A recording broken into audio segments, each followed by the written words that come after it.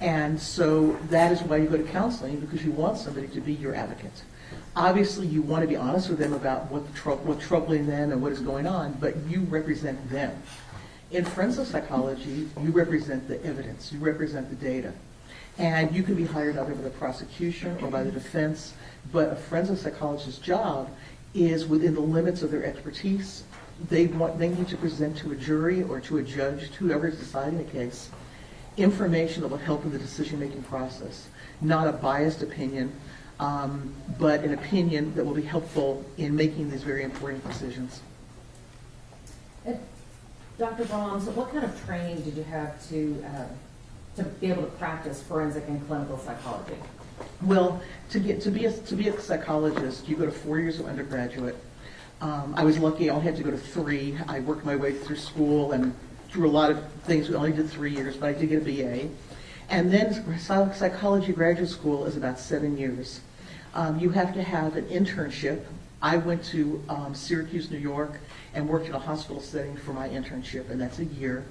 And then, in addition to doing a dissertation, all of that, you need to have a year of postdoctoral residency in order to become licensed.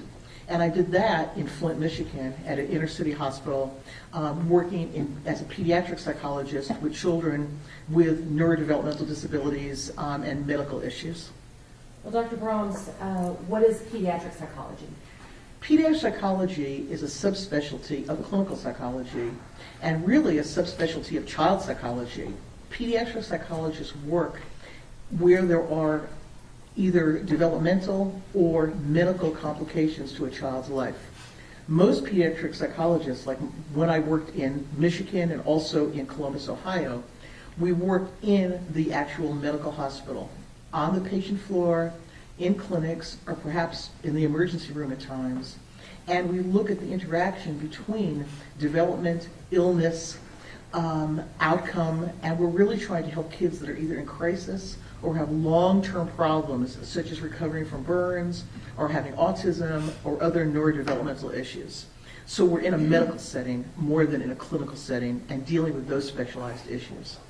Well, why are those specialized issues important in a case such as this? Well, I believe they're central to this case because when you have someone who's been diagnosed with a neurodevelopmental disorder, such as Tanner, it's very important to understand how that person functions in real life. That a person is not just a diagnosis. A person is a person. And we also have to look at outcome. We have to understand, for myself, when I look at, as a pediatric psychologist, what might their outcome can be? What interventions do they need? How do we make the progress of their life as successful as possible? Whether I'm dealing with a child who has facial burns, or a child and family that's dealing with cancer and the long-term effects of that. They have neurological effects with cancer too and treatment. So what's important about the pediatric aspect of this is understanding any defendant, including Tanner, not just at a point in time, but understanding how he got to that point in time and what could have been different or made different for that particular person. Dr. Brahms, if you'll please explain to the jury a little bit about your experience in evaluating and treating children. Absolutely. I always wanted to be a child psychologist. I ended up doing something somewhat different, but all that expertise is never, and the experience is never, it still colors what I do today. So when I said earlier in my career, we're talking the late 70s and 1980s, I was a pediatric psychologist, as I stated, in Michigan and in Ohio. And then I went into private practice. I was by myself for a while and I ended up having a lot of employees. I would not recommend that. But I saw hundreds of children, adolescents, and families in that private practice setting from about 1986 until about 2019. I also, at that point, was asked to do juvenile forensic psychology. And there really wasn't forensic psychology, like formally at that point in time. But local juvenile courts were asking me to do evaluations on people much like Tanner when he was an adolescent. Juveniles, although he did not get in trouble, but juveniles who were before the court, whether they were competent to testify, whether they should be tried as an adult, where they should be placed. And so I've had all of that experience in that area as well. Obviously, over the last 40 years, I've dealt clinically and forensically with a lot of juveniles and a lot of families and children. When looking at cases, how important is it to involve the family as well as the children in your evaluations? Well, it's important both clinically and forensically. As a clinical psychologist, Ms. Anderson, if you take your child to a therapist and they only speak to your child, that is really not fruitful. And it's also, I don't think it's professionally appropriate. The issue is none of us live in a vacuum. And a child especially is highly sensitive to a parent's parenting style, their ability to help them, their resources, all of that. And so as a clinician, I can't imagine just seeing a child without taking history and having a real knowledge of that family. As a forensic psychologist, I have an obligation to go back as many generations as I can and understand a person's history. So from a forensic perspective, it's my duty to speak to relatives, not every one of them, but pertinent people, speak to other sources of information in order to get a real holistic picture of that individual. So I would treat a forensic client, such as Tanner, in terms of gathering information, much like I would treat one of my clinical patients. Dr. Braun, you said that you had always wanted to be a pediatric psychologist. In your career, have you published a lot of papers on that topic? Early on, I did some papers. I did my dissertation working with children who were biologically dysregulated and have hard time feeding. It's called non-organic failure to thrive, where you have problematic parenting and a child who has some type of impairment. Looking back, probably something like Tanner's, and working on a program to help them be able to eat and relate and function with other people. More recently, I've had peer review publications about trauma in the courtroom and how that's assessed. But I've also written a lot of books on educational psychology, test-taking skills, anxiety management, that type of thing. Now, you practice in Ohio, so I assume you're licensed in Ohio. Yes, that's correct. Where else are you licensed? I have a full license in Texas, obviously, and I've had that for many, many years. I'm licensed in Idaho, and I'm trying to think where else I'm licensed. Texas, Oklahoma, and Oklahoma as well. And then if I need to go to other states, I get a temporary license. You talked about doing forensic psychology, and that involves the courts, right? Yes, ma'am. All right, so how many times have you testified in proceedings? Many times. Not obviously as many as I've evaluated people, because many times cases get settled or other things happen. But I have been in state courts, federal courts, even military courts. I would say I've testified maybe 100 times. That's a guess. Oh, I'm sorry. What about juvenile court? Many times. And why is that relevant to a case such as this? It's relevant because I've done so many juvenile evaluations, especially earlier in my career, that to understand how a child develops and where they are at a point in time and what their choices really were. You know, what do we do with a juvenile who has not had the family background that all of us may have had? How do we give them interventions and keep them out of that system? All of these things are very relevant. So this whole issue about development has a great deal to do with many cases in juvenile court, and I think many cases in adult court as well. Do you often deal with cases involving capital murder? Yes, I do. How often? I don't know if I can answer often. I can say that I've been involved in approximately 50 cases over the course of my career. Many of them do not go to trial. May I approach, Your Honor? Yes, ma'am.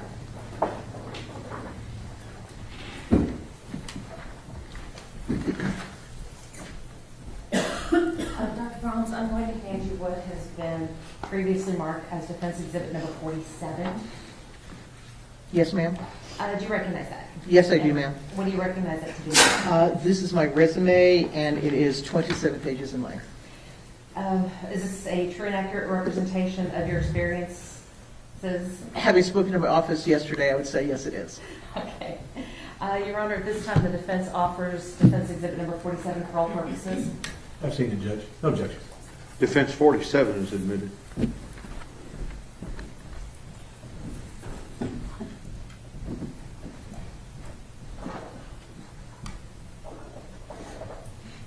Dr. Brahms, I want to talk to you a little bit about the case involving Tanner Horner. That's fine. You were retained by the defense in this case, is that correct? Yes, ma'am. All right, so, Dr. Brahms, how much is your hourly rate? $350 an hour. Is this standard for experts in your field? There's a wide range. I would say that I'm at the lower end of a range for forensic experts. Approximately how many hours have you put into this case so far? Well, that's hard to estimate. I know what my billing is up to this point, like just before this week, but I've put in many hours into this case. I have traveled, I've spoken to witnesses, I've spoken to Tanner, I've reviewed volumes of records, so it's many hours. What have you billed so far? So far, this is just an estimate, until this week for preparation, over the last 2 or 3 years, I billed $28,000 and then some expenses for flying and hotels when needed. One thing I didn't ask you before, but I'm curious, is do you accept every case that you're approached to take on? No, I do not.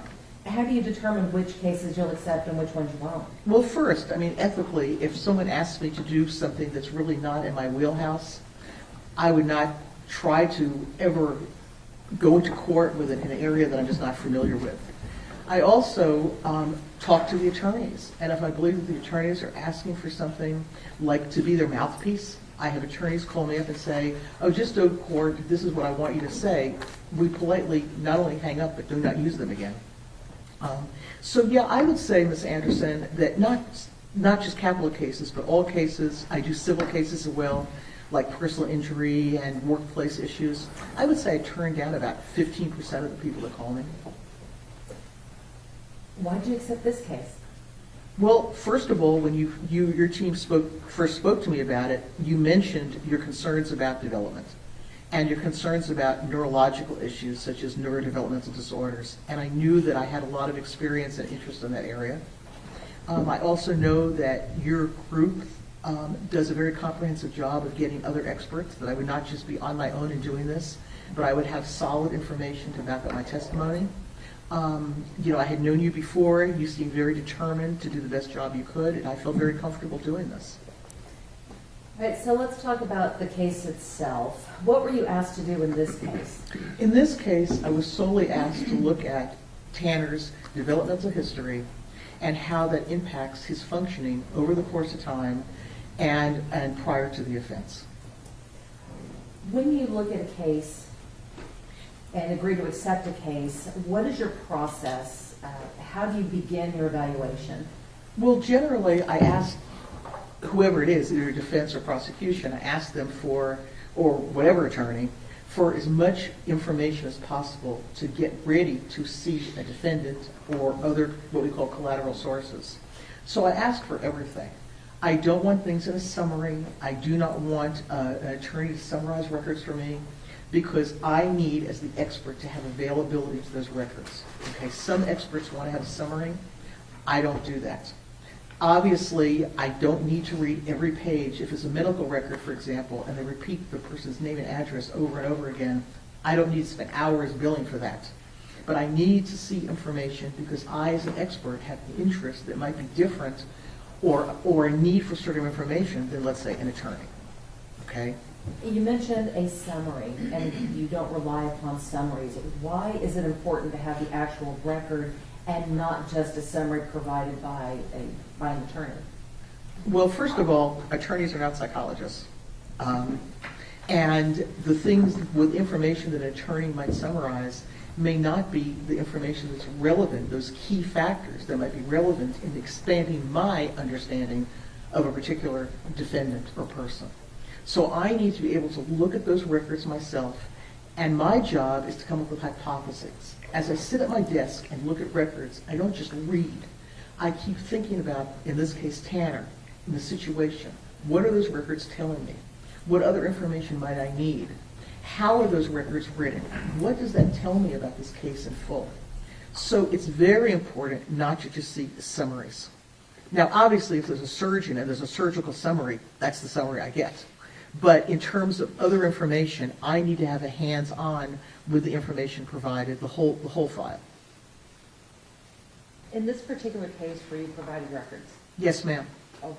what kind of records were you provided? All kinds of records. First of all, I had a lot of law enforcement records. I had videos of Tanner's interrogation. I would say that with an S, interrogations. I had the video, obviously, of this terrible crime.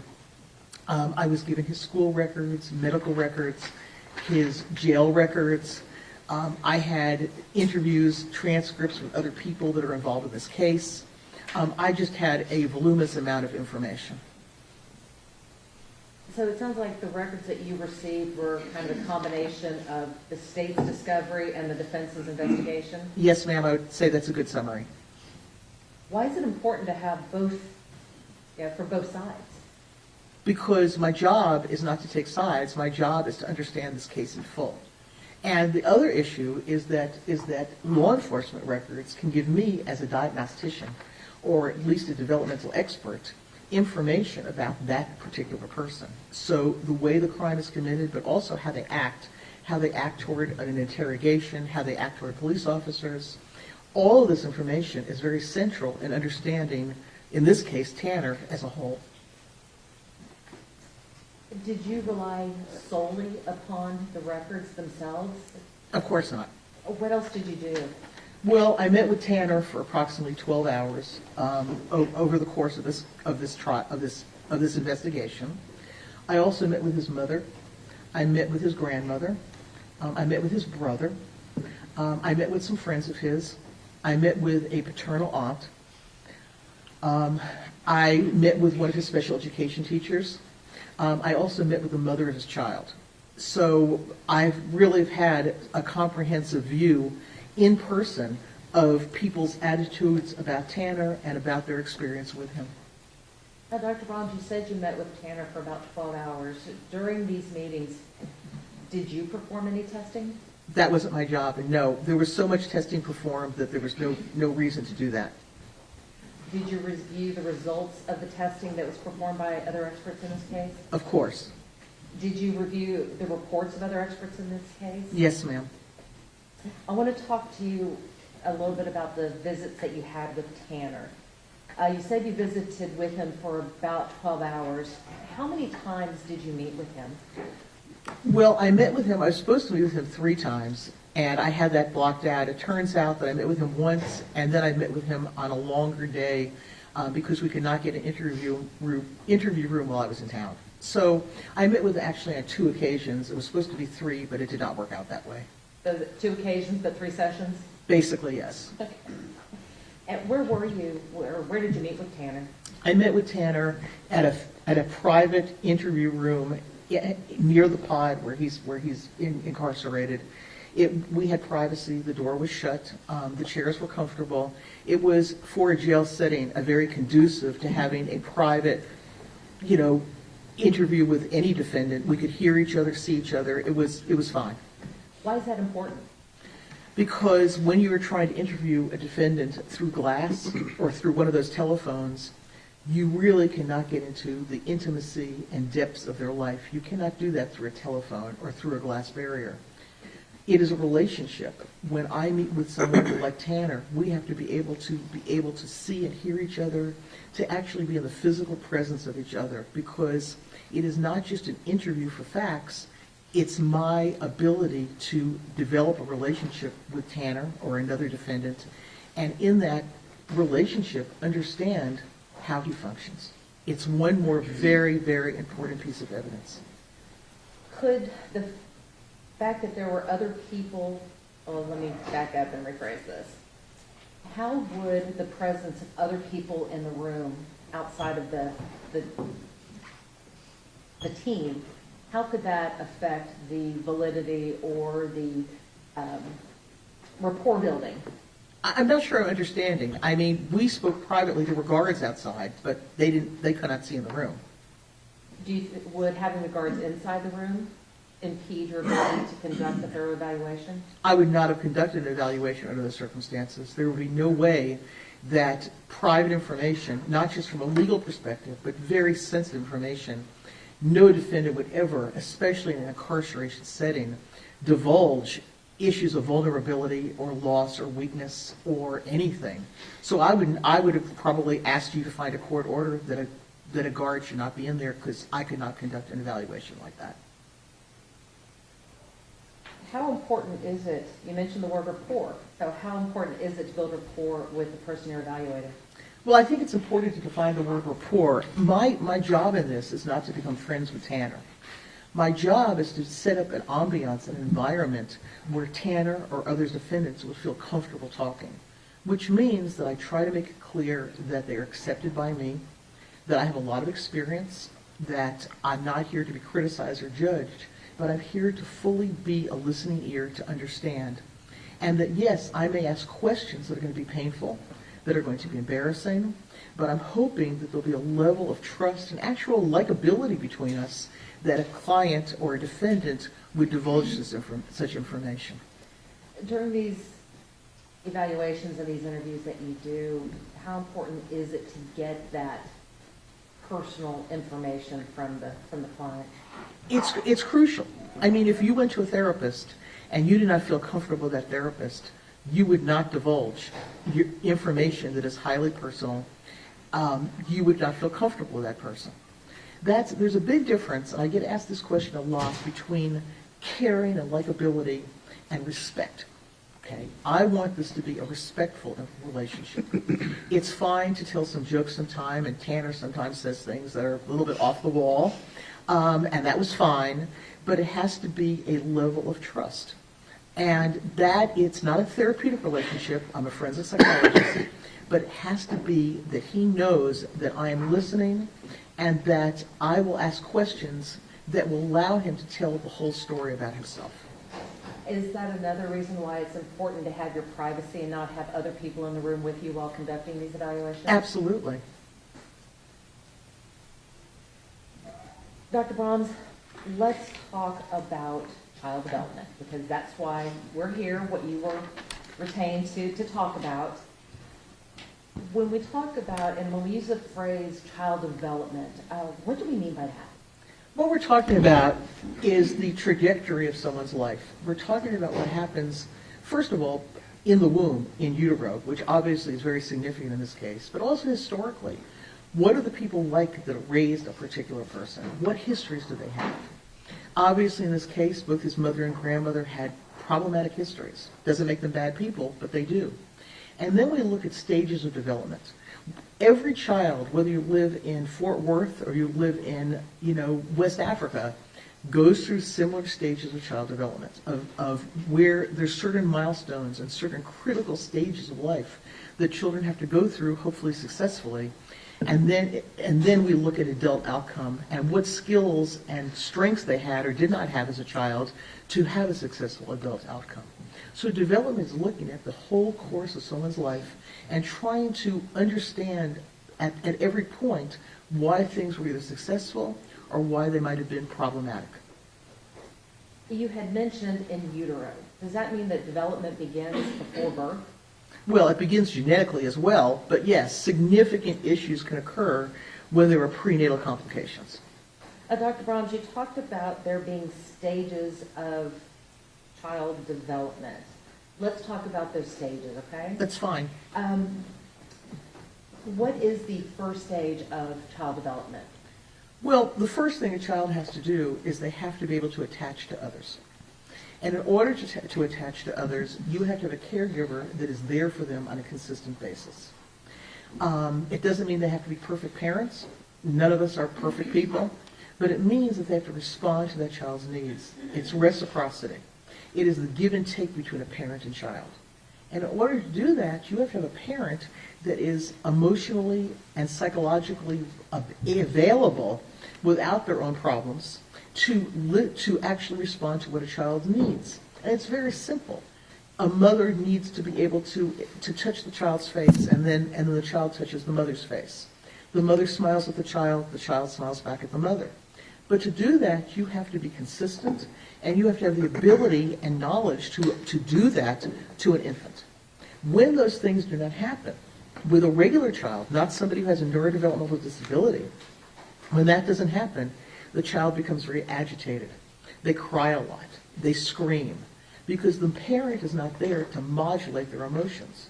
When an infant knows that there's a caregiver and the world will respond, the purpose of parenting in those first year is to teach a child that the world will respond to them and that they don't have to go to desperate measures to get the world to respond to them, that world will be responsive. So that first period of attachment is significant as a building block for the rest of someone's life. Dr. Brahms, you mentioned neurodevelopmental disorders. How can a neurodevelopmental disorder affect the development of a child? Well, profoundly. I mean, I know back in the mid-'70s I was doing research on how children who are not, we call it biobehaviorally regulated, how that affects not just attachment, but it also affects the rest of their development in their life. So when we have a neurodevelopmental disability, one of the impairments is the ability to self-regulate. Now, Ms. Anderson, in the olden days, okay, even more olden days than me, okay, you were able to do evaluations on infants, and they had a pinprick of an experiment where you take newborns and you prick their heel just a little bit with a little needle. Some children didn't even notice it. Some children cried, but then they put their hand in their mouth and self-soothe. Self-soothing is not something that people with neurodevelopmental disabilities do. Tanner has never self-soothed except in very immature ways. Some children will just cry and cry and cry. So much of this is related to, some of it's what we call temperament, but a lot of it is just basically brain development. So it does matter because a child who is neurologically impaired is going to have a harder time when that comfort and that reciprocity is not there because they can't comfort themselves. So how important is it to, well, let me ask this. Are interventions available for children? Oh, absolutely. How important is it to have an intervention as quickly as possible or as soon as possible? Well, I don't want to be unpolite, but it's not an intervention. It's a course of interventions. It's a multimodal intervention. So first of all, the timing is extremely important. It is important to start as soon as you see developmental differences or behavioral differences in a child.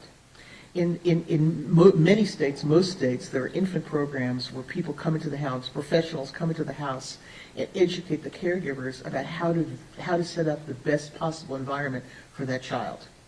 But what we do know in terms of early intervention with neurological disabilities, neurodevelopmental disabilities, that if there is not intensive intervention by about age 6, that child is far behind the 8 ball.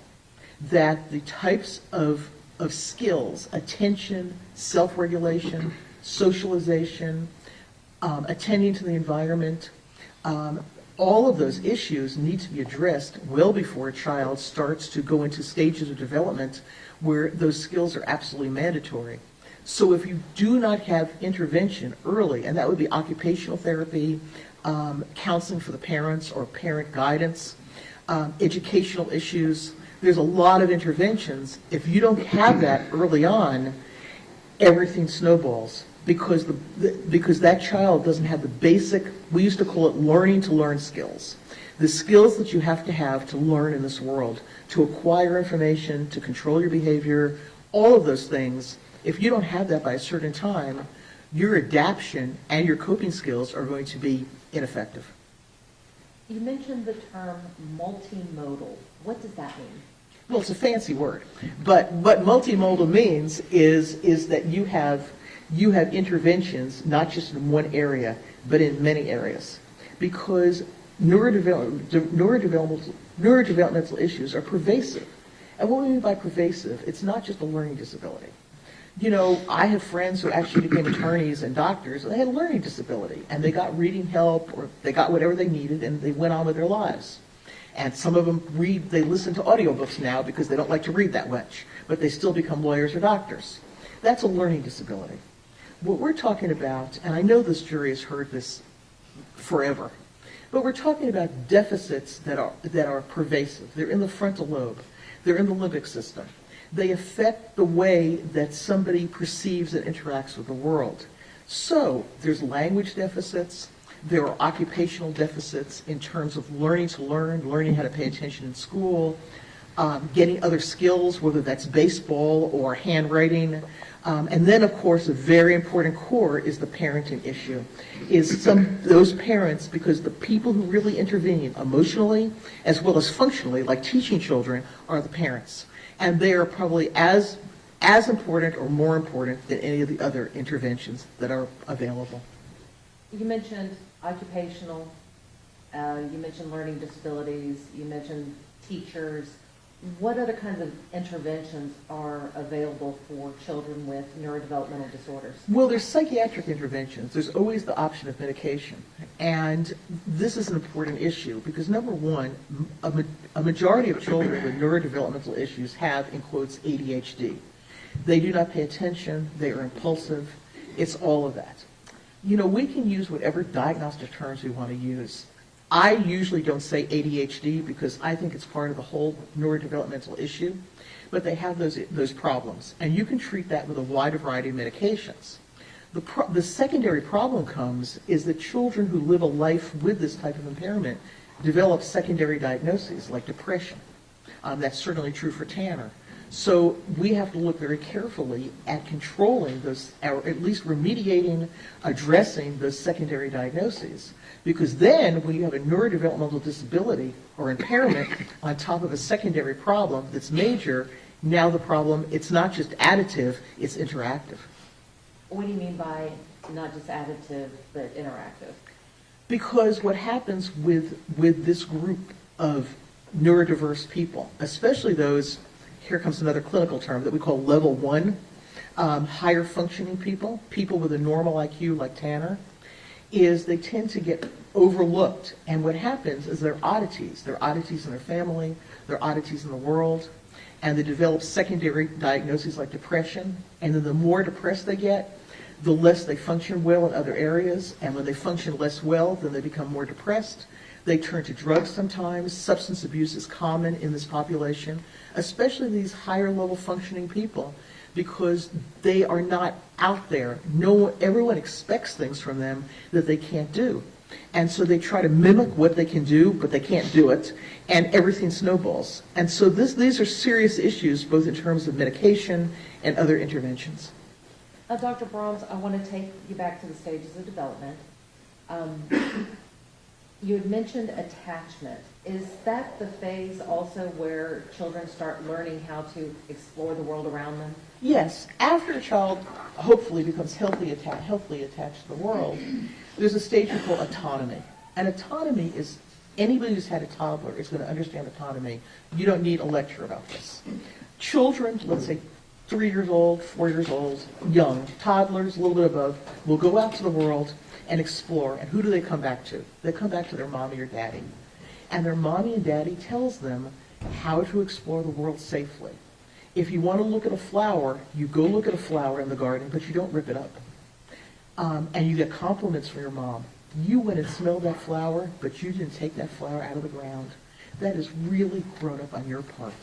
And then the child comes back to the parent for that compliment, and they get a hug, then they try to explore something else.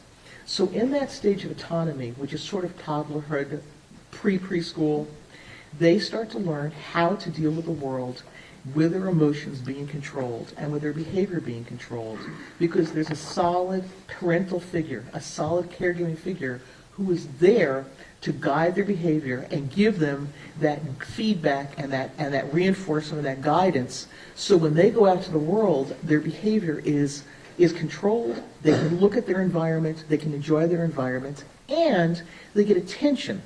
And I don't mean spoiled attention, but they get attention from a caregiver that they are able to be the big boy or big girl and do what has to be done to start to be part of this larger world around us. What happens if you don't have that kind of solid parent to help you during this stage? And what happens if you also have a neurodevelopmental disability? I mean, those things are going together in this case. What happens is children who do not have that guidance do not know really how to control themselves. Children who are neurodevelopmentally more normal may have less trouble doing those things. But when you have this hyperactivity and this impulsiveness and this generally agitated state, And when you have a family who can't give you what they need, then your ability to be able to go out in the world and act in an appropriate manner and not be afraid or not be overly inappropriate, that is compromised. And so in cases where you have a solid parental figure that can help navigate that aspect of child development, is it easier for a child with neurodevelopmental disorders or issues to succeed? Well, let me phrase that the opposite way, is that when a child with neurodevelopmental differences does not have steadiness, when they're moving all the time, for example, if their parent is on drugs a lot, if there's different people in the house, if they have different caregivers, they are getting the opposite of what they need, because a child with these disabilities needs predictability and stability and responsiveness. So predictability, stability, responsiveness. That is what is going to modify their neurological damage. Now, all children need that, Ms. Anderson. I'm not saying that we should let other children just do what they want, but in terms of pervasive developmental issues, it's very important to have that stability, that predictability, and that responsiveness. If you don't have that, the brain does not have a way to modify. I'm not saying heal. I'm saying to modify and have that child have the ability to use all of their ability and their skills to have a more adequate adjustment and successful adjustment. Hang on just a minute. We have a juror who has requested to take a short break. So let's take 10 minutes. We'll come right back in, okay?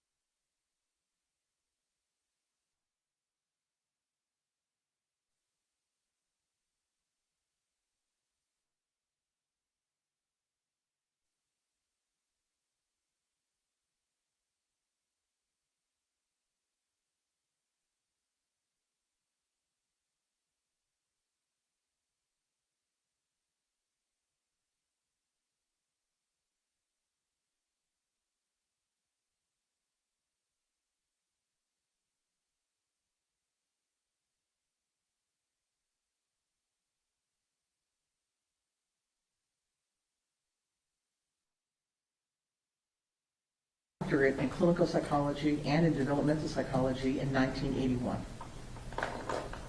You mentioned clinical psychology, but I also heard you say forensic psychology Yes. earlier. What is the difference between clinical versus forensic psychology? Well, there's a large difference. Obviously, to do either, you have to have a great deal of experience in understanding human nature. Science is a scientifically based profession. But in clinical psychology, the client is your client. You are their advocate. And so that is why you go to counseling, because you want somebody to be your advocate. Obviously, you want to be honest with them about what's troubling them and what is going on, but you represent them. In forensic psychology, you represent the evidence, you represent the data. And you can be hired either by the prosecution or by the defense, but a forensic psychologist's job is within the limits of their expertise. They need to present to a jury or to a judge, to whoever is deciding the case, information that will help with the decision-making process, not a biased opinion, but an opinion that will be helpful in making these very important decisions. Dr. Baum, so what kind of training did you have to be able to practice forensic and clinical psychology? Well, to be a psychologist, you go to 4 years of undergraduate. I was lucky; I only had to go to 3. I worked my way through school and through a lot of things. We only did 3 years, but I did get a BA. And then psychology graduate school is about 7 years. You have to have an internship. I went to Syracuse, New York, and worked in a hospital setting for my internship, and that's a year. And then, in addition to doing a dissertation, all of that, you need to have a year of postdoctoral residency in order to become licensed. And I did that in Flint, Michigan, at an inner city hospital, working as a pediatric psychologist with children with neurodevelopmental disabilities and medical issues. Well, Dr. Brahms, what is pediatric psychology?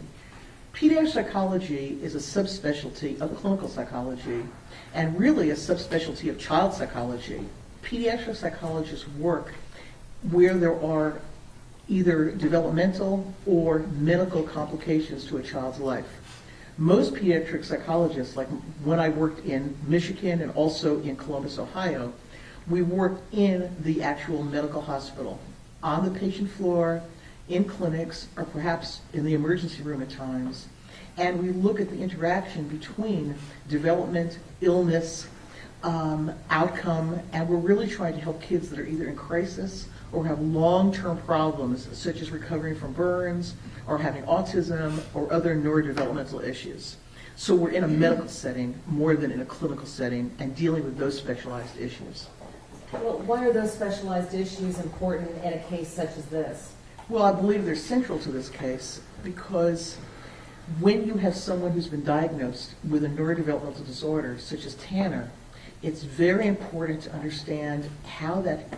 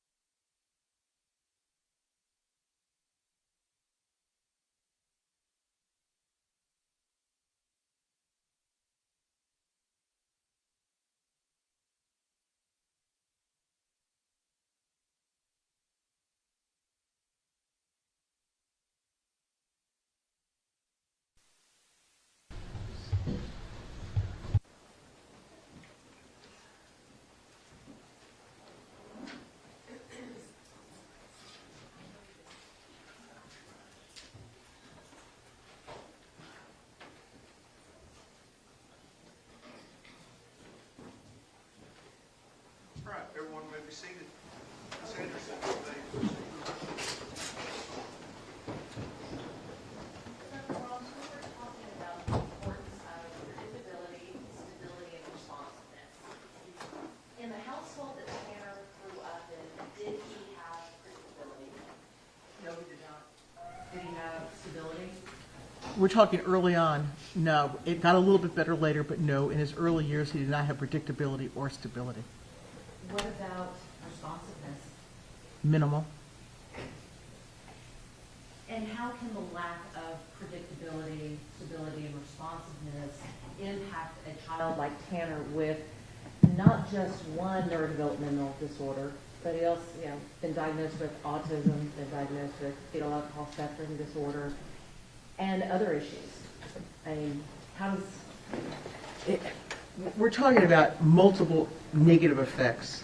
So when you think about what Tanner did not have in terms of the family structure and stability that he should have had, what happens to any child, not just Tanner, is that your ability to get what you need in an adaptive way becomes very limited. There's a lot of attention seeking, whether that is acting out in some ways. Like I know that he had to lit a field on fire. I don't think necessarily on purpose, but he did things that were not smart things to do. Children with neurodevelopmental disabilities also do what we call telling tall tales. They tend to exaggerate. They tend to say things because they want to be something that they're not, because they're not getting that sense of self-worth from a family that cannot respond adequately to them. They also tend to find themselves absorbed in fantasy, because fantasy is much better than the reality that they have. And for Tanner, it's an interesting situation, because most of the cases I get are where there's profound abuse. Most of my cases, whether they're capital cases or other cases, these are children that are beaten, that are hungry all the time. There's obvious abuse. The thing with Tanner and his family is the deprivations were smaller. They were subtle. They were mom being incarcerated, not being there. He never knew. He told me he never knew where his mother would be. She might be on the streets, she might be incarcerated, or she might be home nodding out in the bathroom for him to find. So in terms of the way that he looked at the world was not in a stable, predictable way. And as such, his behavior was not predictable. Part of having autism or fetal alcohol syndrome or being on that spectrum is not being able to look at cause and effect. In his family, people really didn't talk a lot about cause and effect. His mother did what she wanted to do, and I don't dislike his mother, Melissa, at all, but she has never been able to get her life together, much be able to parent somebody, anybody, much less somebody with a pervasive impairment.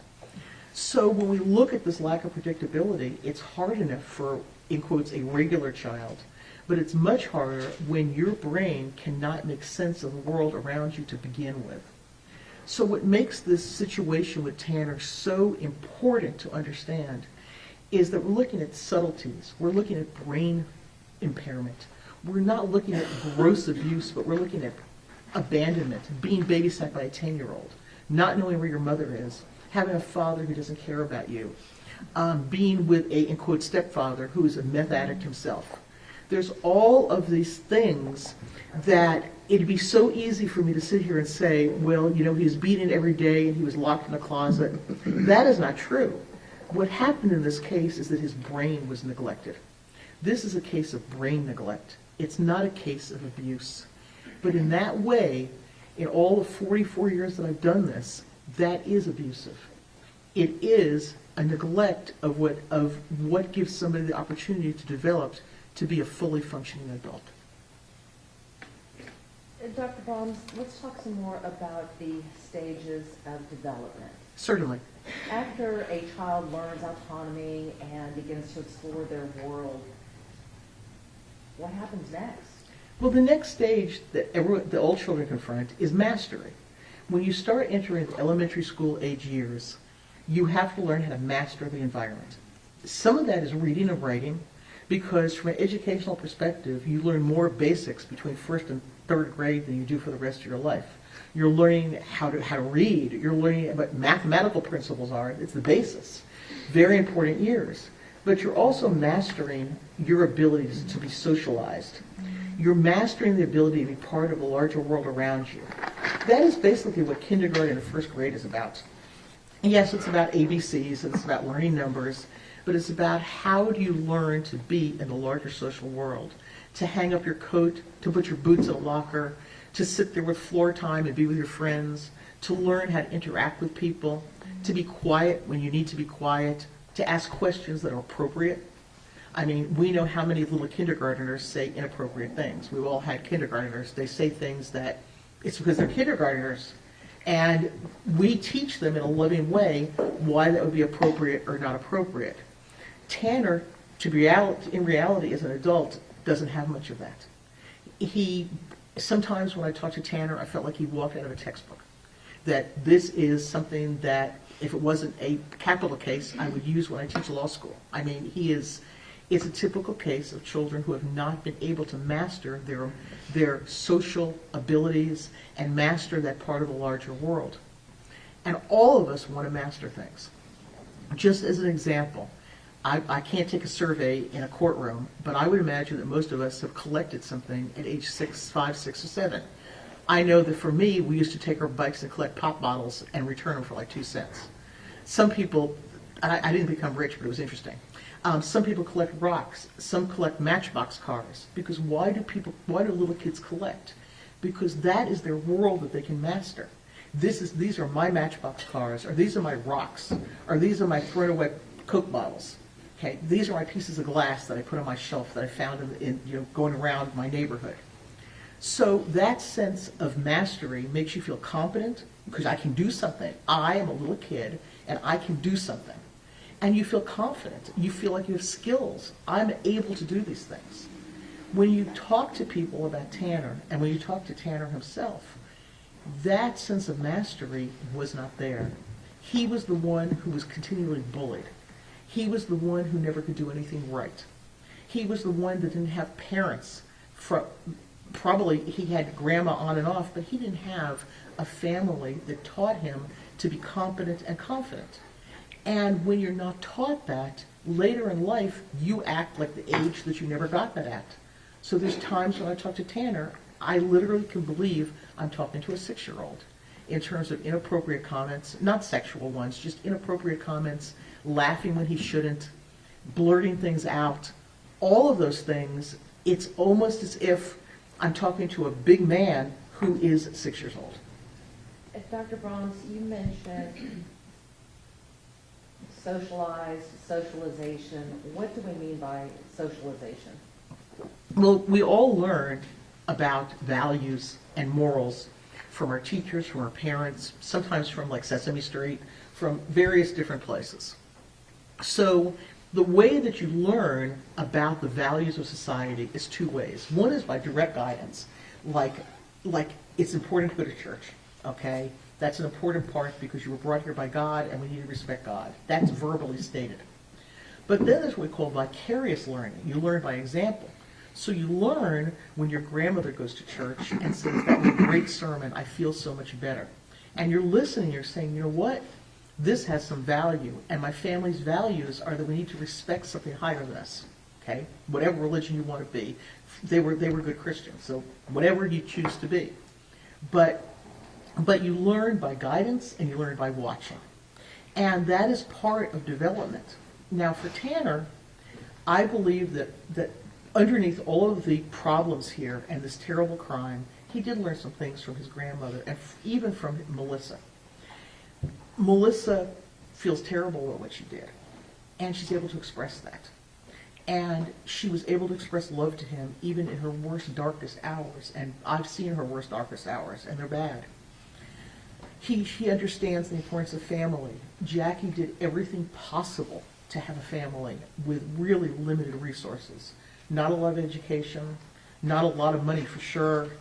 She had to deal with Bill. That was not an easy task because he was against things that she tried to do for Tanner. But what he learned is love. He did learn the importance of certain things that make us human. And he learned that because despite all of their problems, there still was that sense of that in the family. And even with Bill, Bill is a tunnel rat. He's a and I may his memory be blessed, but he was fought for our country, and he took in Tanner, and it was not done with hatred. He did what he could do, but I believe that they tried their best to have a family, and I believe that in the long run, years later, Tanner wanted and wants the same thing, that he wanted to have a family, even though he had a very dysfunctional partner and very limited abilities cognitively, not intellectually, not in terms of smartness, but in terms of this pervasive developmental disorder. So those are the values that you get that you carry on. You mentioned guidance and modeling. What happens if you don't get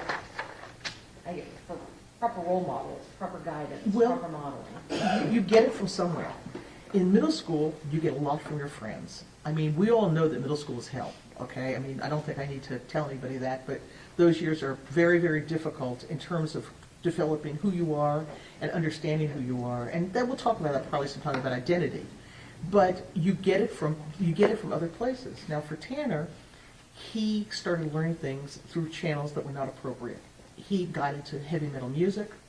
He got into a fantasy life of superheroes, of all of these things that were avoidant, which is so typical for autism, is you go into a fantasy world. And so I think that Tanner developed values that were not his parents' values and were not necessarily the best values because of the environment that he put himself in.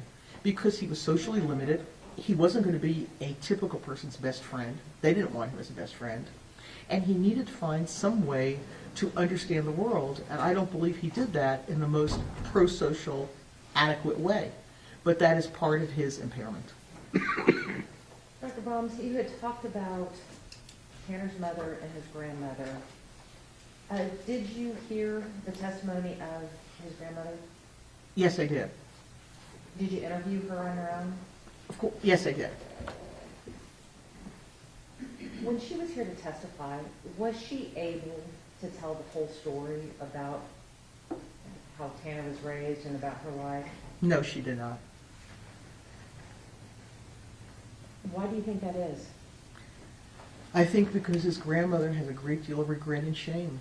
I think that she has shame because she was sexually abused as a child and has always felt inadequate and dirty and not good about herself, and it's taken her years of prayer and counseling to try to get over this.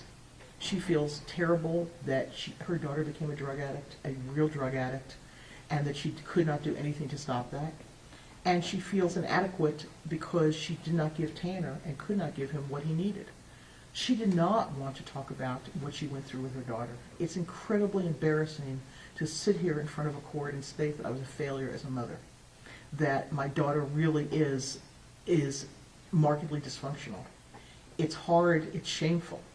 And she's a sensitive woman who truly has love in her heart for her child and for her grandchild, and she's disabled and she's in a wheelchair. And I think this, in my view, having spent hours with her, this was probably the hardest thing she's ever done. Do you believe that Jackie possessed the desire in her heart to do everything that she could for her grandson? Without a doubt. Did she possess the ability to do those things? Very limited. And what do you feel hampered her ability to give the stability or the predictability that was necessary in the home? Well, first of all, she had a lot on her hands. She had Melissa, the mom, in and out of the house with drug problems. She was trying to give her money. She had no money of her, little money of her own, Social Security, whatever. There were always financial problems. Her husband, Bill, was not supportive. And she is not a highly sophisticated woman. She's a fairly kind, I like Jackie, you can't help but like her, but she's not a sophisticated woman. And when they got in-home help for his autism, she took it very concretely. I spoke to Jackie. She's very concrete. She doesn't see the bigger picture of what the problems are from a neurological or developmental perspective certainly with Tanner. She just didn't have the tools. This is a woman who worked at Albertsons. She was a barber. She goes to church. She's not somebody who is well-versed in child development. And she's had a very, very hard road to get her to where she was when Tanner came into her house. You had mentioned also that some of the socialization happens in school. That's correct. How does that impact the development of a child? Well, Tanner, one develops a sense of confidence and confidence in themselves when their peers care about them and when they feel that they fit in. And Tanner has told me in many different ways that starting early on that he's an alien. I don't mean a real alien. This is not a psychotic delusion. I mean an alien that he is somehow in this world but does not have the skills that, in quotes, humans have. In his own fantasy way, he sees himself sort of like a robot when he was a little kid, like a robot in school trying to be a human being, which is, if I ever write a book about autism, should be the title of the book. Because people who have these disabilities have to mimic, they have to cover, they don't know how to do these things on their own. And so, of course, he was bullied. He was painfully bullied. And he never wanted to tell his grandmother much about it because he was embarrassed. But he was bullied terribly through school. So you have somebody with autism, and you have someone who's on the fetal alcohol spectrum, who really cannot mimic the, everyone's talking about theory of mind, but to understand how he should act, how people perceive him. Tanner, even now, doesn't understand how people perceive him, how the guards in the jail perceive him, how I perceive him. I don't think he even knows how his lawyers perceive him. So what we have here is a child who developmentally, when we talk about mastering the environment and feeling good about himself, is that he never was part of things socially. And when you're not part of things socially, you don't learn the things about interaction and socialization that your peers are learning because you're not in that group. You're in your own little group. So when we're talking about socialization and the mastery of the environment, would interventions have assisted him in going through these stages? Absolutely. Absolutely. Even if he had received interventions through all of these stages, would he still have brain impairments? Of course. Would they still be pervasive? Yes. Would he still need guidance? Throughout his life. So how do you reconcile all of this with the fact that he had a job? He knew how to drive a car. He had friends. He went out to the clubs. He had a life. How do you reconcile the need for guidance and the need for interventions with all of the strengths that he has in his life? Well, we've not talked about this before, so I'd like to just give an example, okay? And then we can talk. I want to tell you, prior to coming to court here, I was hit by the postal man who rear-ended my car. Okay, so nobody was hurt. He got out of the car, and he clearly was neurodivergent. He was twitching. He was crying. He said he looked at the floor and that he has a hard time paying attention. He told this to me. I'm a police officer. So what we have there is a Tanner. Okay, we have somebody who has a job. He's a contract postal delivery person, kind of like a contract FedEx person. And he is begging. He's like, don't fire me, don't fire me. He's a grown man, and he's crying. And then his supervisor comes. They come to where the accident was, and they're like, well, we're going to write you up, and this and that. And he's twitching and twitching and crying, and it's obviously that he is neurodivergent in some way. Now, he has a job, but he looked at the floor instead of looking at the road and hit my car and did $9,000 worth of damage. And so what we have here is someone who on the surface you can say, well, you're a contract person for the post office. In reality, he is barely able to have the attentional skills to do his job. So when you do an evaluation of someone, you never just say, what is your job? Or what's going on in your family? Or anything like that. Or what are your hobbies? So you can say to somebody, I have a job doing X, Y, or Z. But to understand their impairments as well as their strengths, you need to have functional details. And by functional details, it's not just do you have a job, but what are your daily routines? How do you master challenges? What do you do about stress? What happens if you have to make a decision about a FedEx route or how you stack dishes? How do you make these decisions? So you could be working as a dishwasher and the dishes are piling up. You have to make an independent decision about how to stack them so they don't fall down. do you have the problem-solving skills to do that? You can say on paper, I wash dishes at Olive Garden or wherever, at Outback or whatever. You know, I know he worked at Outback. But can you really stand the stresses? Can you maintain a pace? Do you have processing speed? Tanner has very low processing speed. Things that would be decisions for us that happen rapidly come very slowly to him. So when you're looking at functional analysis of somebody, you don't just take things face value, I have a job. You have to, Ms. Anderson, really understand what that entails. Do you believe that Tanner would have benefited from the early interventions, Yes, for many reasons. such as? Well, he has a normal IQ. I think that Tanner, even as a little boy, wanted to have interactions with others. He couldn't have good interactions, but I think he wanted that. And if he had found the right therapist, the right social group, like a training group, a therapy group for kids with neurodevelopmental differences, if he had been taught some basic skills that would have helped him, like how to play t-ball, or how to be successful at something, or how to do artwork, or whatever that may be, we would find that he would feel more confident, that he would start to modulate his behavior. And as you said, Ms. Anderson, it's not going to take away what happened in utero. We're not going to fix someone's brain. This is not brain surgery. This is using every talent and every ability that this young man may have had, and also teaching him to overcome what he doesn't have. I want to go back to this postal worker that had the rear end, or had the car accident with you. Yes. You said that it was obvious that he was neurodivergent, said that he was having these twitches and whatnot. He didn't kidnap you, did he? No, he did not. Obviously, he didn't murder you. No. So I guess my question is, do all people with neurodivergent disorders respond to stimulation or overstimulation or situations the same? No, they don't. But they do respond with certain stress reactions. We do know from purely a neurological basis that people who have autism or are neurodivergent with FASD or whatever else, that their ability to plan, and they're always getting themselves digging their hole deeper. The way that I used to talk to people in counseling is you're digging a deeper hole. It's one thing or another. I had a very brighter than Tanner, college and graduate student as a patient, and he would dig himself into holes continually. So he'd give a PowerPoint, and obviously he has poor communication skills, and he's very, in quotes, nerdy, and it didn't go well. And so what he then does, he leaves the classroom without anyone asking him questions. So then he gets in trouble with the dean, and then he doesn't agree with what the dean tells him, so he goes to the president of the university.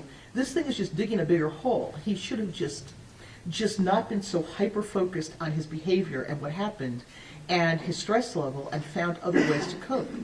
There could be a lot of ways of doing that. But so what we find is their behavioral patterns. Not every situation, Ms. Anderson, is the same, but the reactions tend to have a diagnostic and commonality to them depending on the situation. What do you mean by diagnostic and commonality? Well, we know that the brain, all of our brains work in a certain way. We all have to solve problems by looking around the environment, pulling together information, and then our emotional part of our brain has to have some control over the thinking part of our brain, and vice versa, to come out with solutions. When you have damaged those areas, that's going to be very different and difficult. And we know from research, and we know from clinical experience, that people with these disorders who deal with stress generally do not have good reactions. It's avoidance. Tanner has a lot of avoidance. It's meltdowns, which Tanner has had many meltdowns. My mailman was having a meltdown. These are predictable things. So not everyone's going to respond to the same situation in the same way, but the impairments are generally the same. Dr. Brahms, when you were talking about mastering the environment, you used the phrase competent and confidence. Yes, ma'am. What did you mean by competent and confidence? Well, in order to be successful in this world, you have some competencies. And to have competencies, you have to be able to follow through on things, pay attention, solve simple problems, not get discombobulated by stress. All of those things and many more are part of having this type of disorder and impairment that Tanner has. And if you don't feel that you're able to master the environment as a child or as an adult, Tanner could not master the world as an adult. He couldn't find the right place to live. He couldn't handle a job. He couldn't handle relationships. Then your feeling confidence about yourself is minimal, if not less than minimal, and you start doing things to make yourself feel better, whether it is resorting to fantasy or thinking you're someone you're not or hoping you are. Whatever that is, it's not a fully formed, competent, and confident individual. How can trauma affect a person's ability to master their environment? Well, trauma takes away from everyone's ability. I'd like to use Jackie as an example. I mean, his grandmother has had a lifetime of trauma, and her ability to focus and to think things through, she struggles every single day to do that because of the trauma that she's been through. Now, trauma can have both a behavioral impact because of your experiences. So someone is traumatized, they act out in certain ways, or they become depressed, or whatever that may be. It's somewhat more damaging, though, because trauma also causes changes in brain function and brain structure. We know that toxic stress, abandonment, which he's had a lot of abandonment, seeing things that no child should see, that type of thing, all of that impacts not just the way a child responds, but the way their brain responds, and the actual neurochemical changes in their brain and structural changes because of that stress. You mentioned the term toxic stress. What does that mean? Well, toxic stress, there's good stress and there's bad stress. So all children grow through stress. All of us grow through stress. So if we have a problem at work and we resolve it, we've learned a lot, we've grown, we're stronger, we're less afraid to make a mistake, we've figured it out, okay? That is a level of stress that we can tolerate, okay? Toxic stress is when we do not have the tools to overcome a stressful or challenging situation. It might be two things. One, it might be that the situation really is insurmountable. There are situations that will cause anybody toxic stress, no matter how smart we are, no matter how our brains operate. But stress can become toxic when that person has an impaired brain and then they're faced with challenges that you or I might be able to deal with, but they cannot. And that becomes toxic, especially when they're faced with those stresses over and over again. For Tanner, it was never knowing where his mother was, never knowing if she was alive or dead. It wasn't toxic stress like being beaten every day, okay? It was toxic stress that this world is unpredictable and this world is something that I cannot control or master every single day, and he doesn't have the skills that we do. We're talking about trauma here. Did Tanner share with you some of the more traumatic events in his life? Yes. Yes, he did. Let's talk about that. Did he share with you about the time that he himself had been sexually assaulted? Yes, he did. What happened? Well, not surprisingly, it was difficult for Tanner to talk about. What happened is that his mother, they were living on a property that had several homes, and there was a landlord. And as I think I mentioned earlier in my testimony, he was involved in setting a fire and causing some problems on that land, and he had to apologize to the landlord. And his mother, despite her difficulties, had him apologize, and he was sexually assaulted by that landlord at that point in time. How old was he at the time? He was about 10. You talked about setting the fires. Were those fires, or let me rephrase that, was there any indication that those fires were set with the intent to burn down a house or to cause mass destruction or anything like that? No, not at all. When he told you the story about the fires, what did you make of the fires? I felt that I was talking to a young man who was unable to predict cause and effect, and he thought it would be interesting to see what it looked like if some dry brush was burning, and it never occurred to him that that could spread. When someone who has been sexually assaulted like Hannah was at such a young age, can that cause that person to either, to mimic that same behavior? Well, I don't think that the research, again, Ms. Anderson, I know you're not a psychologist, but it's not a matter of mimicking behavior. It's a matter of having, when someone is sexually assaulted, there's a lot of questions raised in that person about their sexual competence, about why they were picked upon to be abused. And because of this, not everybody by far, they get into situations where they're exploring their sexuality and where they're trying to get some issues worked out about that. So I think what sexual abuse does primarily is put somebody in a position where they're unsure of their own sexuality, which can lead to many, many different outcomes. Okay, it can lead to sexual exploration. It can lead to depression. It certainly did for Tanner. He had some traumatic symptoms after that. Even now, it's in his memory. I would not diagnose him with PTSD, but I would say that at the time he had many trauma symptoms that sort of have remediated over time. But the actual event is something that he clearly does not get out of his mind. That is something that is still very troubling to him today. And difficult to talk about? Very. You had mentioned earlier about identity. Yes. Tell us about that stage of development. Well, during those middle school years and beyond, one has to establish who you are as a person. What am I? Am I a smart person? Am I good at certain things? What am I going to be when I grow up, so to speak? Much more than I want to be a fireman. We're not talking about a 6-year-old. We're talking about forming an identity that will lead into adulthood. So when Tanner was in those stages, most children in healthy situations have positive experiences. They're not bullied, they don't have home life problems, and they're able to have experiences that mold who they would be. For Tanner, he did not have those positive experiences. His identity started being formed as that alien, that person that can't really get along, who has to mimic, who doesn't really understand the social world around him. And when he started to develop an identity, what was left for him? I mean, what really was left for Tanner? Well, it was the odd things. It was the outlier things. It was the rock music and the heavy metal many people don't listen to. It was watching Marvel movies 20 times.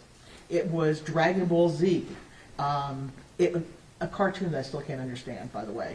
But it was all these things that he created his own identity. But it wasn't an identity that was the typical identity of, I'm in 4-H, I'm in the school play, I play basketball, I do these things.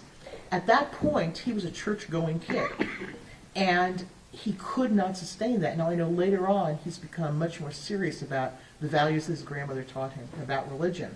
But at that point in time, he couldn't get along with the youth group there. I mean, I think he played some kind of musical instrument, but he shared, he's always an outsider. So he went to activities that made him comfortable because he found people like himself. How would a person who has level 1 autism, how would that impact their ability to navigate this developmental stage? It would be very difficult. I think having, I really don't like talking so much diagnostically. Level 1 autism, to me, is worse than more serious autism. Because, and I know that sounds probably off the wall here, but I do mean that to some degree as a professional. Because if you are more impaired, people see that you're impaired, and people either have empathy or you get special services or whatever. But it's the people in level 1 that are the ones that are hidden figures. Nobody sees they see the superficial. They see someone who has a job or this or that and goes to school and graduates high school. Not greatly. I think he was like 350 out of 355 or something, but he graduated. Okay? And so what the issue here is for Tanner is that he didn't stick out. He stuck out as odd, but in terms of the services that he needed, like in high school, he had minimal services because people did not understand the depths of his impairment. They saw a kind of pain-in-the-butt, goofy guy who was sort of attached to school, who had his social issues, but nobody really understood the limitations that he encountered every day. So it sounds like when we're talking about level one, people tend to focus on the strengths and not the deficits.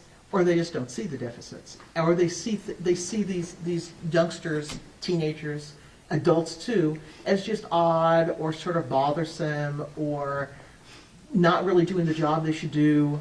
But I don't think that it comes out as a impairment to the degree that it really is like to have level one autism. That is a pervasive developmental disorder, regardless of what clinical level we put it at. I don't care if you give him level 2 or 3 or 100. Tanner is Tanner. Tanner has these impairments, and he has struggled with them without very much help. I mean, he had Miss Weaver, who's a lovely person, but the type of intense, continual intervention that he needed till adulthood and through, he did not have. You had talked about his feelings and that he was gravitating towards outlier things. Yes, he did, for sure. So when someone sees themselves as an outsider or someone who just doesn't fit in, can their own, I guess, self-identity impact how others, I mean, is it a self-fulfilling prophecy, I guess?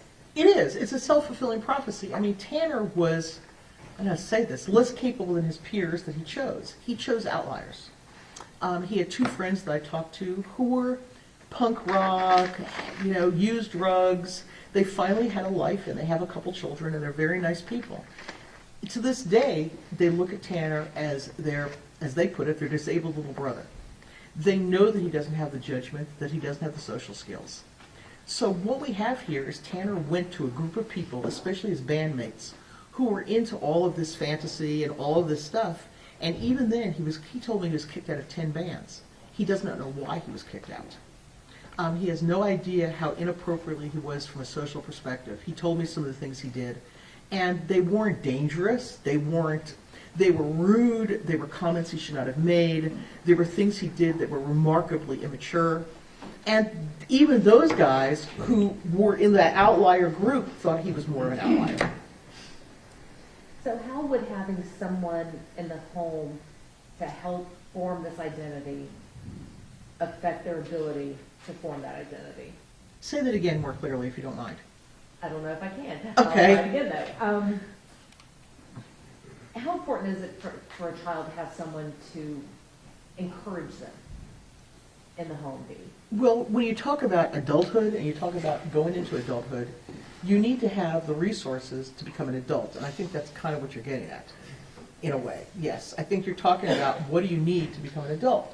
Well, first of all, you need to have a brain that functions well, because adulthood has complicated challenges, really complex challenges. Whether you go to college, whether you get a job, you have to have the ability to plan, to problem solve, to pay attention, to deal with stress, to control yourself behaviorally, not have meltdowns, all of that. But then you need to have a home that gives you some type of support and guidance. It doesn't matter, Ms. Anderson, if they're rich or poor. I have families that are not wealthy at all, and that their son or daughter knows that if they need $20 for gas, you can go to mom. They also know if they're having a problem with a girlfriend, they can go to mom or dad. And as you have that support, you're slowly able to start to acquire those adult skills and independence, that adult independence that we all need. But you can't just go from being a teenager like he was with these pervasive impairments, and all of a sudden he's in the adult world. There was like no transition for him, and he did not have the resources in his home or his cognitive neurological resources to really function as an adult. And I think we all see this over the testimony that's been given. When we talk about adulthood and independence, I've heard the phrase fully integrated. What does it mean to be fully integrated? It means that a person is able to accept their positive and negatives, that they're able to see themselves as a complex person, and they do not have to shut off certain parts of themselves. So if I make a mistake, and we all make lots of mistakes, if I do something that, let's say, is rude to Miss Anderson, okay, I wouldn't do that, but let's say I did. I made a comment I shouldn't make or whatever. That is still part of me, and I can analyze that is it. I was either stressed, or there was something in my childhood that you reminded me of that I got upset about, or I was just in a bad mood. But I also can take it, I can also understand that I don't have to kick that apart and say, oh, that's just somebody else doing that. That's not really who I am. Of course it's who I am. It is who I am. I did it. I said those things. But when you're fully integrated, you're able to understand and accept and pull together all parts of yourself. And that's a challenge. That is a developmental challenge, and it takes time to do, and some people never get to that point. Was Tanner ever able to get to that point? No, he was not. How important is it to have coping skills in order to help yourself to fully integrate? Well, coping skills mean that if you do something wrong, like if I was insulting to you, I'm not going to not deny it. I'm not going to make up untruths, fanciful untruths that, for instance, like, I was in the Uber going to court and the guy really scared me, and then I saw somebody who I didn't like, and then I was in the elevator and I got stuck, and that's why I'm in a bad mood. These are fanciful things. It's not true. The reality is I was wrong to talk to you the way that I did, and I'm able to accept that as part of myself. But when you are on, either have signs of FASD, where many people on the spectrum have a very hard time just coming to grips with what is going on in the here and now, as well as autism with the theory of mind issues, these are difficult things to do. So Tanner has a double, if not triple whammy. He's got difficulties in his neurological functioning from FASD and from autism, but he also has a family, as good-hearted as they may have tried to be, who just were unable to give him that type of guidance and daily reinforcement about how to function. You mentioned earlier about avoidance. Is that how Tanner copes with things? That is Tanner's main way of coping, is he avoids. He avoids through music. When he's stressed, he plays music. He avoids through watching the same Marvel movie 20 times. He avoids by watching Dragon Ball Z 100 times. He avoids by smoking weed. He avoids in a lot of ways. He avoids, and it doesn't work because he's still anxious and he's still depressed. So how does he cope with changes? He doesn't. How does he cope with stressors? He doesn't. How does he cope with disagreements? Not well. He leaves. He's not an arguer. He can't do the social, he can argue, but it's ineffectual. How does he cope with adult responsibilities? Very poorly. And how does is he able to manage multiple demands? That multiple demands for anyone with his limitations are difficult, but for Tanner, they are really destructive. When he has multiple demands, especially in stressful situations like not having money, not having a car, having to go places, having to work, he completely melts down. It might not be crying, although I will tell you, as an adult, he's banged his head many times. He's self-destructive. He hits himself. He does things with a lot of self-hatred, a lot of meltdowns, all of this. But no, he does not handle complex situations, multiple demands, stress, in any way comparable to a regular adult. When we're talking about the avoidance, you mentioned that he avoided by going to music. That was a major way that he coped, yes. So how do we, again, reconcile the type of music that he has, that he loves, the screamo and the heavy metal and Yes. whatnot, with the fact that so many people with autism have issues with noise? Yes, but for Tanner, this music, which I made myself somewhat familiar with, is noise, but it's really for him white noise. Children on this, adults too, who have these disorders do very well in environments where like a fan is whirring or there's these white noise machines. Many of my clients, the parents would buy them these white noise machines where it just blocks out other sounds. But for Tanner, he knows the lyrics of every song. He has that control. He likes the loudness. It sorts out it sort of avoids the thoughts in his head. He completely goes into the music. And for him, it's calming more than overstimulating. Let's talk about the interrogations. Okay. Did you see all of the interrogation videos? Yes, ma'am, I did. Now, from a clinical point of view, what were your impressions of these interrogation videos? From a purely clinical point of view, Ms. Anderson, if I was not involved in this case and someone just clinically gave me and said, what would you think about that person? If I knew nothing except the video, okay, and this was a test of some kind, I would definitely say that person was on the autism spectrum, without a doubt. Why is that? Because he had no ability to understand what the police officers and the Texas Ranger was trying to do, how he presented to them, why the comments he made would be taken so badly. I mean, his inappropriate comments about only wanting to see his son and about Christmas, among many other comments, he had no idea how that would be taken. He didn't understand how fanciful his lies were, if you want to call them lies. They're misinformation for sure. He had no ability to reflect. You could see in him the difficulty in communicating anything but these very basic, immediate needs and not being able to see the bigger picture of what is going on in those interrogations. It's just obvious from a clinical perspective. What about from a forensic perspective? What Well- were your impressions of the videos from a forensic side? I think in his own incapable way, he was trying to not tell the truth to the officers, but he admitted what happened to Athena. He did say that he was responsible for her death. He did say that. But then he tries to either delay the inevitable, try to come up with some type of excuse or something about what happened. I mean, you have somebody here who's just incapable. This was not a criminally minded lying. This was some type of ineffective storytelling that anybody who would interview him would know would not be true. How is this not a manipulation? It's a sign of autism. It's a sign of what he has on. What is he manipulating? He admitted what he did. Eventually, I hate to talk about this, it's very painful to talk about, but they eventually found Athena's body. Eventually, he got them into the area. What is he getting from that manipulation? What is he gaining? He's gaining nothing. There's nothing to gain. My question watching the interrogation was, is this a fantasy? Is this him trying to be on Law and Order? Is this Tanner's just way that you're supposed to talk to the law enforcement like this? It seemed almost like he was movie scripting, like this was something that if you're caught, this is how you act. But it had no end. There was no purpose to what he was doing. So when you're talking about manipulation, generally does a manipulation have a purpose to the end? It has gain generally at the end, whatever you're manipulating for. And in this particular case, there was no gain at the end? I didn't see any gain at the end.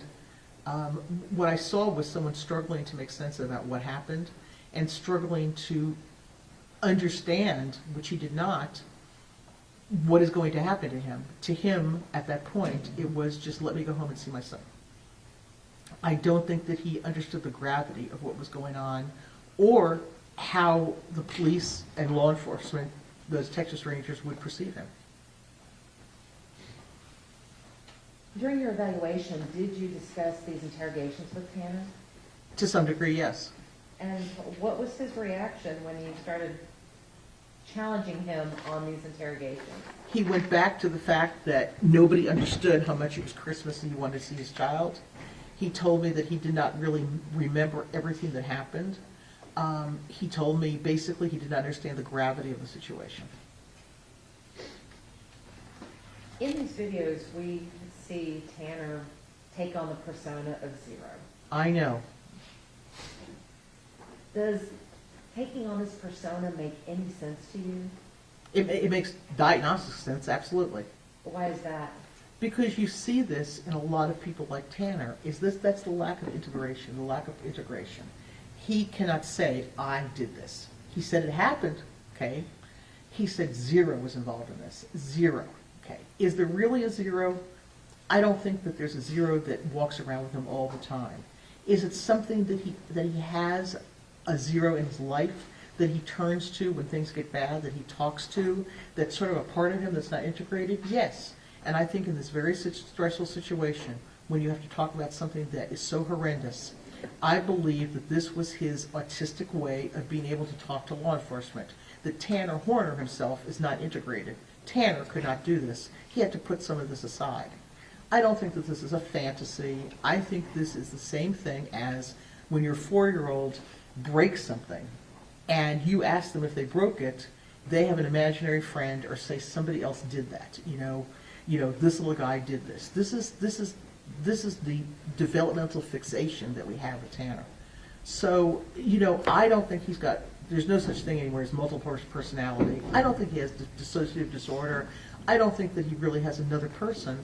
I think you're looking at someone who is remarkably impaired and extremely immature for adulthood.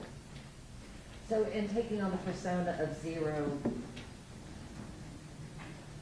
it sounds to me that that was just his way of being able to tell the police the truth. That would be my testimony, yes. And so how do you tell if that's just not another manipulation? Again, I don't see in the interrogation what he would get out of a manipulation. I don't see any gain. They know that he did it. He said that he did this. I don't see that there's anything else that he would gain. You've got to understand that Tanner also takes on other persona. I mean, he sees himself as a Marvel character. He lives in these movies. He takes on other identities. Not in terms of going to work and acting like he's Superman, but in terms internally fantasizing that he is some of these characters, that he could be that competent, that he could fly, he could be the superhero. And he lives in those movies. He lives in that music. He lives in another space because, as he puts it, the Tanner space is not the best space to be in. I guess the question I have is, could that be perceived as a ploy to feign insanity? Let me put it this way. He's never feigned insanity with me, ever. He's never said that he's had psychotic features or he sees things or hears things. There's nothing like that. He speaks about his depression very rationally.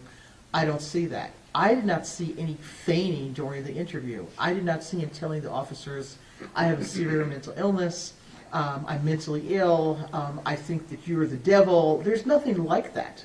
He is just somebody who comes across as very incompetent and unable to relate on an adult level.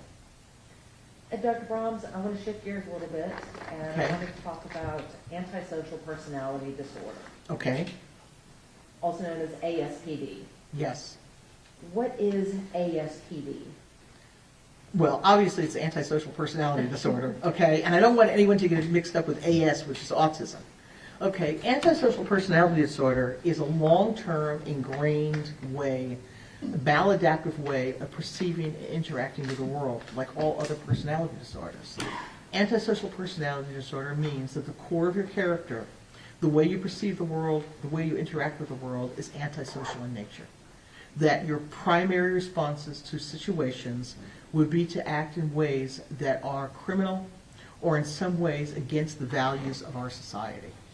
So it has to be long-term, chronic, and it has to be really the core of who you are. When you evaluated Tanner, did you find that he met the criteria for a diagnosis of ASPD? No, I did not. And why not? Why did I not see that? Okay, number one, you have to look at differential diagnosis. Tanner has done some things that people might think are a little creepy. He's done some things that are not right. He may have been involved in some sexual other activities that may have been illegal. Never was convicted of those, okay? But he does things that are impulsive and not always in his best interest or that of others.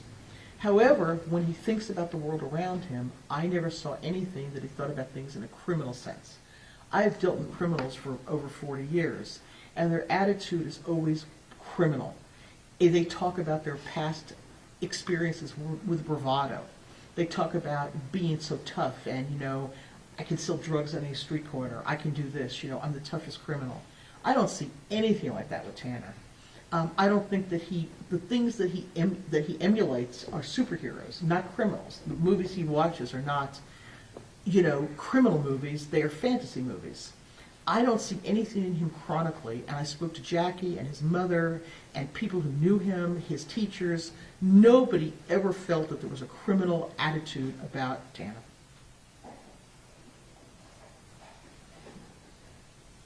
Your opinion that Tanner does not meet the diagnostic criteria for antisocial personality disorder is based on the evaluation that you did of him, Yes, ma'am.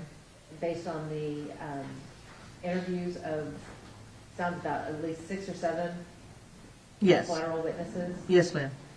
and then the records that you reviewed, Yes.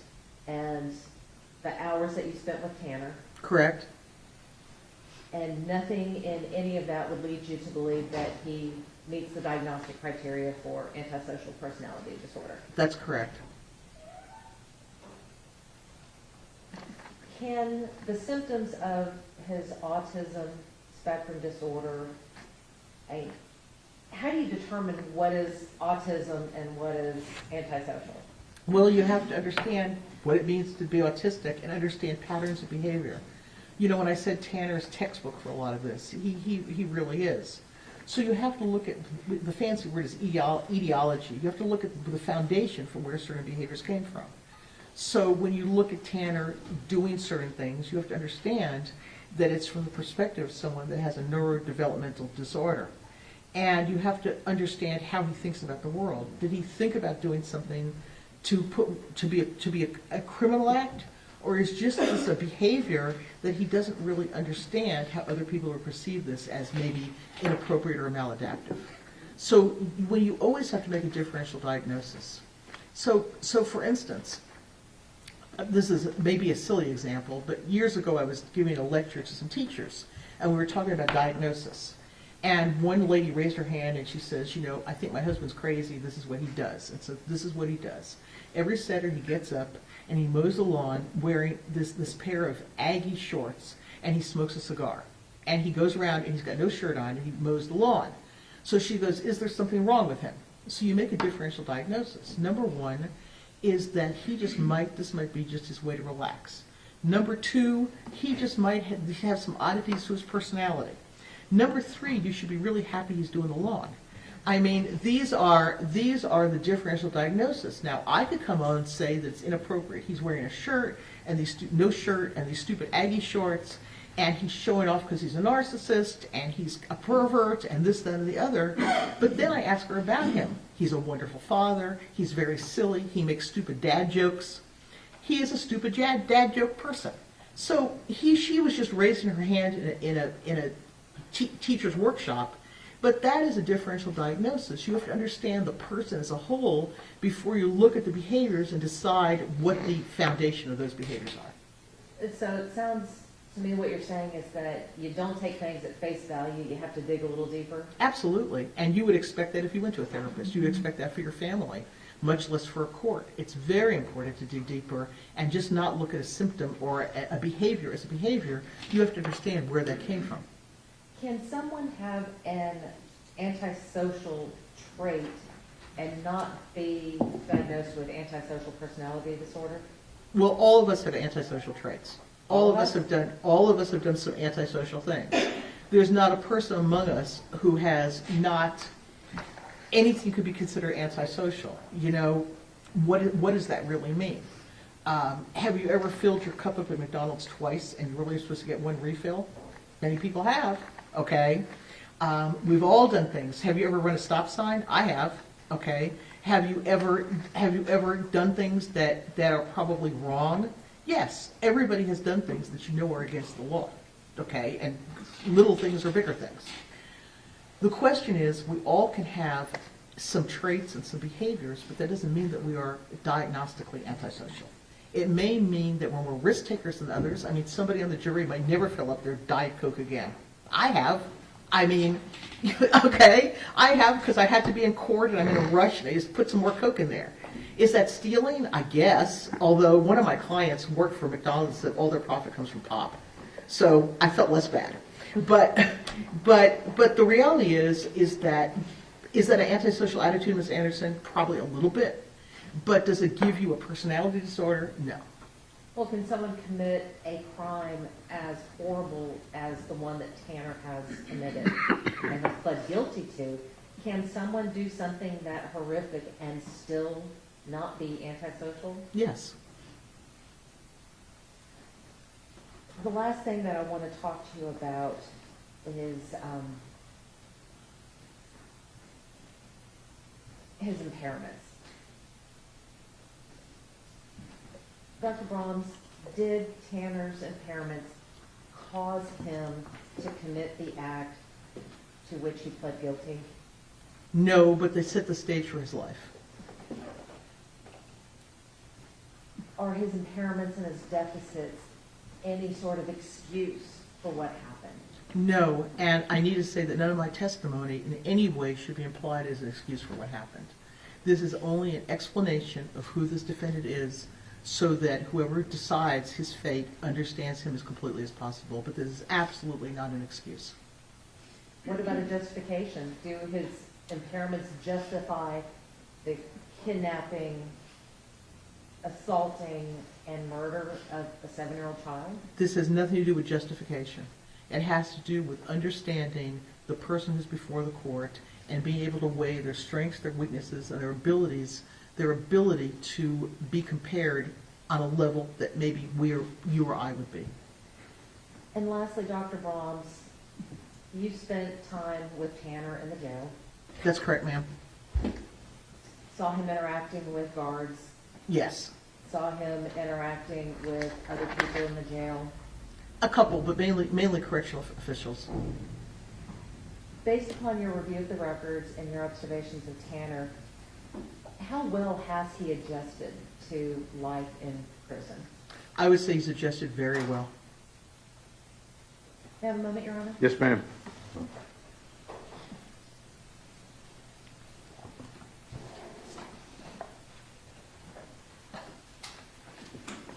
I'll pass the witness, Your Honor. Cross-examination. Yes, Your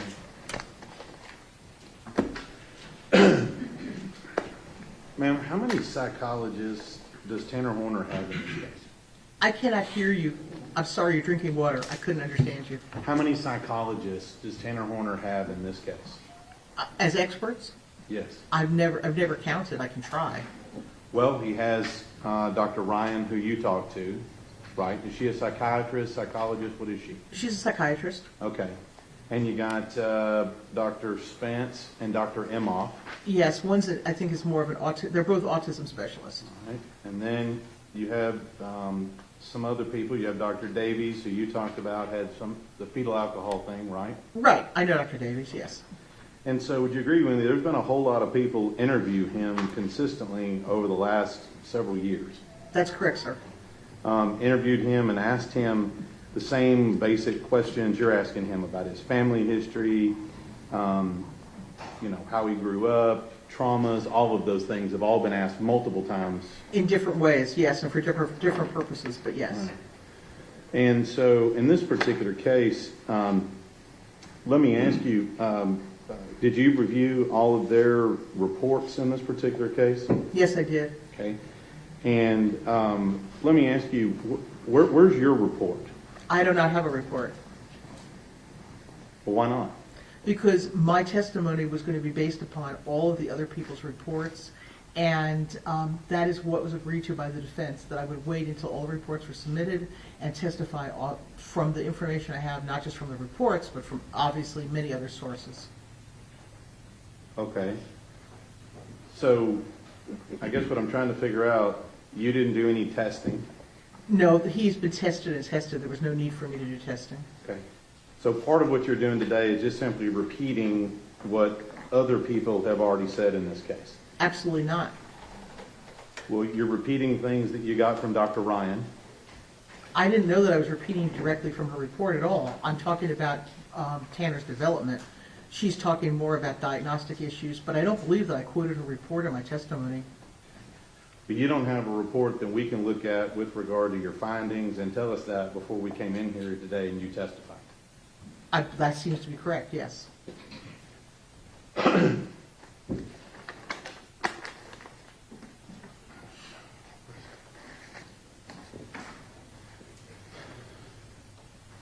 I'm just going to start from where you ended here. You said that Tanner has adjusted to jail life, correct? That's correct, sir.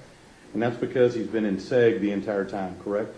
Well, it could be SEG is difficult to adjust to. Sometimes people have a lot more problems in segregation than they do in general population, so that's a difficult question to answer. Well, being in SEG, he's had no changes because he's been in SEG. Not any meaningful changes, not a lot. Some, He's had structure because he's been in SEG, correct? that's correct. He's had a routine because he's been in SEG, correct? Yes, And he hasn't had at least access to any other inmates, correct? not really, Physical no. access, No, okay? And the only people he would have access to would be guards that come by and interact with him at some point. that's correct, sir.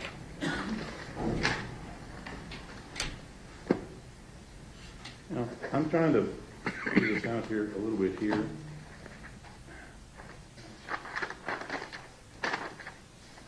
You talked about he's got some development problems as a child. Is that right? He has many problems with his development over the course of his trajectory of life. Yes, that's true. First thing you said is that he had a problem with reciprocity and attaching to others. No, that's not what I said. What I said was the environment that he lived in and his mother's difficulty would make it difficult for him to have that stability and reciprocity. And I think that we see that in his adult development. That's what I testified to. All right. And so because of that, that's why we've ended up here today. Is that what you're saying? Absolutely not. I think I just testified with Ms. Anderson that I'm not saying there's a correlation between what he experienced as a child and this terrible crime. My only role here today is to try to give information, unbiased information to the jury so they can understand Tanner more fully.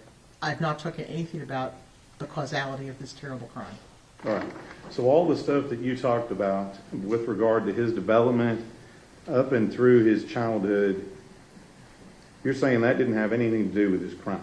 It has to do with the jury understanding what his functioning was like at the time of the offense and what his impairment has done to him over the course of time. All right, so let's talk about that. Did you watch the audio and the video in this case? Of what? Of the interrogation or? Of the murder, Yes. okay? And you've testified, and I'm going to try to use some of the words here, that he can't handle stress, he's impulsive, trying to remember several places here, but essentially he doesn't have the ability to cope. Am I right so far? Generally, yes. Okay. And Well, to cope adequately, cope adequately. yes. So what is your belief as to what happened that precipitated him kidnapping Athena Strand? What's your belief on that? I do not have a hypothesis. I've thought about this a lot, but that's not my job to address that. Okay, what did Tanner tell you went on before he kidnapped Athena? What he told me is that he believed that she saw him snorting coke, and he felt that this would be detrimental to his job. That is what he shared with me. So do you agree with Dr. Ryan that this was all some form of catastrophe and cascade of decisions because of his disability that resulted in Well, this? Do you believe well, that? Let me slow you down for a moment. Dr. Ryan did talk about catastrophizing, which is a term that's used often in autism. Do I believe that he catastrophizes or digs himself deeper in a hole? Absolutely, 100%. He's done that in relationships and jobs. As a middle school student, I mean, that is Tanner. So I don't know about Dr. Ryan. I believe that what her observations and her findings are correct. At least they're in agreement with what I feel independently about Tanner. And so you'll agree with me that everything with regard to that theory begins with what Tanner says he saw at the time before he did it. Everything begins with that. Is that right? My job is not to talk about the offense. You asked me, does he catastrophize? I agree with Dr. Ryan. I might use a different word, but I totally agree that he gets himself in situations that he cannot get himself out of, yes. I mean, don't you think the facts of the offense in this case are the most important thing that we can talk about? But that's not, it's important for you to talk about it because you're the prosecutor. My job in this is only to talk about his development, only to integrate what we know about Tanner, what we know about his disabilities, or I would like to say impairments. More, it's not really disabilities, it's a pervasive impairment. It's not to talk about the offense. That is for other experts to talk about, not for me. But you would agree with me, you're offering it as some form of explanation as to why he did what he did. I'm not sure you listened clearly to Ms. Anderson's questions, and I apologize if I was not clear enough. I am not offering this as an excuse or explanation for anything. I'm offering this because in a court of law, it is the jury or judge's responsibility to understand who they are sentencing and what that person's capabilities are. I am not talking about the offense. I'm not hypothesizing about the offense. What my role here is to present to the best of my ability what this man's development was like and how he ended up to be the person that he is. And that is what I was retained to do, and I've hoped that I've been clear as I possibly can. Let's talk about his capabilities, since you mentioned that. In the murder video, you're aware that he had a pattern of covering up the camera immediately before, on 2 different days, before he arrived on the same exact road where he kidnapped Athena. You're aware of those facts, correct? Not in detail, but I've heard those facts, yes. Okay. And if those facts are true, you agree with me that that's some form of pre-planning or planning before he goes and does this to Athena? I don't know that. I never discussed that with him. And then at the point at which you said that he has, I think you said he has problems with impulsivity and problem solving, and I think you mentioned the word meltdown. Is that right? He's had a long history of meltdowns in various ways, ever since he's been, 2 or 3 years old. And when you watch that video of the murder, there's no evidence of him having a meltdown at that time, is there? Well, I do not know what was going on with him in terms of his thinking, because his meltdowns as he became older are more like the stress reactions that I testified to about before. The confusion, the not knowing how to get out of a situation, the anxiety. He has continual anxiety. So I don't know. I do not see behaviorally a meltdown, but I cannot say that he was not, in terms of his emotions and anxiety, was not having difficulties in figuring out how to handle a situation. I don't know that. Well, where did you see on that video of the kidnapping murder that he was confused?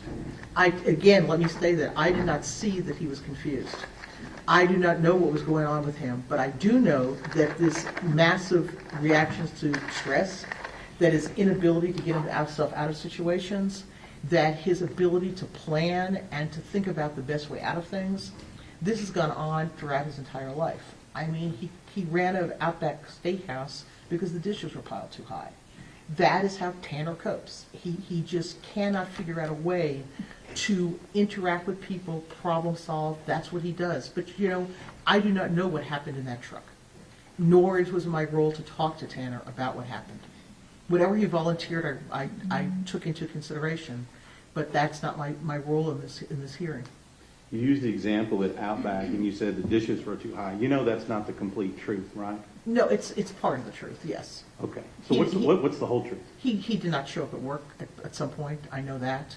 I don't have all the details about Outback, but what he did share with me was avoidance, was leaving, was quitting, was sitting there and looking at the dishes and having a panic attack, which is absolutely prototypical textbook for someone with autism. It's nothing that would be unexpected. I've had dozens of young people tell me that they've left their place of work because they're of overwhelming anxiety and confusion. So what he's telling me was not something to write home about. It's very much diagnostic. Just wasn't the truth. I don't know what the truth was. I know that he was honest and told me he didn't show up for work. He told me he became overwhelmed.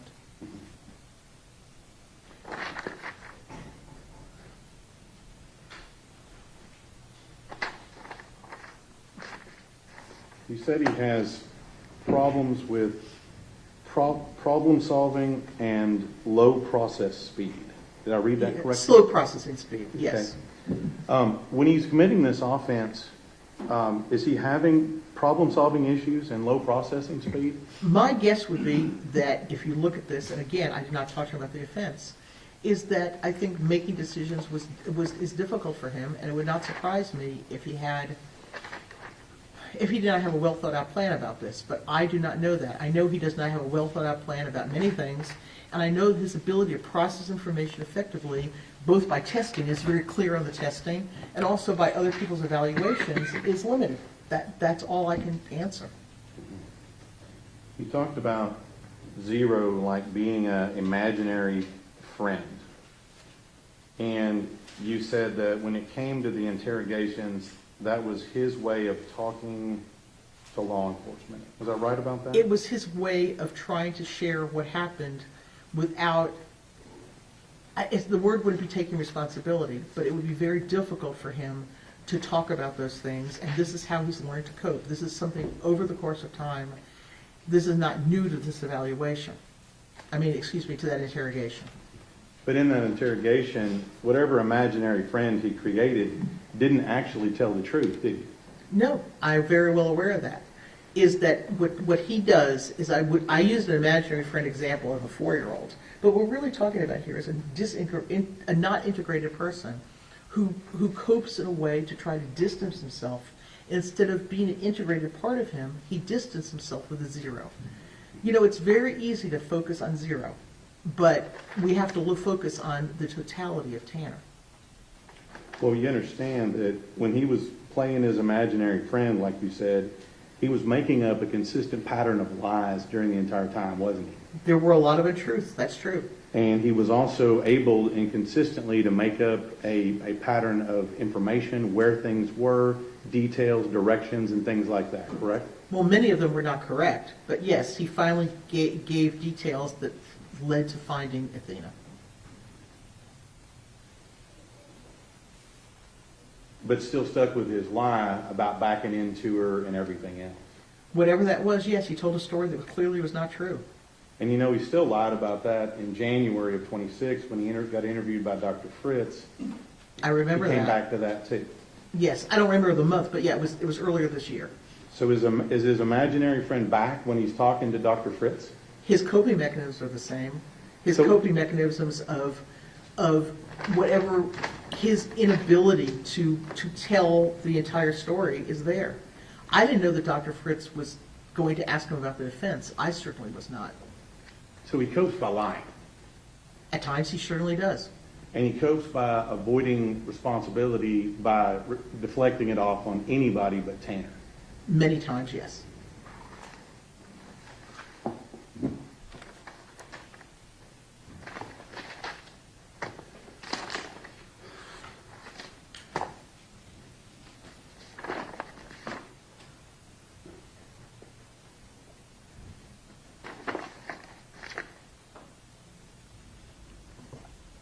I think you mentioned before talking about theory of mind, and I believe you said, and correct me if I'm wrong here. Certainly. It's a problem with a person having an understanding of other people's mental states, desires, intentions, emotions, things of that nature. Is that right? I wish I was that articulate. You did that very well. Well, I'm repeating what you said, so. I said that? Yes? Oh, that was good. I'm proud of myself.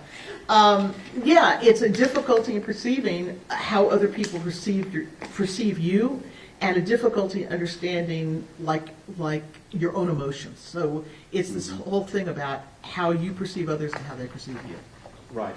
And so what I look at that is that's also how you understand other people perceive you, right? Are you talking about me personally? No. In this particular, when you're talking about here, it's also when a person like you're talking about with theory of mind, it's also their understanding of how other people perceive them. Yes, there's a lack of understanding about how my actions would be perceived by you. Right. Right. And so I guess in that role, when I watched the first part of the kidnapping video, you'll agree with me that Tanner Horner knew that Athena would be upset, and that's why he covered her mouth to keep her from screaming. I know that he covered her mouth to keep her from screaming, and I'm sure that he knew that she would be upset. Right? And he knew that he was taking her to that first location where he stopped and calmed her down and talked to her the entire time. I Correct? do not know what was going through his mind. I cannot answer that because I don't know about the first location. I do not know the actual specifics that you might be addressing. Okay. You didn't ask Tanner about it. No, I did not. That was not my role. Now, we talked about, I think you said that Tanner has difficulties in functioning in the outside world. Well, yes, he does. He has marked inadequacies. So things like having a relationship, job, friends, social life, being a parent, those are all problems for him. All of them, yes. But you'll agree with me that he had a job operating a FedEx truck for almost a year total, right? Isn't that If right? if you count, I guess, the two different contracts, Yeah. yeah. And so in doing that job, he would have to, operate the more simple task of operating a vehicle, right? But he would also have to operate it in a rural environment, correct? Many of his roots were rural, yes. He would also have to operate a GPS and operate package delivery, things of that nature, correct? Probably so. And you saw in the video where he's operating the FedEx device to be able to scan and deliver packages, correct? Right. And he's doing all of that, and you don't see him having any problems doing all of that, do you? Well, this is what I do know. He does all of those things, but when he changed the routes, he had really an internal breakdown. He had tremendous anxiety. He could not get to work on time. He had all kinds of other problems. So I don't know. I'm not saying Tanner has an average IQ. He is able to use a FedEx scanner. There's no doubt about it. My mail guy is able to do whatever he does with the mail, but he can't drive a truck because he has some kind of disability or impairment of some type. So yes, of course, no one has ever said that this is an intellectual disability. Let me be very clear to the jury. Tanner is not intellectually disabled, which is what makes this case so complicated for everybody to consider. This is not, in the olden days we called it mental retardation. That's not what we're talking about here. We're talking about a complex neurodevelopmental syndrome. Ma'am, I'm gonna stop you right Yes. there. Let me just go back to this here. You said he can't get to work on time. Sometimes he can't. Sometimes he had no car. You know he just got a new car at the time this happened, correct? I think really recently to that. I don't remember the dates. Right. Yes. And is it possible that him not getting to work on time is because he's partying on the weekends and doing cocaine? That could be possible. Is it possible that he can't get to work on time because he's playing video games and watching Dragon Ball Z all night? Objection, Your Honor, that calls for speculation. Overruled. I don't know. I don't know. I know that he loves video games. I know that he watches TV. I also know, like other people on the spectrum, he's incredibly disorganized. Getting his life together, the way that they lived, which was horrendous, just dealing with the daily tasks of life were very confusing to him. He was inefficient. That's the best way I could put it. He was inefficient. And that's just a sign of his impairments. So back to what we're talking about, functioning in the outside world. You read Dr. Emhoff and Spence's report, correct? Yes, sir. Where they indicated that they felt satisfied that he had friends and things and a social life. You'll agree with that's what they said, right? I'd have to look at the exact quote in the report, but I remember them saying that, yes, he had friends. Okay. And he had a social life. I don't remember those exact words, but if you say they're there, I'll take you at your Well, word. let's talk about this. You'll agree with me that he did have a social life, being in bands, going out with his girlfriend, things of that nature. Well, the bands were a failure, but he had friends. He did have friends. Okay. And he had a social life. He went out, did things like normal people do, right? Well, I don't know about normal, but he did go out and do things at times. They also stayed home a lot. Okay. And then also was able to be a parent and have a child with his girlfriend, correct?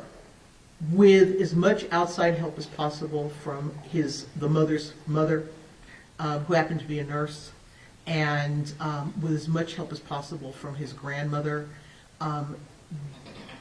Despite his best desires and best efforts, it was incredibly difficult for them to take adequate care of that child. But you'll agree with me, you said before that he has difficulty functioning in the outside world, but don't you agree that with job, friends, social life, parent, he is functioning adequately in the outside world? Not if you take those apart functionally. No, I don't agree with that. He's doing everything else that everybody else does in life, isn't he? No, he's not. Doesn't have a job, doesn't have friends, doesn't have a social life? How is that? He's not doing that in a way that would be productive, in a way that's effective, in a way that would be reflective of his IQ. He is not functioning. Yes, he has a job, and he has a child that was incredible, as much as he loved that child, struggled to take care of. He has jobs that were struggles. He has friends that are struggles. All of these, you can, again, we're getting back to the superficial, and my role here is to go beyond the superficial.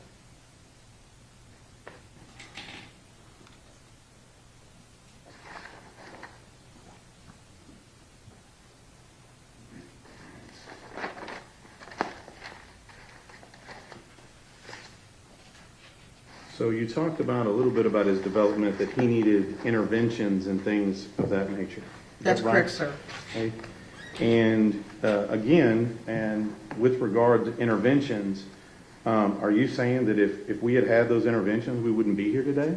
Is that what you're saying? I think there's a possibility, yes, I do. I think that Tanner would have taken a very different developmental trajectory had he had the services that he desperately needed when he was young. So what he did in this case, the one thing I noticed you didn't mention is, did you ask him about what he did to Athena sexually?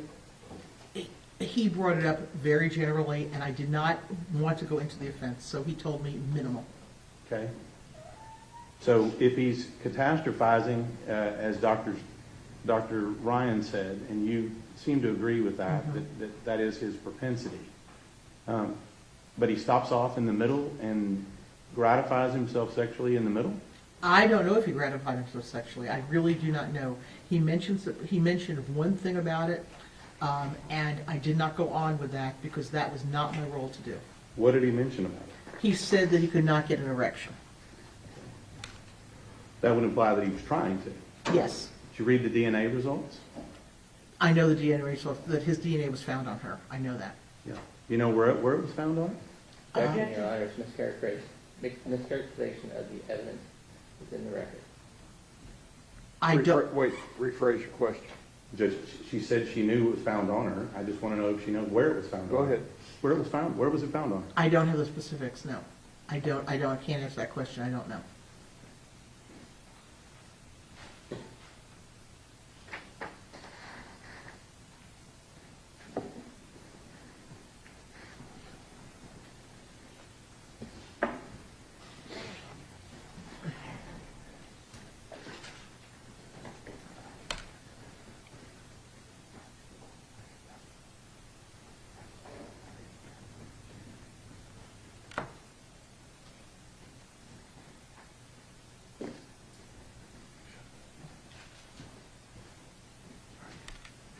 Pass witness, Your Honor. Redirect.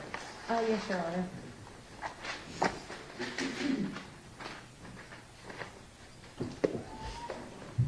Dr. Brahms,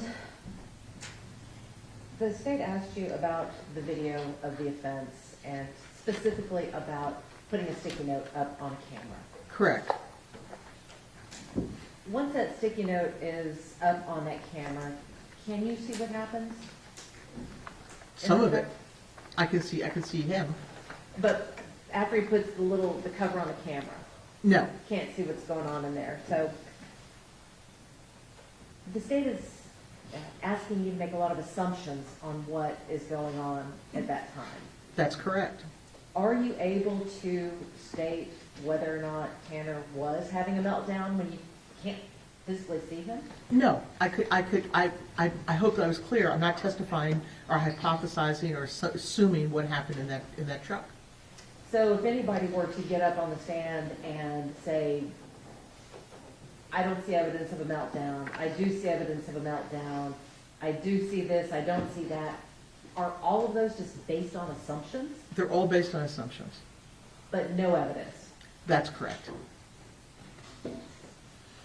With regards to this grand criminal scheme and plan that Tanner is supposedly engaging in, would it make more sense for him to cover the camera before he abducted Athena or after? Well, that's Tanner. It would have made much more sense for him to have the camera covered before any of this happened. But that didn't happen in this case. Certainly not. So if he were actually planning to do something like this, would it make more sense to have covered the camera beforehand? Oh, without a doubt. With regards to Zero, you had stated that Zero was a coping mechanism. How important, or how does Zero tie into Tanner's propensity for avoidance? It is a prime example of a propensity for avoidance. Tanner's coping mechanism, based upon his developmental issues, based upon the way that he was raised, is avoidance. whether it's smoking weed or watching movies, as the prosecutor stated, until whatever time in the morning, or playing video games. His life is complicated. Life is very stressful for Tanner, and escape and avoidance is how he's dealt with things throughout his life. That's what he knows, because he never learned any other way. Despite his grandmother's love for him, and despite everything, he just doesn't have that. Dr. Brahms, you were talking about intellectual disability. Is this case about intellectual disability? This is why this case is complicated. I think Ms. Anderson, an hour ago or more than that, I testified that this case is not a simple case of like abuse. It'd be very simple to come in here and say his mother was in a gang, she beat him every day, and she gave him a gun, and then he killed somebody in a bar. That'd be really easy. This is not easy. Okay, he is not intellectually disabled. He is neurodevelopmentally impaired, and there's a very big difference. This case is not about intellectual disability. This case is about neurodevelopmental complexity. And Dr. Brahms, explain to the jury what intellectual disability is, just so we know what we're dealing with. Okay, well, IQ is on a scale, okay? It's a bell curve. So what you have is you have this curve, and in the middle is an average IQ, which is 100. And that's fine to have an average IQ. It goes down by what we call standard deviations. So like an IQ of 85 is one standard deviation below normal. An IQ of 70 is two standard deviations below normal. In terms of going higher, a 115 is one standard deviation above normal, and then a 130. And that's how the population is. Most people's IQs are between about 95 and about 90 and 110. Everybody's in there. And if you have an IQ between 90 and 110, you can live a very good life. You're just intellectually normal. Okay, Tanner's IQ is in that range. When we talk about developmental disabilities, in the olden days we called it mental retardation, you would have to have an IQ of below 70. In a court of law, to be deemed intellectually disabled, which is a legal term, you would have to have an IQ in that 70 range, and, this is very important, like Tanner, have difficulties with adaptive daily functioning. Tanner has marked difficulties with adaptive functioning. If I had not known his IQ, okay, which I do because he was tested, and I just spoke to him and learned what he did in his daily life, I would estimate his IQ to be lower than what was tested. Okay, that's how he functions, lower. But he is not, in quotes, mentally retarded. This is not a case about that. It's a complex issue. Can someone have an active social life and still be impaired? Of course, he did. Can someone go out to the movies, the bar, restaurants, and still be impaired? Yes, Can someone have friends and still be impaired? of course. Can someone be a parent and still be impaired? It's hard, but yes, you could still actually have a child, but it's difficult to do the complexities of parenting. Can you drive a car, deliver a package, hold down a job, and still be impaired? Well, getting back to the intellectual disability, there are many people who have IQs close to that developmentally delayed, in quotes, mentally retarded range, and they're serving you, they're cleaning the floors of McDonald's, and they're absolutely fine because they can do that type of simple, repetitive work. So just because you have an impairment doesn't mean that you can't work. It's how that impairment affects your functioning in real life. And Dr. Brahms, you had used the phrase, go beyond the superficial. Yes. What did you mean by that? I meant just what I testified to, is that it is, okay, if we take a clinical situation, if you go take your child to a therapist, that therapist better go beyond the superficial or you should not come back, because they need to get to the core of what is going on, not just the behaviors. In terms of forensic responsibilities, it's my responsibility to go. Anybody can say he had a job. You can say he has you don't have to have a PhD, Ms. Anderson, to say that he had a job, or that he had a baby, or that he had a girlfriend, or that he had friends. The question is, what were those like? You mentioned going to a bar. He kept saying things at bars that would really aggravate people, and he thought he was funny. He wasn't. But did he go to the bar? Yes. Was he socially appropriate and made tons of friends? No. The state asked you about the facts of the offense several times. Yes, they did, ma'am. In this particular case, did we ask you to talk to Tanner about the facts of the crime? No, you did not. would it be important for your evaluation, the development side of it, would it be important to that evaluation to know about the facts? Oh, well, I had to know I had to know about the offense, obviously, Miss Anderson. But I did not, in no way would my understanding of his development have anything to do with what happened in that truck. I am here to talk about how he developed, who he is, what his limitations are, and in real life, what it means to have these neurodevelopmental impairments. Not just a diagnosis or a test score, but what it means for him over the course of his life. And lastly, Dr. Braun, the state mentioned that you didn't write a report in this case. That's correct. Is that uncommon? No. But the state had the opportunity to speak with you before about your findings in this case. Well, they didn't ask me. That's true. The state can call me. They had the chance to interview in a Daubert hearing, so they knew what I was going to testify about. There's a pre-hearing where you talk about what you're going to testify about, and that was, I don't know, a couple months ago, maybe less than that, something like that.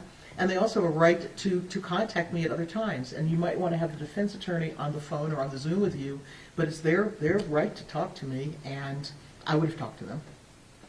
Nothing further. Mr. State? Ma'am, Tanner Horner knew exactly what he was doing when he kidnapped Athena, didn't he? I don't know that. I did not ask him about the offense. He knew exactly what he was doing when he sexually assaulted her. If he's sexually assaulting her, he knew it was sexual assault. I will agree with that. And he knew exactly what he was doing when he choked her and he beat her to death. I know. I think that is true. I think he knew that would cause her great harm, if not death. That's what, Ms. Anderson. Nothing further, Your Honor. May this witness be excused. Yes, sir. Thank you, ma'am. Thank you, sir.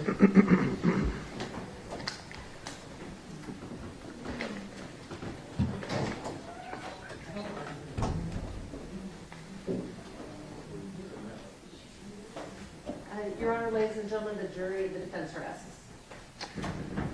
Let me see the lawyers just a minute.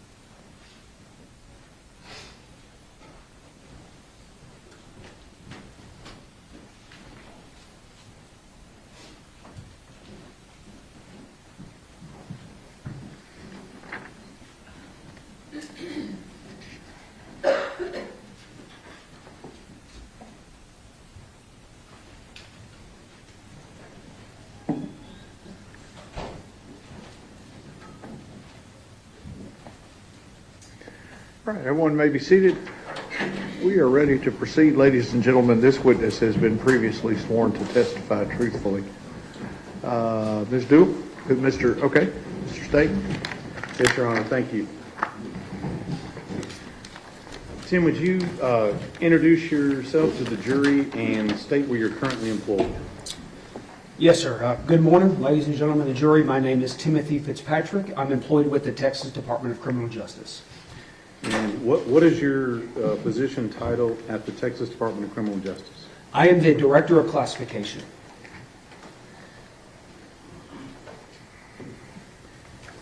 And I'm going to get to your CV in a minute, but how many different jobs have you done in the TDCJ system?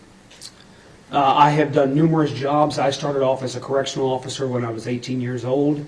I have held every correctional security rank, so including sergeant, lieutenant, captain, major, assistant warden, and warden at numerous facilities before I was assigned as the Director of Classification. And when you say Director of Classification, what are your duties as the Director of Classification? Sure. So just at a high level, those duties include and begin with the admission of all convicted felons in the state of Texas. So we have 254 counties in Texas. When someone is convicted of a crime and sentenced to the Texas prison system to serve their sentence, I have a department that begins with receiving all of that documentation from the courts. We review and certify that documentation, and then we schedule them for admittance into our custody. We are then responsible for all the physical admissions. So when someone arrives at one of our intake facilities, we conduct intake processing, which is a 30-day comprehensive process that we put them through. We are responsible for all time calculations, so making sure that the intent of the court and what someone is sentenced to is calculated correctly based on all of the court documentation.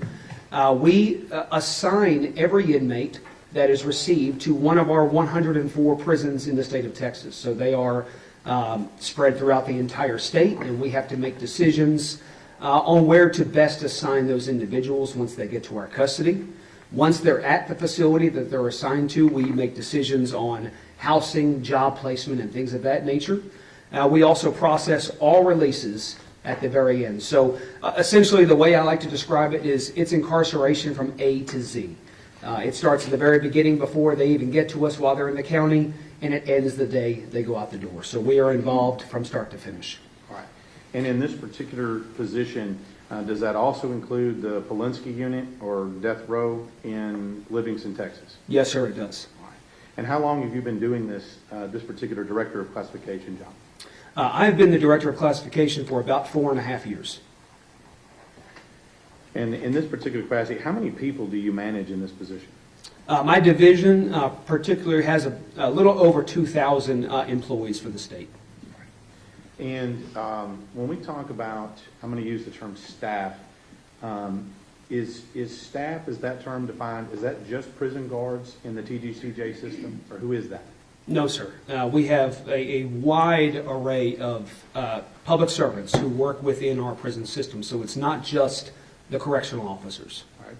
So what other kinds of people would be considered as staff in the TDCJ system? Sure. So we have staff that work, like I said earlier, in the classification and intake departments. Those folks do not wear uniforms like our correctional officers. We have maintenance personnel. We have employees that work in the commissaries. So there is folks, all kinds of support functions that have to operate at prison center. And in addition to those people that are employed by the TDCJ system, are there other people who work in the system but are not technically TDCJ employees? Yes, yeah, we have a large base of contract employees, so all of our medical care is conducted by contract personnel. We also have the Windham School District that comprise all of our educational services for the prison system as well. So there's a lot of different contract employees that work inside the fence. And then what about volunteers? Do you have volunteers that participate in the TDCJ system? Yes, sir. We have about 29,000 or more volunteers that are approved to come into our prisons around the state. Okay. And as far as the things that they provide, is that things like clergy, teacher, things of that nature? Is that what they provide? Sure. So a lot of that volunteer base is for religious purposes. So you have different, whether it's a church group or religious organizations that have volunteers that come in. But also you'll see a lot of things like Alcoholics Anonymous, Narcotics Anonymous, anger management courses, things on how to be a better parent, things of that nature. So there's a lot of different organizations that have volunteers that spend their time to come in and try their best to help on that rehabilitation of the population. Now, what I'm going to do is talk to you a little bit about the classification of people that are in the prison system, as we talked about, and then the difference between people that are in the Polinsky unit, death row, okay? So let's start and focus on classification for people that are actually serving an actual sentence, okay? I'm familiar, there's a G scale that we classify those people on, correct? Yes, sir. And I'm just going to focus on two parts of that, just in the nature of brevity here. What's the difference between a G2 inmate and a G3 inmate? Sure. So just for the jury's understanding, G just stands for general population. And we have a scale, like he mentioned, it goes from G1 to G5. G5 being the worst, G1 being the very best. The vast majority of individuals, when they're received within our custody, they start off as a G2 custody inmate. G2 just means that they're going to be serving less than 50 years in our custody. If they are going to be sentenced to more than 50 years, anything 50 or above, up to and including life without parole, they're going to start as a G3. So they're starting right there in the middle. And then anything above is going to be a behavioral issue, and I believe we get into that a little bit later, or I can cover that now. And then anything below that G1 is going to be reserved for a very select group of non-violent individuals that work outside the fence. I want to talk about offenses and potentially some myths here. Is it true that if someone commits a sex crime, that they're segregated from the rest of the prison population? Is that true? That is not true. And with regard to an offense involving violent offenses like murder, aggravated assault, weapons offenses, are they similar? Are they housed separately? They are not housed separately. So let me give you an example. If an inmate is serving, let's say, a 40-year sentence for murder, and then someone serving a 60-year sentence for as a habitual drug offender, right? What classification would the 40-year sentence get based on the G scale? That individual would be a G2 if they have a positive, no disciplinary history. They would be a G2. All right, walking in the door. Sure, walking in the door. And then the person that's a 60-year sentence because they're a habitual drug offender, what are they classified as? They'll be a G3 walking in the door. And somebody there for serving life without parole for capital murder, they're going to be what? They would be a G3. Okay. The same as our habitual drug offender. That's correct. Now, let's talk a little bit about the G4 and 5 quickly. G4 and 5, you said that had to do something with behavior. What do you mean by that? Sure. So as I explained, the G2 and G3 is solely based on the sentence and the charge when they're received. G4 and G5 has nothing to do with their charge or their sentence. It has everything to do with their institutional adjustment. So how are they behaving once they're received into our custody? Are they complying with rules and regulations? Are they listening to the staff? Are they not getting into fights or altercations? All of those higher custodies, the G4 and G5, is based on the behavior of the individual once they're received. All right. Let's talk about, just for information, let's talk about prison housing. In the TDCJ system, what are the two basic types of housing that inmates in the system, whether they're G2 or G3, that they have? What are the two basic types? Sure. Two basic types is going to be a cell block environment, which is your typical cell that's going to have two individuals living in sort of a bunk bed environment on top of each other in a cell. The other environment is going to be a dormitory. So surely want to share this, that 51% of the beds in the Texas prison system are a dorm environment. 49% are cells. So those dorms can range anywhere from a small dorm, 8, 10-man dormitory, all the way up to about 150 men or women in one dormitory together, essentially in cubicles. Okay. And so, and again, I'm going to stay focused on just our G2 and G3 inmates, just trying to be efficient here. Sure. With regard to G2, G3 inmates, do they have access to either housing arrangement? Yes. Okay. And then let's talk about movement around the prison.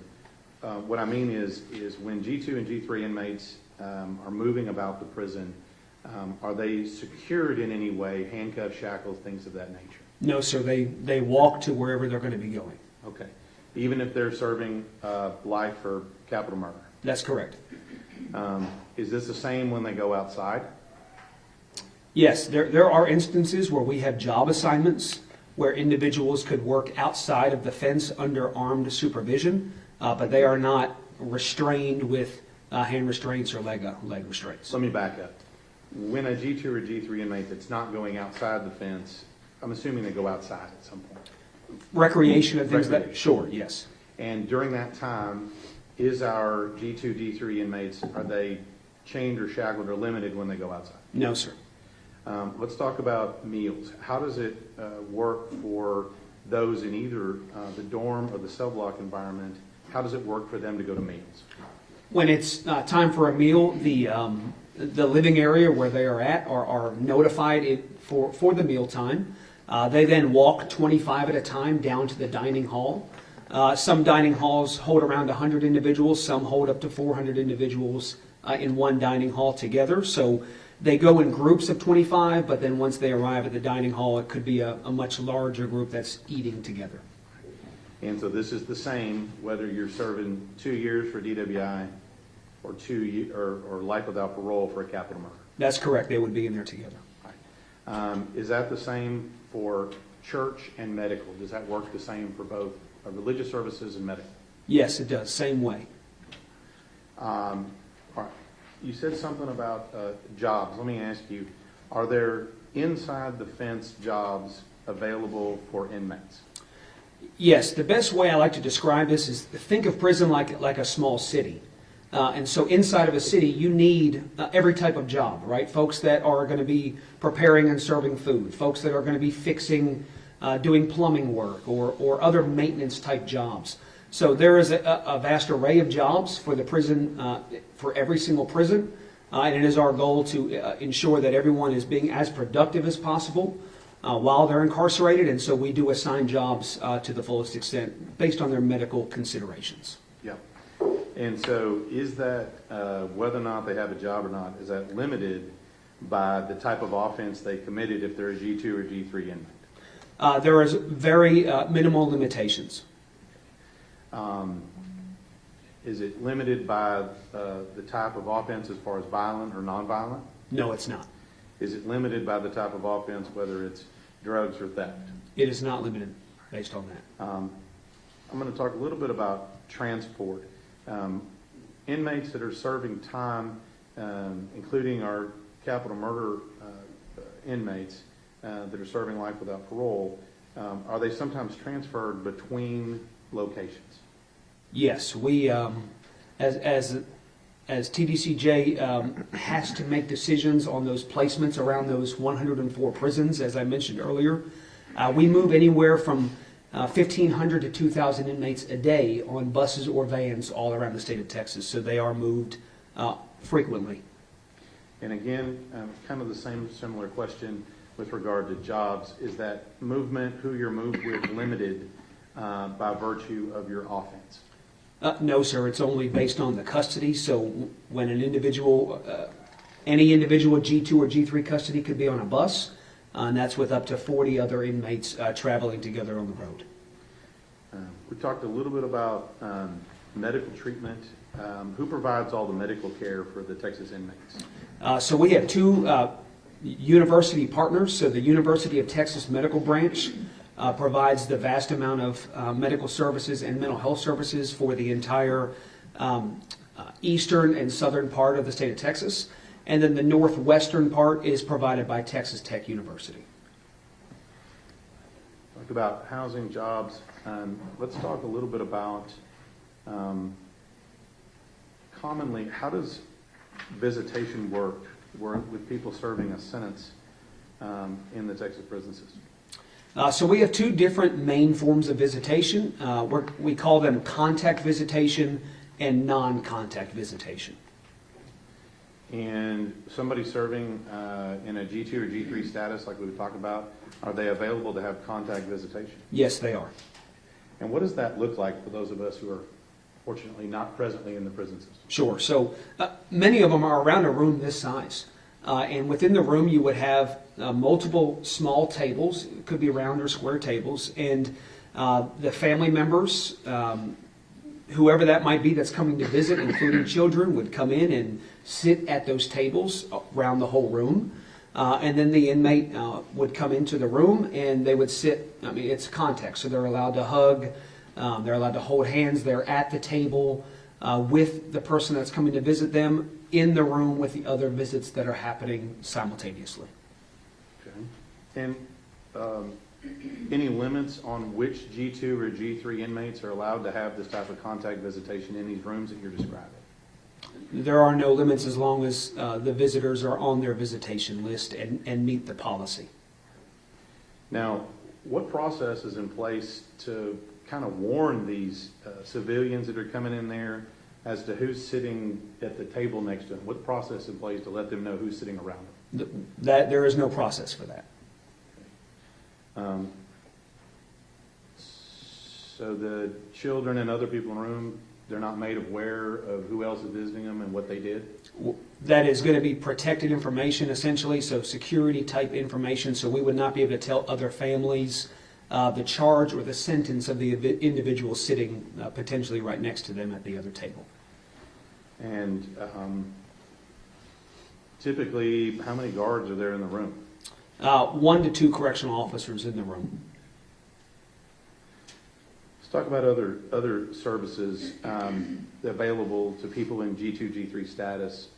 What type of things, for example, like entertainment, TV, internet, what types of things are available to those G2, G3 inmates in the prison system? Sure. So almost every living area has what we call a day room area. It's just a common area where there's televisions. They can watch television throughout the majority of the day. They do have access to computers through different educational programs and college courses. The internet access is going to be very, very restricted based on the type of program or course that they're going through. So there is not just internet access for the population. And then they also are provided tablets. So they get a tablet that they are able to get their mail on digitally. They are able to read books on those tablets, send messages back and forth to folks that are outside of prison. They have games, music, books, everything else on those tablets as well. And that's for all G2, G3 inmates, including people serving life without parole. That's correct. Now, we talked a little bit about volunteers that are in the prison system. With regard to these volunteers, kind of a similar question to visitation. Is there any type of divider between these volunteers and the inmates? There is no divider.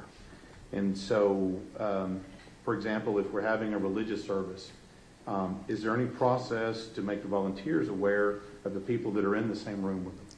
No, sir. Those volunteers come in and let's say they are going to do a church service on Sunday morning. We do what's called an all call, so we go to each living area and say, anyone that wants to come to this church service at 9 a.m., come on out and go down to whether it's a chapel or a gym area. It's just a little different based on the infrastructure of every facility, but once everyone gets down there, there could be hundreds of individuals in that room at one time. For that service, the volunteers are not made aware of every single convicted felon in that room and what their charges are, and they interact and mingle amongst the population. Let's talk about commissary. A lot of people may not know what that means, but give us just kind of a general description of what is commissary. Sure. So, way to think about commissary is just a store within the prison. They have spend limits based on their custody. So, G2 and G3 inmates can spend $105 every 2 weeks within the commissary. They can buy all different kinds of food, drink items, shoes, different small appliances. We sell alarm clocks, fans, things of that nature. So there's a lot of different items, hygiene products and things like that that are for sale. And is that limited between G2, G3 inmates, It is not limited, no. including someone who may be serving life without parole for capital murder? They would have access to all those items. So, just to be completely clear here, is there any, other than the term of sentence, is there any meaningful difference between somebody classified as G2 or G3 other than just their time of sentence? The only real difference is when you look at basic prison life is going to be a slight difference in the job that they can be assigned to. So a G2 can have essentially any job within the prison setting. A G3 can have any job unless it has access to multiple areas of the prison. So a quick example is a G3 inmate could not work in maintenance because they might have to go and fix a shower on one side of the prison and then fix a toilet on the other side of the prison. So that's multiple areas. But that G3 could work in the kitchen because that's one area, or the industry building. So they surely still have jobs. It's just a small variance on the type of job that they can be assigned. You talked about G4 and G5 inmates, and that is changes due to behavior. That is correct.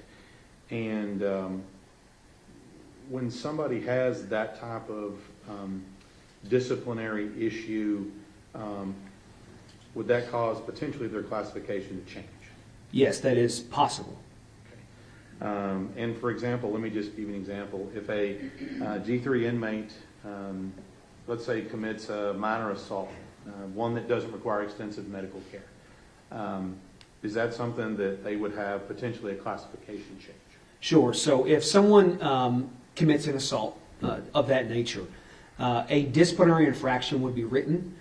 They would go before a disciplinary hearing officer, and if they were found guilty, they would then come before the unit classification committee. So it's a 3-panel committee who would make a decision on whether or not their custody needed to be downgraded. So they could be downgraded to G4 or G5 if it was more egregious, or remain at their current custody if the panel thought that it was not a significant concern.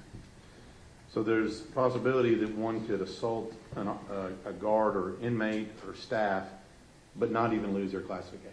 That is possible if it was not serious in nature.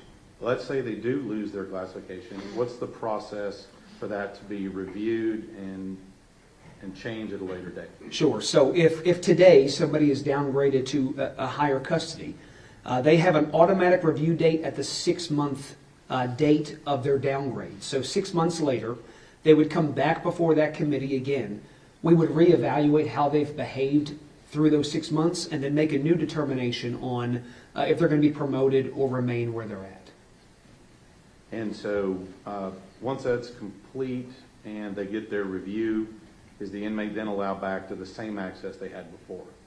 Yes, if they are promoted, they go back to that same access that they had prior to the disciplinary.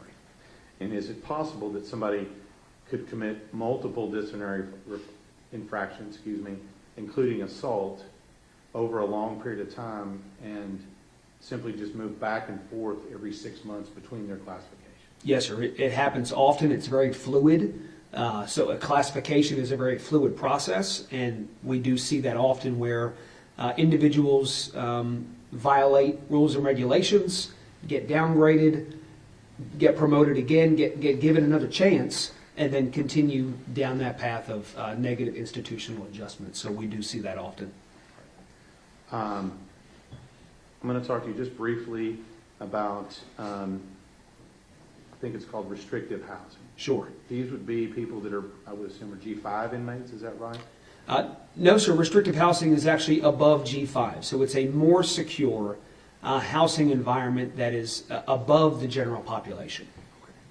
And is that based upon the offense you commit when you come into prison, or something you do while you're in prison? It could be a culmination of both. So there's only 3 reasons why we place individuals into restrictive housing. This makes up a very small portion of the Texas prison population, about 1.8%. They have to be a confirmed member of one of our security threat groups or gangs. These are one of our this is not a street gang. These are organized prison gangs. They have to be a member of one of those 5 gangs. Number 2 is they have to be a current escape risk, or they have to be a current significant threat to prison operations. So this is someone who has consistently displayed aggressive behavior towards staff or other inmates. So they have to fall into one of those 3 categories. So it doesn't necessarily have anything to do with what offense they committed on the outside? Not necessarily, unless, for instance, they escaped from a county jail, per se. So that could be a situation where it was prior to incarceration, but the majority of these are situations that have happened during our custody. While serving time, how does someone tell the difference between a G2 inmate and a G3 inmate? Well, our line staff will not know that per se. They don't wear a different color uniform. They don't have any other identifiers other than for one of our correctional staff members working on the floor to understand or know that right away. There are, of course, reports and things that the classification and administrative staff can see to know who is doing what sentence. I guess I'm trying to figure out, how does someone in the prison system, whether it's a prison security official, medical staff, or a volunteer, how do they tell if the person they're interacting with has committed a violent murder or they're serving 2 years for DWI? They would not know that unless they looked him up on the computer.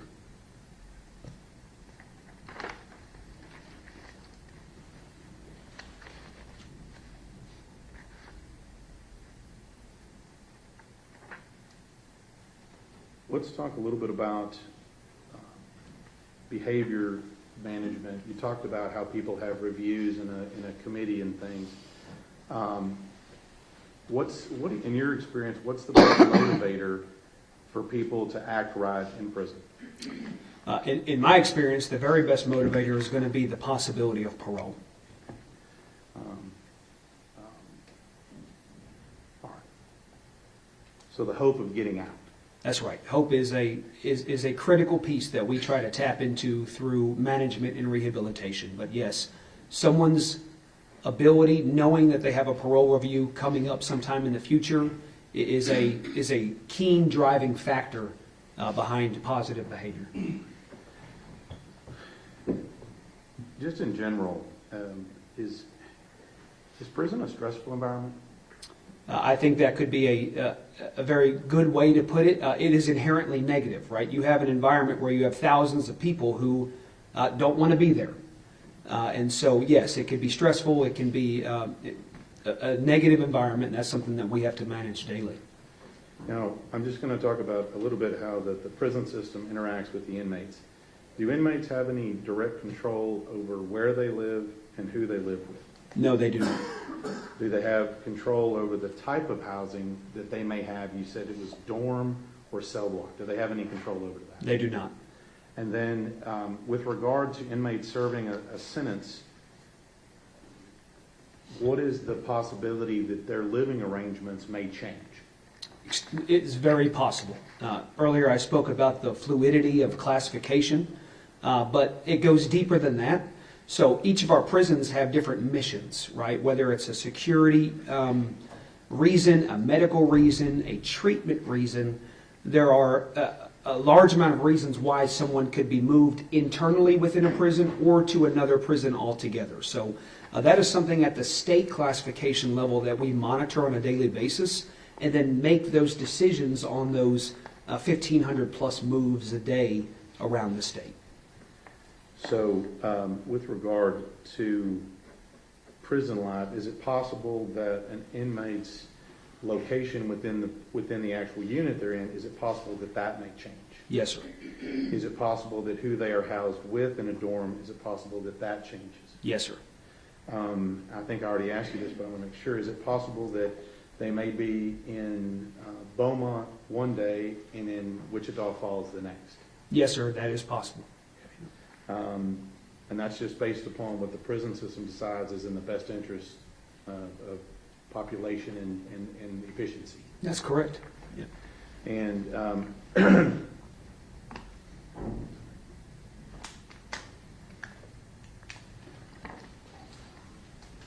given that propensity for change, given that propensity for stress, if any particular inmate who is triggered by that stress and tends to react with violence, does that cause any potential problems while in prison? Yes, any behavior where the result of their actions is violence, that's going to be a significant concern. It's a concern for my staff. It's a concern for the other prisoners that are incarcerated around that individual. So, yes, the manner in which somebody reacts to their environment, especially if that reaction is violent in nature, that is going to be a concern. And then secondarily, in the prison system, you said there's, I think you used the term infraction, is that right? Yes, sir. And can you just give us the 10-cent version of the types of things that may be infractions? Sure. So you have on the low end things like they're not in the right area, right, or they're not listening to an order that's given to them from a correctional officer, or they're being disrespectful towards staff, things of that nature. All the way up to significant contraband possession, cell phones, drugs, weapons, escape attempts, serious assaults, homicides. It is the full array, again, kind of going back to just the way it is here in society.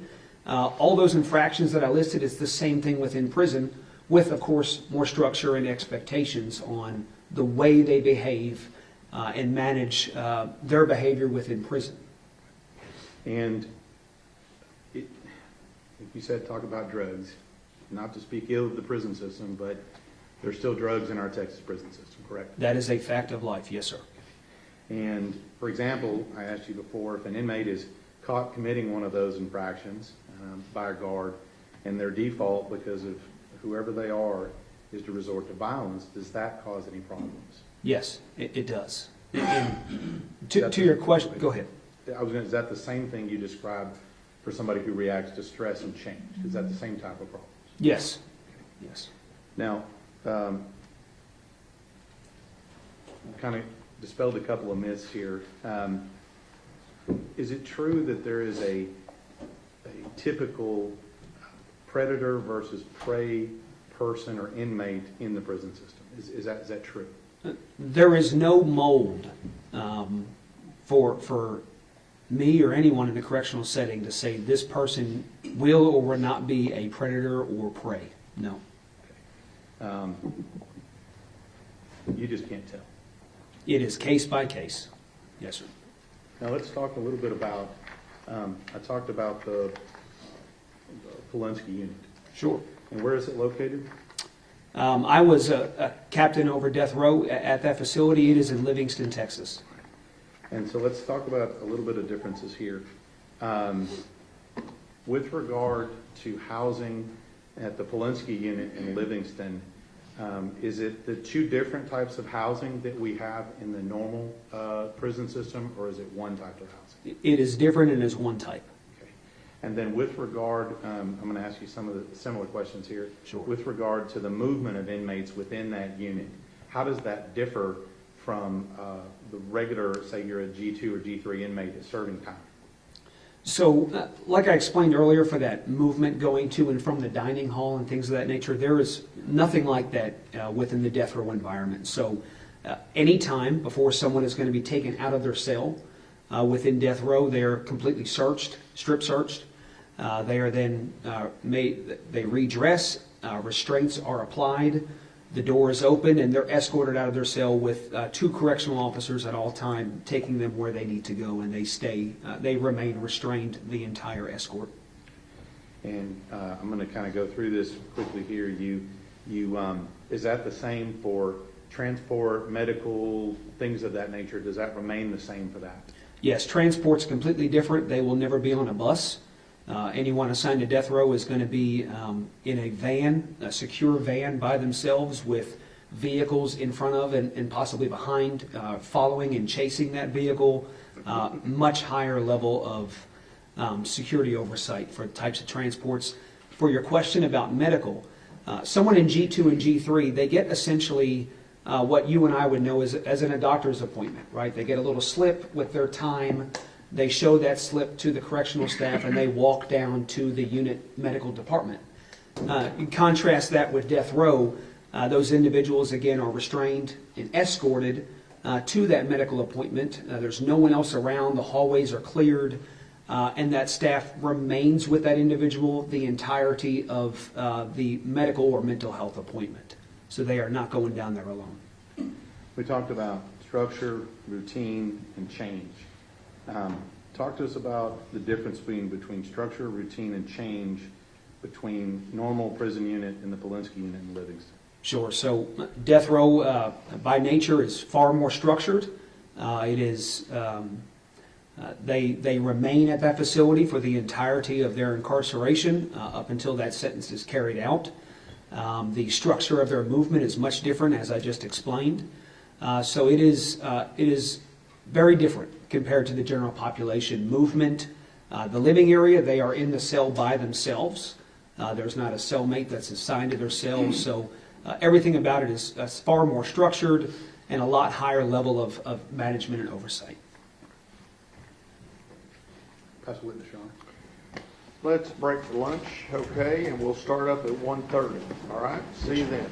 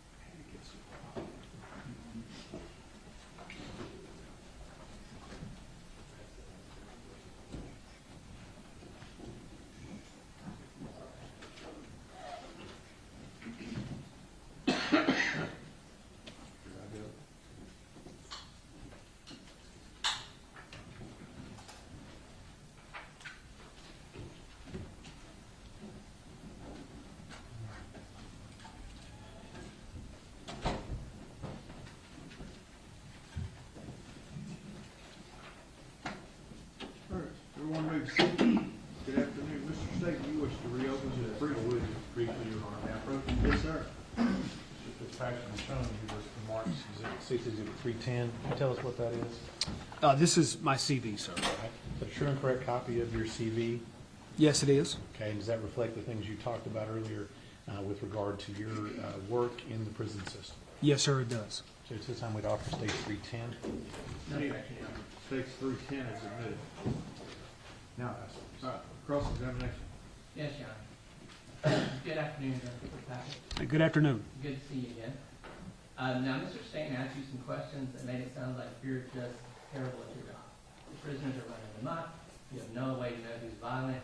And God forbid you transport them in a bus or they're just breathing them in. That's not accurate, is it? No, sir, that's not accurate. Now, what's your top priority for your division?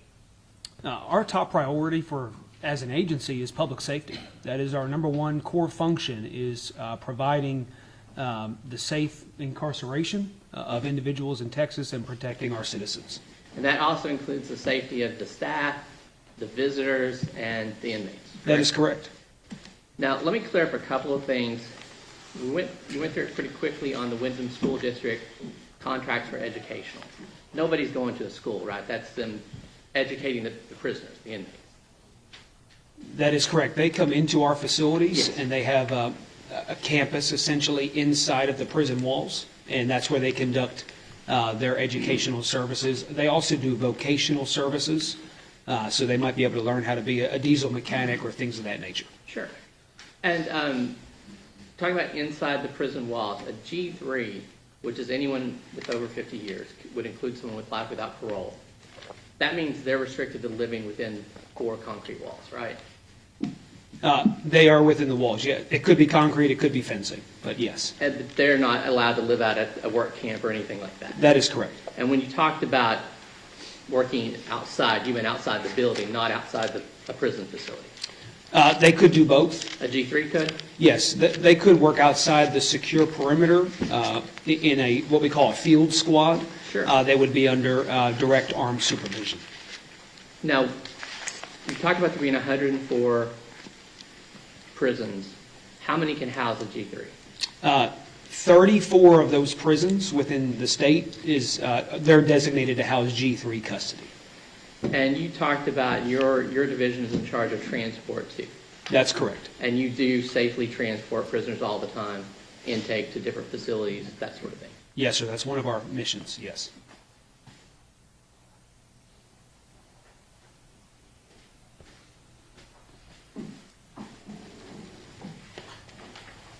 Now, let's back up and talk a little bit about some of the things we've talked about before. How many employees does TCDJ have?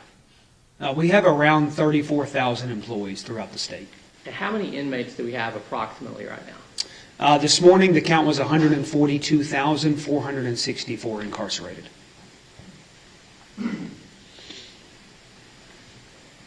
And it's your job to determine, your division, I guess, not you personally, but your whole division's job to determine which facility best suits the needs of an inmate.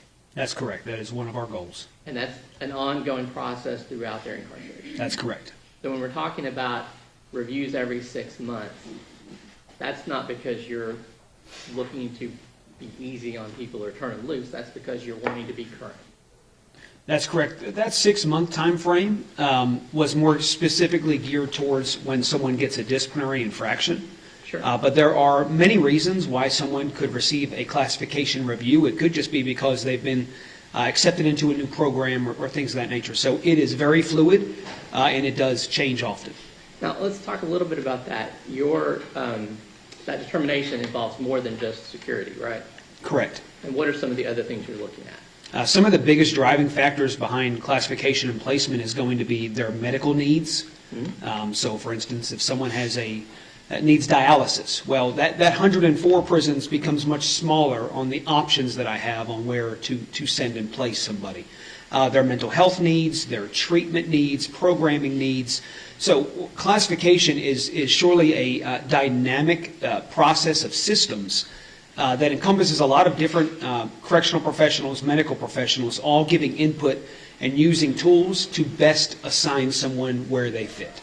Now, I think when we talked before, you said for the individual inmate classification, you're using a holistic approach. That's correct. And what does that mean to you? So holistic, that's going to mean it's not just based on their sentence. It is not just based on their charge or their crime. We have to look at many factors. Some of them I just mentioned, right? Their medical needs, treatment needs, their criminogenic history, their demographics, their age. We look at all of those different factors and find the best placements for them around the state.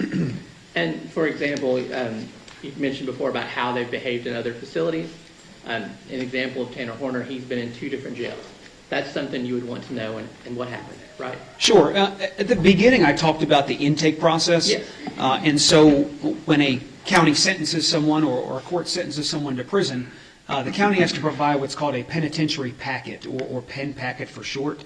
One of the documents that has to be included in that packet when it comes to the TDCJ is a jail conduct history. So, yes, I surely need to know what that conduct was like in the jail leading up to their transfer of custody to the TDCJ. And we mentioned before, now, are all of your staff non-uniformed in your division? No, sir, because I also oversee inmate transportation, so we do have a large portion that are non-uniformed. We have a couple of hundred that are uniformed. And it's a couple hundred out of, you said roughly 2,000 in your division? Correct, yes, sir. Now, when someone is convicted of capital murder and sentenced to life without parole, where would they go for their intake? Say that again, where would they go? Where would someone who's convicted of capital murder, given life without parole, where would they go for their intake? We have 5 main intake sites around the state, geographically located based on the county. So we have a facility in West Texas called the Middleton Unit. It's in Abilene. We have a facility up near Palestine, Tennessee Colony area, the Gurney Unit, the Holiday Unit in Huntsville, the Byrd Unit in Huntsville, and then for South Texas, we have the Garza West facility that's in Beeville. So an individual sentenced to life without parole, depending on the county of their sentencing, we would schedule them to the closest facility for intake.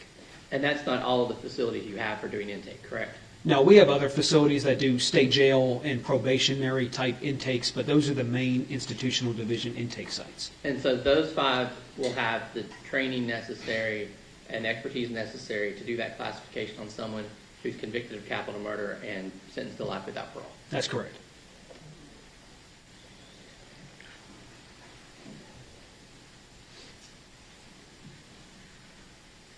We talked a lot before about the 2 different ways that they could reside, either with a cellmate or in a dorm. And some of those dorms are pretty large, right? Yes, sir.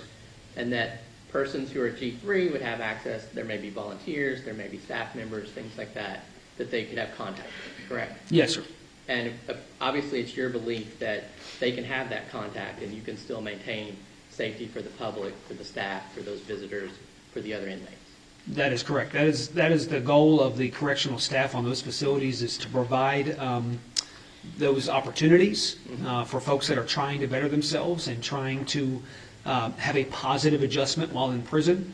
One of our foundational missions outside of public safety is rehabilitation, because that directly impacts public safety. The vast amount of our inmates are getting out at one point. Last year we received 56,000 new inmates. We released 50,000. So those people are going to go out and live next to you and I, again, based on their sentence. So our goal is going to be rehabilitation, right there beside public safety. And so, yes, we want to do all we can to get them to those programs and make sure that those go as smoothly as possible. Let's revisit a second. I know you talked about movement around the facility, and it sounded a little willy-nilly. That's not what authorized movement means, is it? What does authorized movement look like for an inmate, say a G3? Sure. So there's different reasons why they can move. So they could be coming out with a group of individuals going to a work assignment. They could be coming out and going to a program or to a meal. So there's different reasons why they can move in groups. There's also many reasons why they can move individually. So that example I gave earlier about the medical appointment, they wouldn't necessarily be going in a group. If just that one individual had an appointment they would show their slip, essentially, and the officers would let them out, and they would walk through the hallways to go down to where their appointment was. Is that what we mean when we say there's either a mass movement or they could have a pass to go somewhere? Sure, yes. Now, as part of that classification process, do the inmates receive a complete medical workup? Yes, that's happening in tandem with the classification process. So during intake and then afterwards as well, they see nursing staff, they see medical providers, and then their electronic medical record is updated by the university partners, the medical partners. And when the EMR, the medical record is updated, that feeds into our inmate management system. And so we can see the vital data that we need. We're not going to see, for instance, someone's diagnosis, but we would see if someone, say they need a bottom bunk because they can't climb into the top bunk. So we would see different living and work restrictions that would impact how we assign people. Okay. And in those 34 facilities, you're able to make those accommodations? Yes. Now, do they also receive a mental health workup as part of the classification process? Yes, sir. Again, not as part of the classification Okay. process, but it's happening simultaneously. Okay. So that happens, and that gives you data to rely on in doing the classification? Correct. Okay. So let's describe that quickly. You described the medical, uploading their information, and there was a medical exam as well? Yeah, so there's different medical evaluations, and they put that information into the electronic medical record, and then out of that, our system pulls vital pieces of information that could impact their housing or job assignments. Same thing with mental health. So for instance, if someone is in a crisis event or has some kind of critical mental health need, the mental health providers might tell us, well, that person needs to be assigned to a specific inpatient program. Which would give them a certain psychiatric score, is what we call it. That would then tell us that individual can't live on certain units, they can only live at inpatient mental health units, as an example. There's other things far down that spectrum where it might just say, well, he or she is taking medication. Well, that medication is not going to dictate where they live. Okay. So that's both an exam, and I assume they're looking at mental health records? Yes.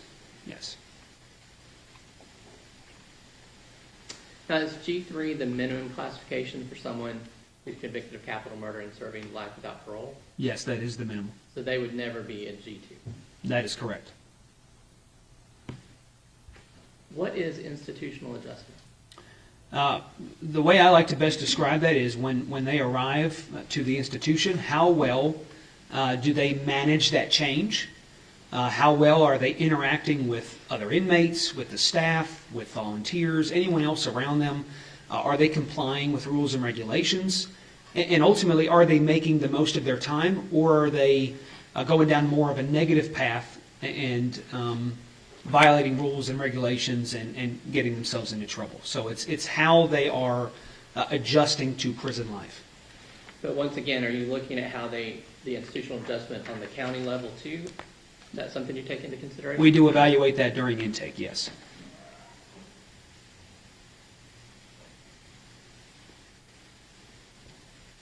And we talked about when someone gets downgraded to a G4 or G5. Those inmates would receive additional restrictions, I assume? Yes, sir. And you talked about you have different restricted housing available. Do you also have safekeeping housing available? We do have safekeeping, yes. How does that use? So we have a small portion of our population that's in safekeeping. They still are in a cell block environment with cellmates. But we have a very robust Safe Prisons program and a PREA program, which is the Prison Rape Elimination Act. So you have a lot of different factors that go into evaluating someone's potential likelihood of being a victim within prison, or the fact that they have been victimized. We evaluate all of that, weigh it out, and then if the committee, again the UCC committee, that 3-person panel, decides that someone is in need of a higher level of safety or safe living, they could be placed into safekeeping status. They're still in general population buildings. They are just not in a general population living area. They're separated. they can still have jobs and go to the dining hall with other inmates and all those other examples. They just live separately. Okay. So that could be within those 34 facilities we're talking about? That's correct. Okay. Let's go a little bit bigger picture. Now, is there guidance available for how to manage and maintain a prison classification system? Yes, it is. There is many different guiding policies and evidence-based practices that guide classification. Now, I believe we talked before about the National Institute of Corrections had some guidance from the federal level. Yes, the National Institute of Corrections puts out federal level recommendations and things of that nature that, depending on what that guidance is, could or could not influence the state of Texas policy that drives classification. Now, obviously, Texas may have some of their own guidance from the legislature, that sort of thing, correct? Correct. Now, are you able, in your role, in your division, to take that kind of guidance and then build on it to improve the system? Yes. And how often are you updating policies, procedures to try to make this a better system of classification? It's frequent. There's many different standard operating procedures, policies, and plans. It's kind of 3 different buckets of information that are reviewed frequently. They could be updated because of new technology. They could be updated because of new, again, evidence-based data that shows us we might need to move in one direction or another. We look at different genders and how we're classifying females versus males. So there's a broad spectrum of changes that can and do happen throughout the years to make sure that we are providing for the mission of our agency, and that's protecting the public. And so we do not want to stay stagnant. We always want the most informed decisions guiding how we play out our mission in the state. That was going to be my next question. And I assume when you talk about a prison being kind of a city, a secure city, you're also looking out for everyone within that city. That's correct.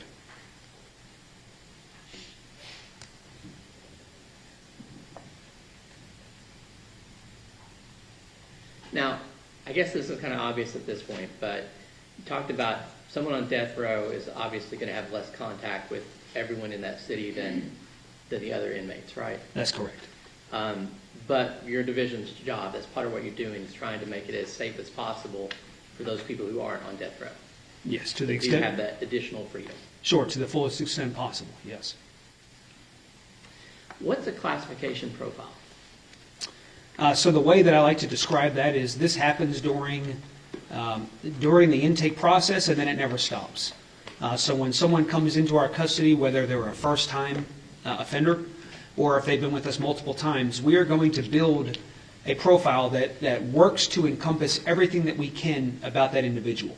The idea is that down the road, the operators in the field have a good sense of everything about this person's history. So we go through family background, jobs, whether or not, any kind of gang affiliation, any prior arrests, whether they did or did not lead to incarceration. So we try to gather as much as we can. There's a bunch of different assessments that happen that guide treatment. So, IQ tests. We do an adverse childhood impact evaluation. We do the Texas Christian University drug screenings. So there's a bunch of different tools that are used during intake to build this foundational profile about every person that comes in our door. And then throughout their incarceration, that profile is constantly updated, again, based on that institutional adjustment. So how they're behaving, things could change from day to day, and that needs to stay current.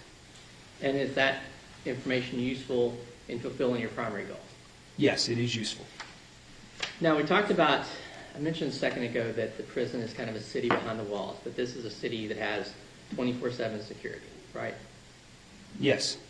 And the inmate movement is restricted, Yes. and the staff members are properly trained, Yes. and the civilians who enter are appropriately screened. They are screened, yes. So, in your expert opinion, is the process that you're using a reasonable and effective way to house someone who's been sentenced to life without parole while ensuring the safety of the public, your staff, the visitors, and the other inmates? We do all we can to provide for the safety of the staff and for the public, so yes. Pass the witness, Your Honor. Redirect. All the same exam processes that you went through and talked about with regard to someone serving life without parole in the prison system, did those exist in the Polinsky unit on death row? Yes, sir. Okay. And you talked a little bit about your goals and what do you use to be effective and provide a safe and effective place. But regardless of your goals, does violent conduct against staff still occur? Again, just like the society analogy, we have laws to prevent violence against citizens.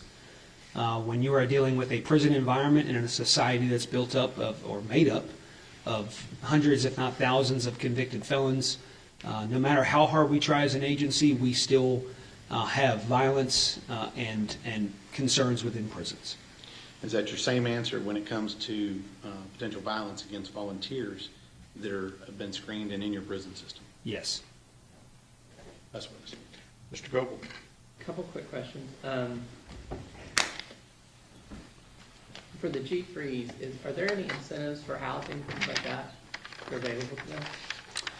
There are some incentives. So again, this goes back to the conversation of parole eligibility and hope. And so when I talk about hope within a prison, hope is a very intrinsic thing a lot of times.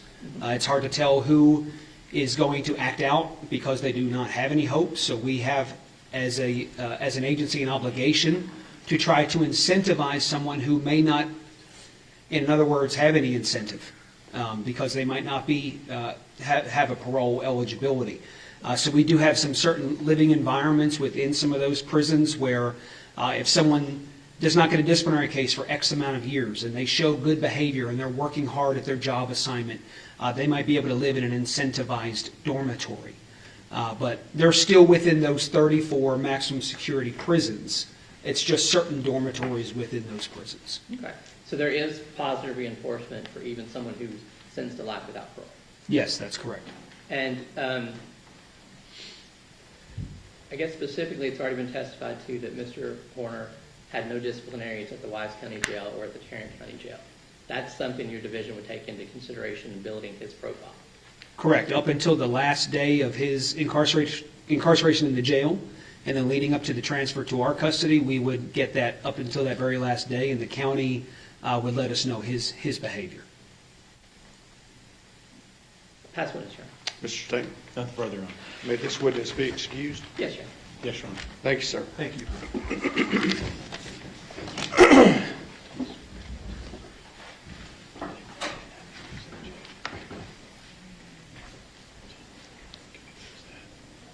You ready for your next witness? Yes, Judge. Okay.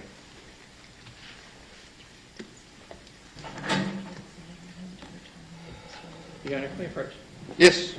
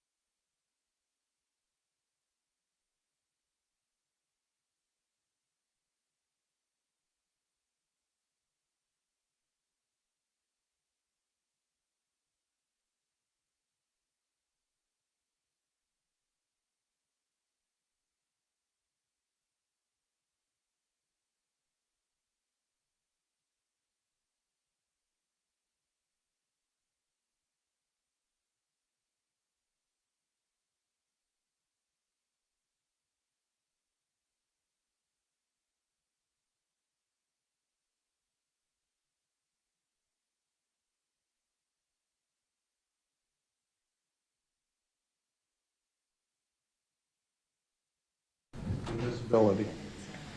Okay. Do you want me to go through, I don't know how much they want me to go through of the questioning. Do you want everything that I'm going to ask?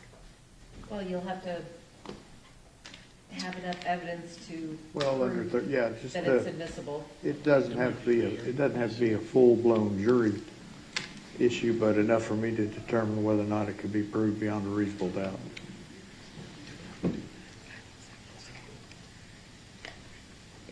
We're gonna, for purposes of the record, we're gonna call you Billy. We're just gonna use your first name, okay? Yes, ma'am. Can you Okay. move closer to the microphone? There you go. Yeah, make sure you speak up. How do you know Tanner Horner? I know Tanner Horner because my uncle had a baby with his mom, and I was raised as his cousin And so how long have you known Tanner? since I was 3 years old.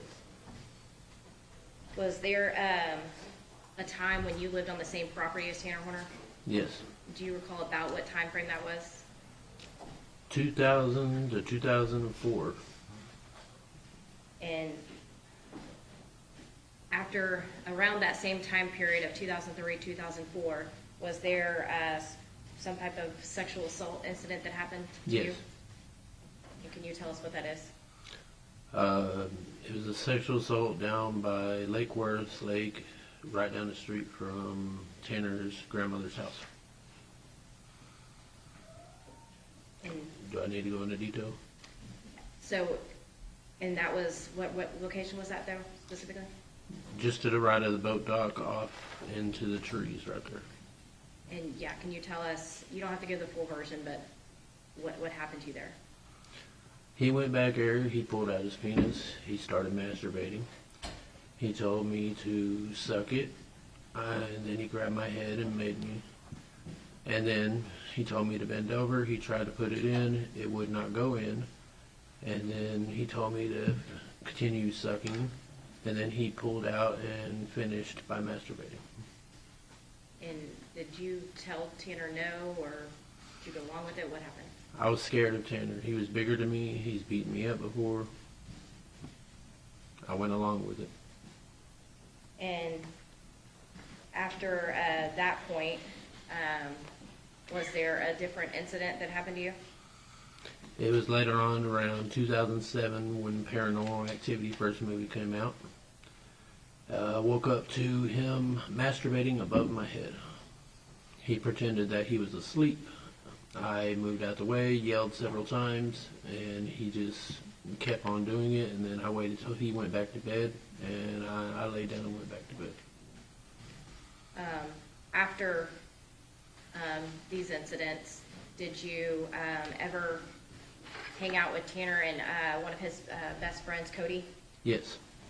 And can you recall anything about that event? It was 4th of July. Tanner's grandmother had parked her van at the fireworks stand. It ran out of gas because I guess she was sitting on a hill. It wouldn't start. It rolled back. Cody gave us a ride home to his house, and in the car on the ride home, Tanner had mentioned he'd wondered what it would be like to kill somebody. And how old were you about that time? That time I was older. I was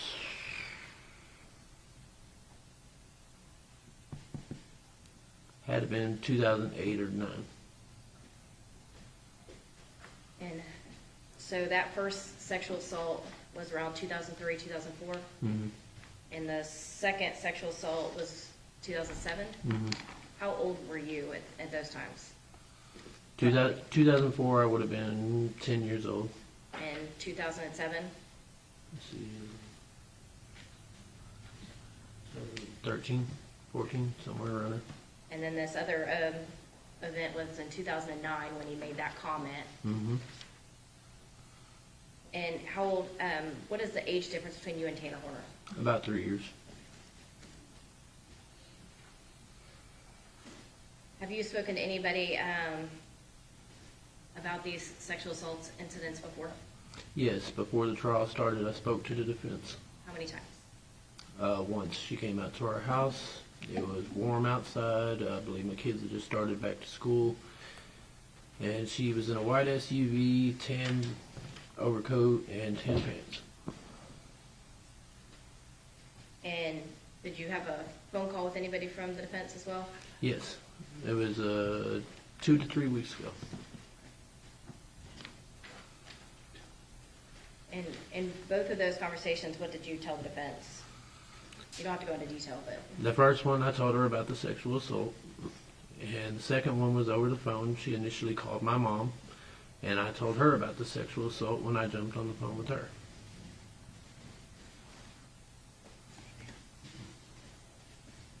That's what the judge. Cross-examination. Yes, Your Honor. Now, there were some different dates there when you were answering those questions. Can you help me out? In the notice we received, it talked about the first incident being between 2001 and 2003. Does that sound right?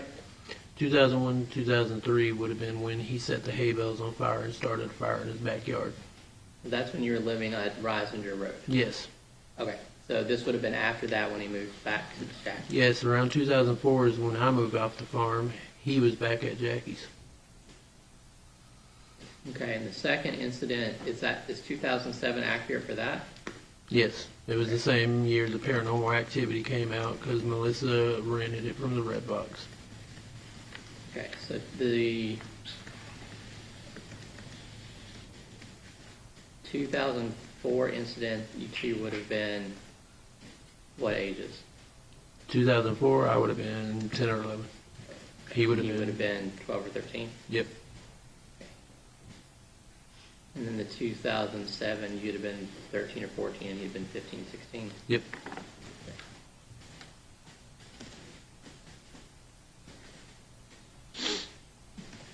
And the statement about wondering what it'd be like to kill somebody, you said that was 2007? That was around 2007, 2008. Okay. So once again, he's 16. Ish. Yep. Said a yes. Okay.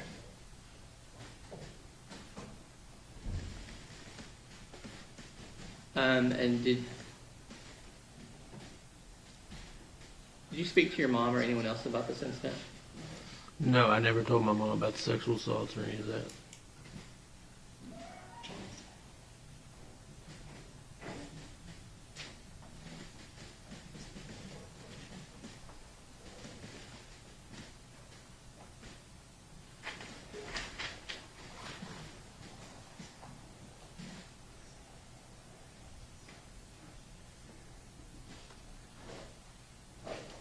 Okay. Now, when you say you spoke to the defense, you don't mean Susan, right? No, over the phone call the second time, she named herself Shawnee. And was your mom present for either of those conversations? Yes, my mom was present for the phone call one, and my mom was present for the one where she showed up at her house. I just happened to be at my mom's house when she showed up.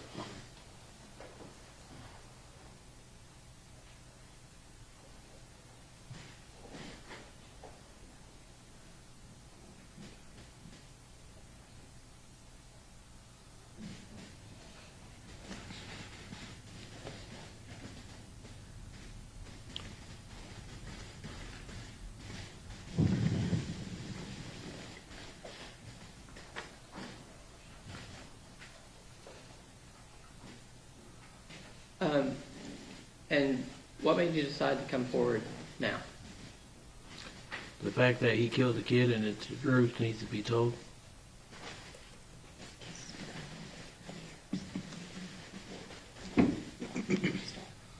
I talked to the defense and I told them many times I wanted to speak to the prosecution, and they never got me in contact with the prosecution, so I posted on Facebook. You said many times, you said you spoke to him twice? When I spoke to the lady the first time, I told her I wanted to talk to the prosecution. Okay. She never got me in contact with them. When I spoke to Shawnee, I told her I wanted to talk to the prosecution. She never got me in contact with them. So I went to Facebook, and then the state contacted me off of Facebook. Okay. You posted on Facebook, and then Ranger Espinoza called you, came to see you. What happened? WFPD Wichita Falls Police Department left a card at my door, and I made the choice to make the phone call to the Ranger Espinoza.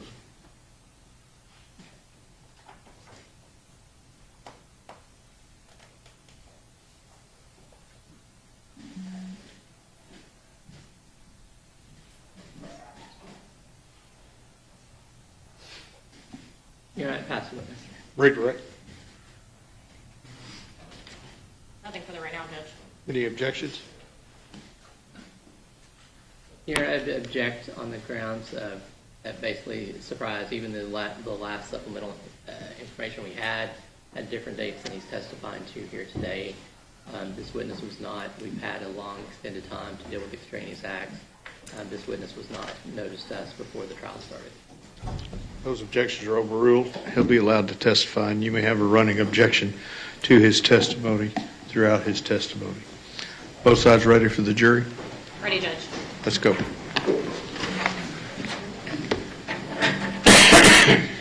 Just take a seat.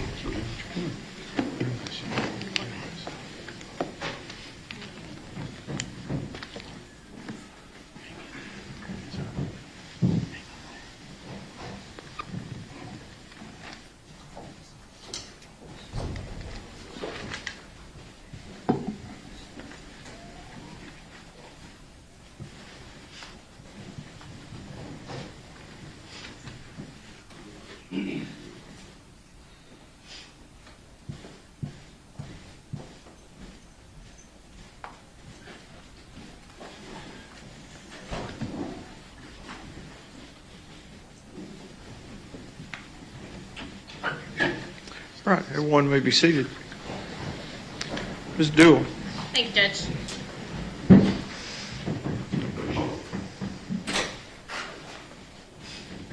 Again, you can just use your first name, but can you introduce yourself to the jury? My name is Billy. And who do you currently live with? Currently live with my wife, my mother-in-law, and my 3 kids. And how are you related to Tanner Horner? My uncle had a baby with his mother, and I was raised as his cousin So how long have you known Tanner Horner then? since about 3 years old. And during your childhood, were you around Tanner Horner a lot or a little? I was around him a lot. And what did you guys do when you guys were around each other? Usually playing, he liked to pretend play Dragon Ball Z, and it ended up him just beating us up. Throwing rocks in the rivers, creeks, out there on Rising Road. Was there a time when you guys lived on the same property? Yes, And what time period was that, roughly? 2000 to 2004. After 2004, did you have any contact with Tanner Horner at that point? Yes, And where was Tanner Horner living at that time? at Jackie's house in Lake Worth. Sorry. What got you into contact with us, the state, in this case? The fact that I told the defense I wanted to speak to the prosecution, and out of impulse I made a Facebook post. You made a Facebook post. When did you post that? I posted that uh,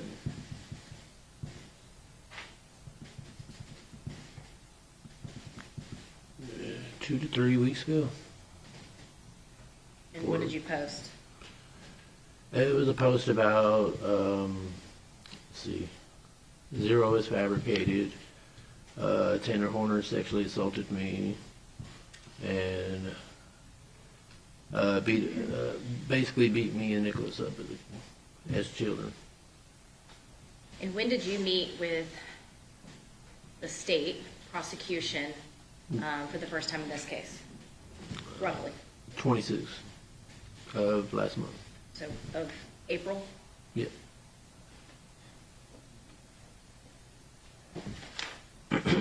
From that Facebook post, you just mentioned that there was some type of a sexual assault. I'm going to ask you a few questions about that, okay? Yes, ma'am. All right. The event that you posted about, and you don't have to be exact on dates, okay?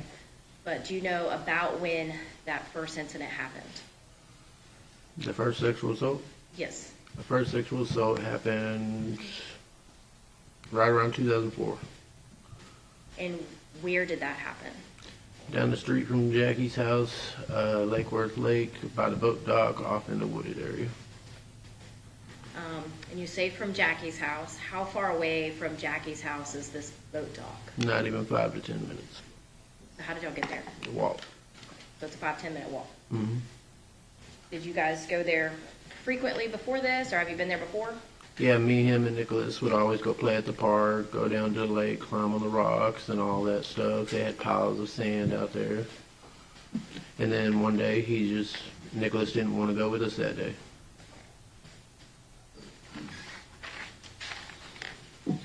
Now, how old are you at that time, and then how old is Tanner Horner at that time? I would have been about 10. Tanner would have been about 13. So Tanner Horner's about 3 years older than you. Mm-hmm. At this time, is Tanner bigger or smaller than you? He was bigger than me. Can you go ahead and tell the jury what happened on that day? About the whole sexual assault. Yes. All right, it started off as we were all going to go play down at the park as usual. We ended up walking down the street. Tanner wanted to go to the boat dock. We ended up going off into a little wooded area of the boat dock. Tanner immediately pulled out his penis, started masturbating. He told me to get down and start sucking it. I was scared of Tanner at the time, so I did. And when a little bit of time goes by, he tells me to bend over. He tried to put it in. It would not fit, I guess, so he turned around and he had me suck it some more, and then he finished by masturbating next to the tree. At this point, why were you scared of Tanner at that time? Because he would like to pretend play Dragon Ball Z, which ended up him just beating us up and kneeing us in the stomach. And I was scared of him. the us, was that his brother? Mm-hmm. Was there another sexual assault incident? Yes. And again, we're going to kind of, I know dates sometimes are, but do you recall the date on that sexual assault incident? Same year Paranormal Activity came out, the very first one, 2007. Okay. He woke up to him masturbating above my head. He pretended like he was asleep. I backed off in the corner. He continued to act like he was asleep. Then he laid back down, covered up. And I just stayed there until I made sure he was asleep, and I went back to sleep.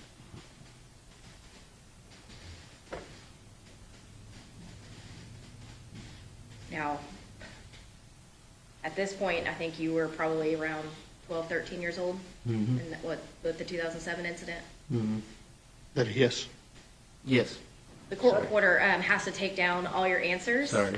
No, it's okay. So just say yes or no. Yes, ma'am. So after these two sexual assault incidents that happened to you, past when you were 13,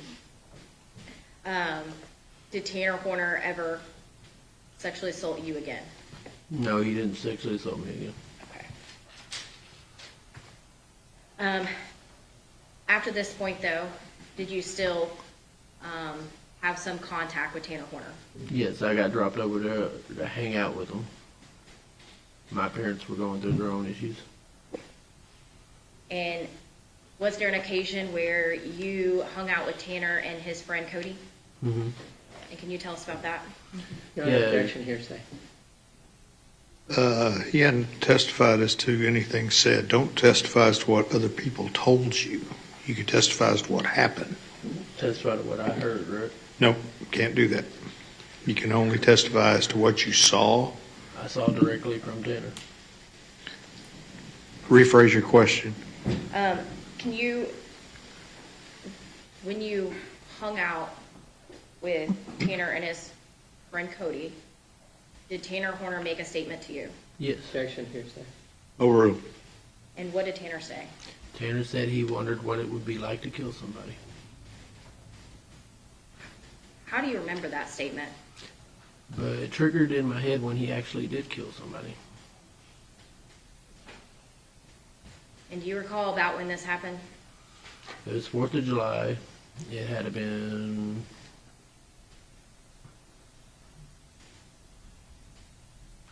after 2007, so about 8 or 9.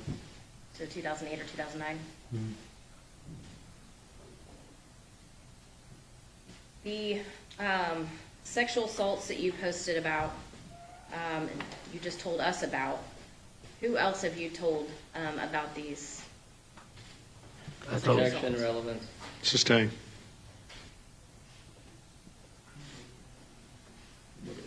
No, hold on. She'll ask you a question. Now, Billy, in 2015, did you get arrested and ultimately convicted for a solicitation of prostitution charge? yes. That did not involve a child, though, did it? No. Have you ever kidnapped, sexually assaulted, or murdered a child? Objection, No. relevance. Sustain. I'll pass on this, Judge. Cross-examination.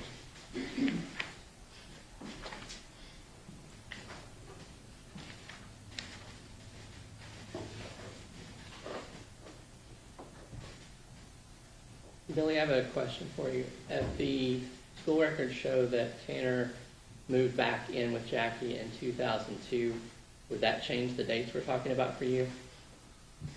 I guess I'm going off my memory. Okay. So if he was in the Azle School District in 2002, then we back those years up a couple years, would that still fit your memory? Would you may have been, what would that make you? Maybe 8 or 9 and him 10, probably, yeah. something like that? 10, 11, something, 9, 10, something. Now,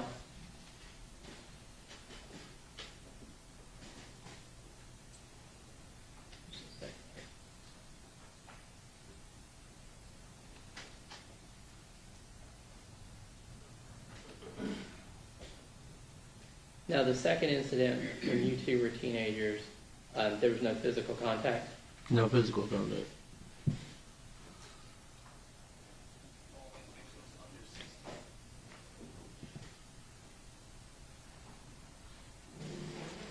Now, you said that you and Tanner, you're not blood relatives. You're related through his half-brother. Yep. Yes.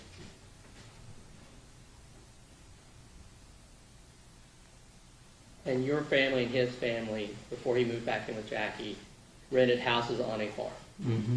separate houses. Yes. So that's why you were around each other so much then. Yes. Now, at that time, when you and Tanner were forced to hang out a lot, were your parents struggling with an addiction? Yes.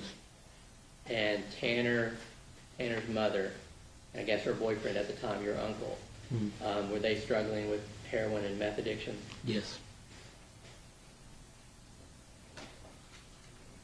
And did you tell, I guess you stated to Ranger Espinoza that Jackie was too busy dealing with those addictions to actually raise Tanner and his brother?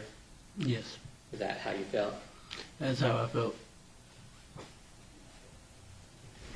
Did you and Tanner witness Tanner's mother chasing your uncle out of the house with a butcher knife? Yes, it was me, Tanner, and Nicholas all put up a tent in the living room, and Melissa comes through chasing Eddie out the house with a butcher knife.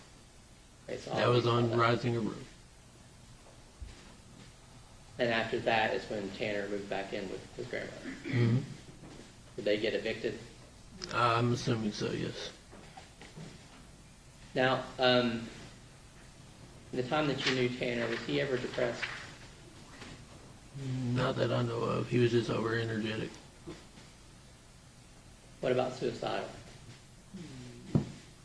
There was one time in my life when I stayed the night with him, and I woke up to Jackie taking him to the mental ward for a suicide attempt.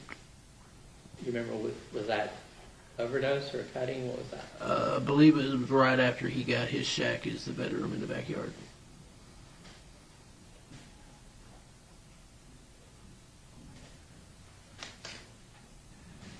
Give me 1 second, Billy.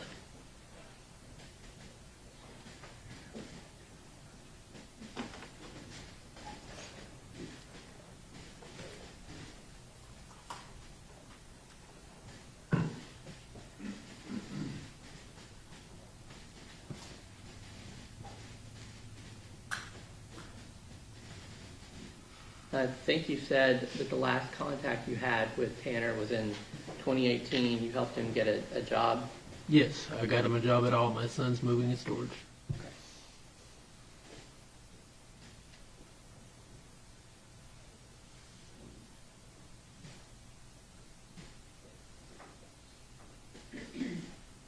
Pass the witness, Your Honor. Redirect. Very briefly, Judge. Seems like the dates may be a little foggy, but is what Tanner Horner did to you, is that clear in your mind? Yes.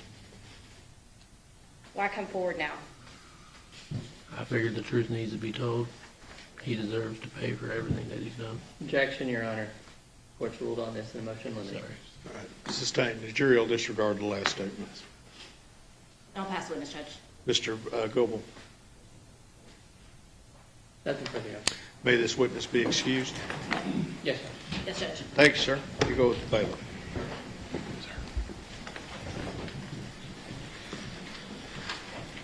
I got to do one more thing outside your presence, okay? So let's take our afternoon break. I'll call you right back in.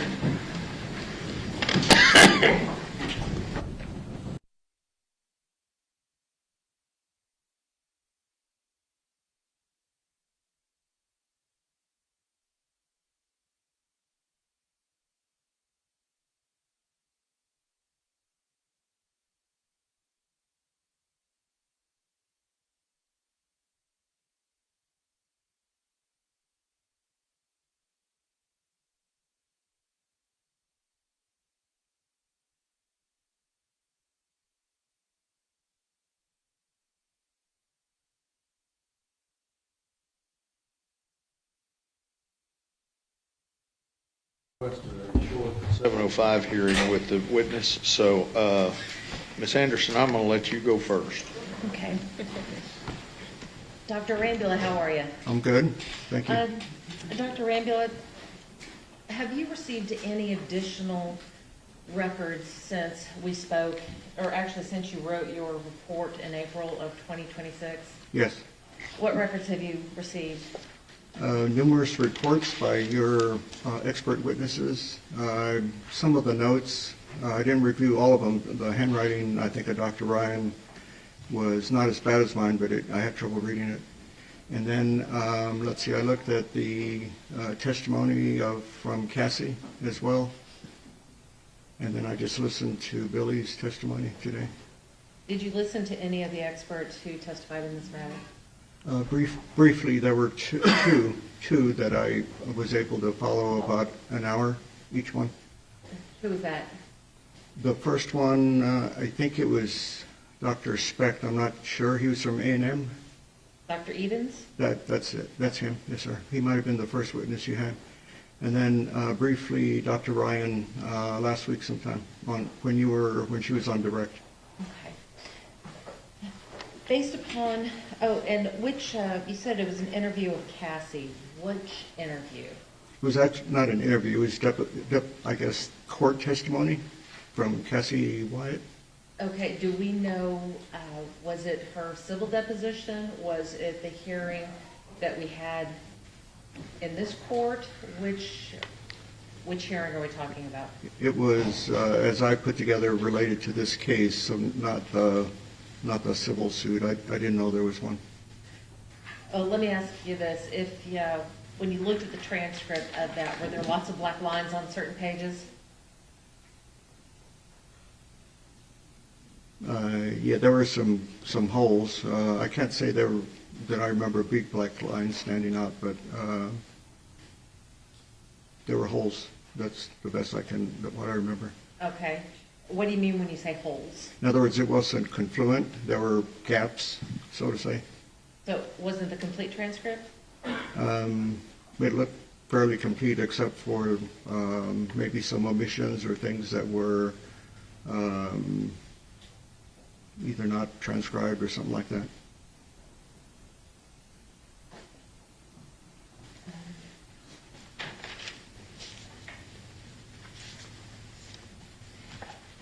We had a hearing that began in December of 2025 and continued in April of 2026, wherein we discussed your testimony and your findings. Do you have any additional findings or conclusions in addition to the report that you've already produced? Yes. And what are those? Based on me looking at the records again, I remember that hearing where I hadn't reviewed for that, and the expert reports, the transcript, the testimony today. I do have an opinion regarding future danger. And what is that opinion? That based on the evidence, there is a probability that Mr. Horner will commit violent acts and constitute and be a continuing threat to society. I think I'm paraphrasing the statute, but I don't remember it by heart. What do you base that on? On the statute. In other words, it has to do with the statute regarding future dangerousness in sentencing hearings. I understand that, but I'm asking upon what evidence are you basing your opinion that constitutes a continuing threat? So previously, I expressed concern about his temper, his ability to control himself, the outbursts he had. I think I mentioned his attitude towards women in general, based again on the audio recording that I listened to regarding his mistreatment of Athena. And then after looking at the rest of the reports that from the experts you provided, it was clear that he had some issues with executive dysfunction, difficulty with emotional processing, self-regulation, basically anger, so to say, and that he was also impulsive. And so because of their reports and the evidence they provided in those reports, coupled with my concern already about his ability to manage stress, control himself, his behavior, and particularly keeping in mind what I heard regarding what he did to Athena, that was the basis for my opinion. Are you going to render an opinion on any particular diagnoses that you feel would be appropriate for Mr. Horner? Well, if anyone asks me, sure. What diagnoses do you feel would be applicable to Mr. Horner?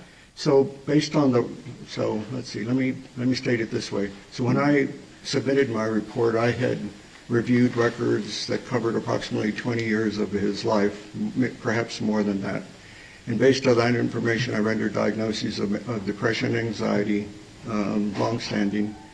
I didn't point out in the previous hearing that per the records, major depression recurrent was something that came up, unspecified anxiety. There may have been some features of panic attacks, but nothing was really codified in a diagnosis. Additionally, and I think I stated in my report, I suspected that there were some traits of PTSD based on the sexual assault he endured as a kid that he didn't want to talk about, but I still nevertheless included it as a possibility, not necessarily a disorder per se. Based on the records I reviewed up to my report, the diagnosis of ASD had been, I guess, by testing closed, that door was closed, so to say. In other words, the two psychologists concluded he didn't have it. But after looking at the reports from your doctors, who probably see ASD a lot more than I do because they see kids, I didn't have any issues with that. At the time that I looked at the records and interviewed him, there was an uncertainty on my part about how restrictive and repetitive his behaviors were, his interests. And that's one of the components and the criteria for ASD. But I knew he had some social issues. I mean, he'd had that all his life. But you have to meet two, and that's why it looked like he didn't meet the criteria. But once again, your experts, I don't have any issue with their diagnoses because they collected a lot of evidence and they see it more often. I spoke about personality pathology. That remains the same. He has significant features of antisocial personality pathology. There may be some borderline personality pathology undercurrents in there as well, perhaps narcissistic, and that's about it. And lastly, after my evaluation, I was not very impressed with the amount of drugs that he had been using before.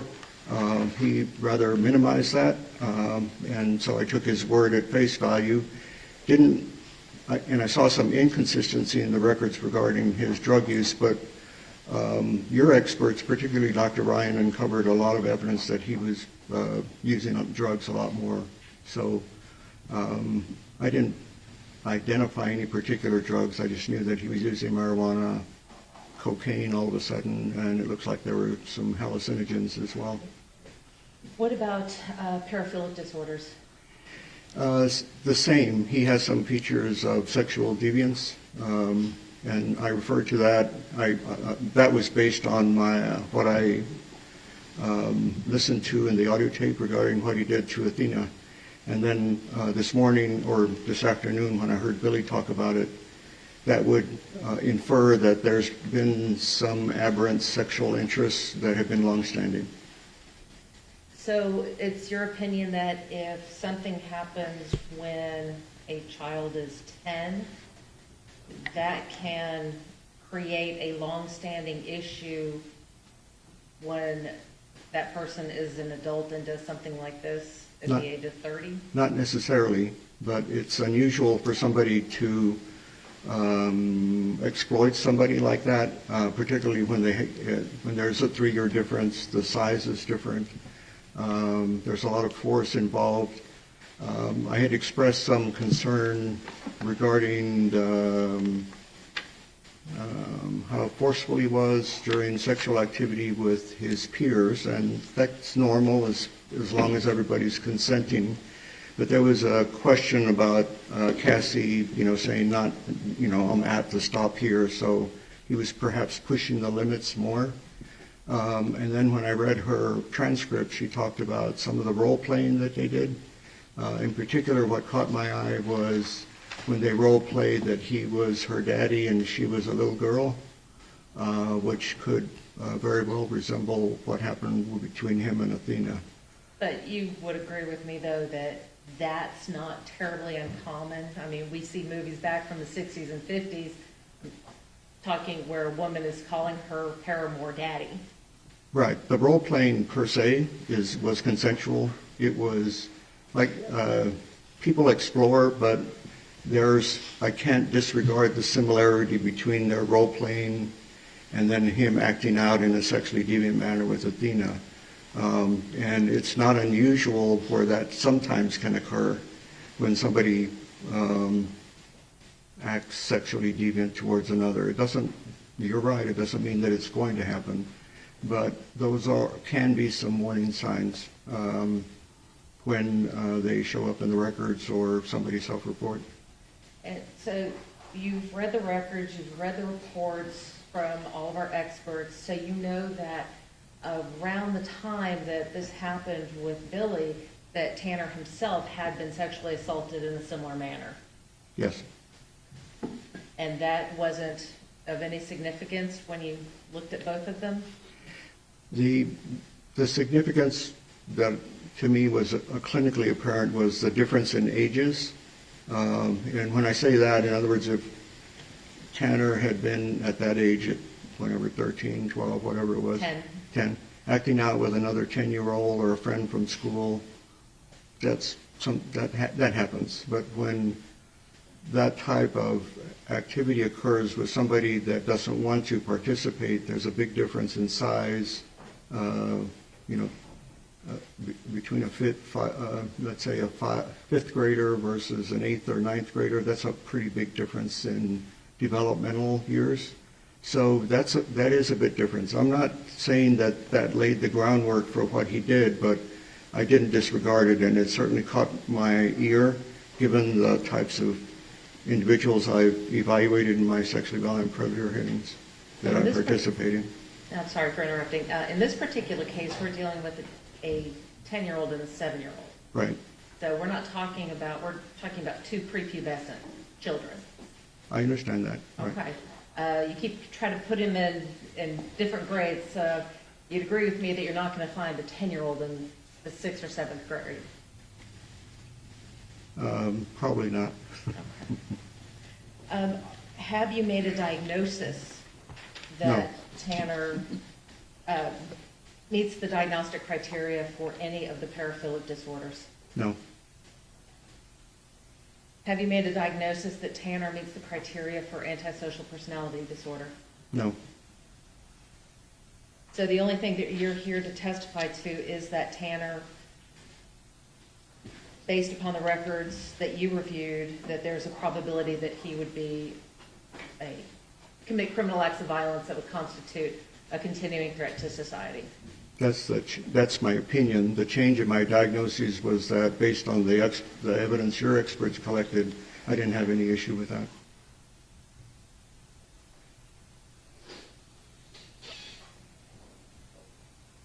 With regards to the records that you reviewed, did you review all of the records from the Wise County Jail? Not all of them, no. What records did you review from the Wise County Jail? Whatever was sent to me, so there were notations of incidents, like for instance, the suicide attempt. I reviewed that. There were some mental health records. I think it's Helen Therapy Center that provides mental health treatment to the detainees in jail. So I read all of those. If there's something else, then I didn't see that. What about records from Tarrant County? Yes, I saw those. What records did you review from Tarrant County? Up until, in other words, there were two periods when he was receiving treatment from Tarrant County MHMR. I want to say one was 16, something like that, and the other was more recent in 22, when he sought treatment again. Up until October was his last visit, I believe.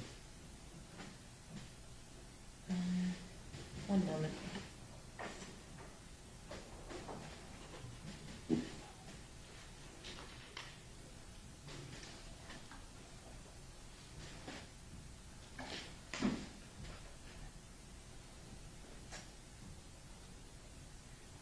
Dr. Rambula, just one last thing, and it had to do with the records. Did you receive any of the Tarrant County MHMR records from the state? Yeah, they're listed in my report, and I haven't reviewed any subsequent records from Tarrant County MHMR. Okay. Lost his, pardon me, Doc. I've lost your report amongst all my papers. Hold on one second. Okay.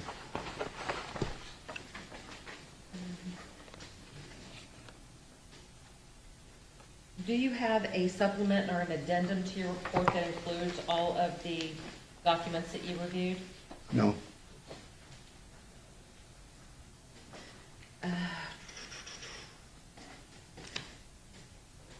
I think that's it, Your Honor. Mr. Berry? Yes, Your Honor. Dr. Rambula, are you, in addition to the diagnosis that you've already stated in your report, and then just regarding the possibility of future dangers, and in your questioning with Ms. Anderson, are you also going to offer, some characteristics that are found in both the paraphilic disorder and the personality pathology that you observe potentially in Tanner, whether or not he meets the full diagnosis, full criteria to be diagnosed with those disorders? If asked that, yes, I can answer. Your Honor, other than that, I don't have any further questions. Any further questions? No, Your Honor. Dr. Arandula, if you'll go with Deputy King for just a few minutes, we'll call you right back in, okay? Yes, sir. Any objections? Yes, Your Honor. We don't have any objection to the doctor's qualifications. We know he's qualified. However, he has specifically stated that Tanner was not diagnosed with a paraphilic disorder. Therefore, it would be confusing to the jury to start talking about what symptoms there might be. If it wasn't diagnosed, it's not relevant. Same with anything with antisocial personality disorder. If we're talking about symptoms, it's not relevant because the doctor has already said that Tanner does not meet the criteria for antisocial personality disorder. We also have a couple of other things with regards to Dr. Arambula. One is he's used the term sexual deviance. That's not a diagnosis for the DSM, and if he were to be able to use the term sexual deviance, again, it can confuse the jury. Same thing if he were to try to use the phrase psychopathology or psychopathy. He has done that in the past in previous trials, and so we would ask that he not be allowed to speak about psychopathy for several reasons. One, it's not a diagnosis, and two, if he's allowed to speak about that, then it could confuse the jury. And Your Honor, there is ample research that shows just how prejudicial calling somebody a psychopath or speaking of psychopathy is. In fact, the research has stated that it's almost as prejudicial as referring to someone as a pedophile. So we know that the research supports the prejudice that it causes, and so we're asking the court to order the witness to basically stick to the diagnoses that are in the DSM. Same thing with sociopathy. It just goes along with the line that it is not a diagnosis for the DSM, and allowing the doctor to speak in colloquialisms, one, is going to confuse them, and two, creates a false impression in their minds as to the symptoms that Tanner may or may not have, and three, is unduly prejudicial, and the prejudice clearly outweighs any probative effect. Your objections are overruled. You may cross-examine him on those statements. Let's take 10 minutes. We'll start up at 10 minutes to 3.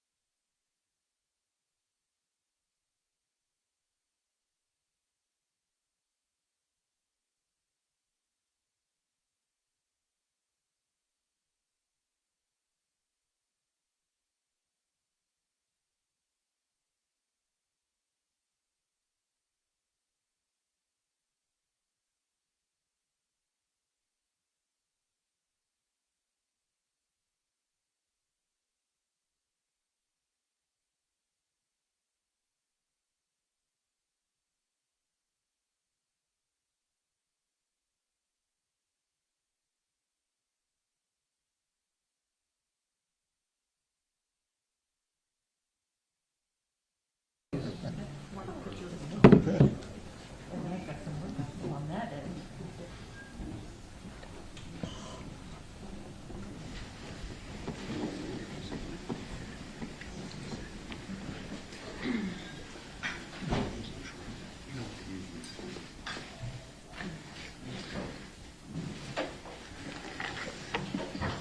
All right, everyone may be seated.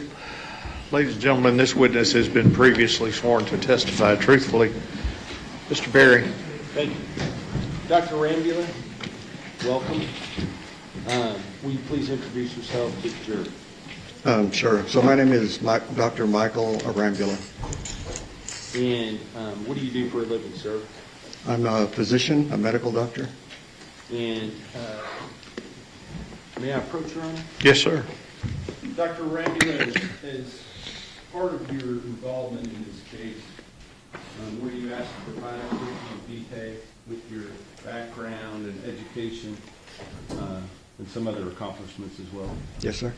And did you also, as a result of your evaluation of the defendant in this case, write a report? Yes. And did you also provide us with handwritten notes that you had made during that evaluation and after, in preparation for writing your report? Yes. At this time, Your Honor, I'll offer in evidence State's Exhibit number 311, curriculum vitae, State's Exhibit number 312, the report of Dr. Arambula, and State's Exhibit number 313, the handwritten notes of Dr. Arambula. No objections. State's Exhibits 311, 312, and 313 are admitted. Dr. Arambula, I'm not going to take a whole lot of time going through your curriculum vitae, but can you give us sort of an abbreviated version of what your background is that qualifies you to make the diagnosis and opinions that you're going to give today? Okay. So I'll make it quick. I attended the University of Texas at Austin and received 2 degrees from the College of Pharmacy. The first was a Bachelor of Science in Pharmacy, and then later I received a Doctor of Pharmacy. As far as why I'm a physician, I attended medical school at the Health Science Center in San Antonio, and I remained there for my internship and then residency training in general psychiatry. I completed that in the summer of '91, and then I spent a year in fellowship training, that's subspecialty training in forensic psychiatry in Chicago, and that was at Rush Presbyterian St. Luke's Medical Center. That was a year-long fellowship which I completed in the summer of '92. I've been back home ever since, and I'm also board certified in both general and forensic psychiatry. So having this dual, you have 2 different medical doctor degrees, correct? 2 different doctorates, yes, sir. Yes. So with regard to your work in this case, I just want to ask you how you became involved in this case. What I vaguely remember is that you called my office, I think it was in probably January of 2023, and arranged to meet in my office to discuss this case, after which you retained me to work on this case alongside of you, looking at records and then ultimately evaluating Mr. Horner. And are you paid for your services related to this case? Yes, I am. And what is the total amount of payment for services rendered so far? So based on the last invoice that was sent, I believe it's $28,400, maybe a little bit more than 400. Now tell us a little bit about your experience dealing with psychiatric patients. Well, I've been in practice a long time, so as part of my residency training and then private practice, and I still have a private practice. I see predominantly outpatients. Collectively, I've seen thousands of patients who have different types of mental conditions. So that's it in a nutshell. Have you evaluated persons that have similar mental illness or / mental conditions that you have seen in the defendant in this case? Yes, sir. Have you also evaluated people that have different personality pathologies like you have seen in the defendant in this case? Yes, I have. And as far as criminal cases, kind of talk to the jury just real quick about what you do related to criminal cases. Okay, so criminal case-wise, I've been in probably a few hundred criminal cases. And over my career, earlier in my career, I worked predominantly for defense, and then in the last probably 10, 11 years, predominantly for the state or the DA. I've evaluated individuals for competency to stand trial, for example, insanity, mitigation for like probation, sentencing, and I've done some evals for federal judges. A couple of federal judges asked me to evaluate someone representing both sides regarding their capacity to waive habeas corpus. So with regard to this particular case, you said that you were asked to look over some records. Do you have a list of those records in your report? Yes, sir. Okay. And I'm not going to ask you to read those, but just so the jury knows, those are listed in your report on page 1. Is that correct? Yes, and those are the records that I reviewed prior to and as a basis for the report that I submitted to you in April of this year. And we're talking about April of 2026, correct? Yes, sir.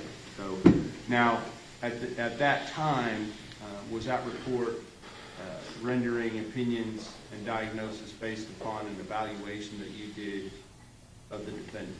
The defendant and also the record review of Mr. Horner. So with regard to the record review, I want to ask you some specific questions. At the time that you did the record review and also the evaluation of the defendant in this case, did you know at that time that he was going to plead guilty to the offense when it came time to go to trial? No. And does that create some limitations with regard to whether or not you can give a complete evaluation of the defendant regarding punishment special issues?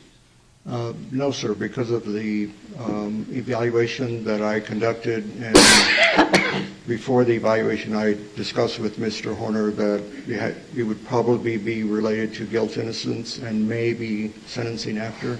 So because of that informed consent, so to say, I collected information regarding both. I just didn't submit a sentencing report, so to say, because he hadn't pled guilty, or I didn't know what was going to happen, so I wasn't going to do that. Understood. So the type of report that you did submit to the court was based upon your knowledge at the time, which was that he had not pled guilty. Is that correct? Yes, sir.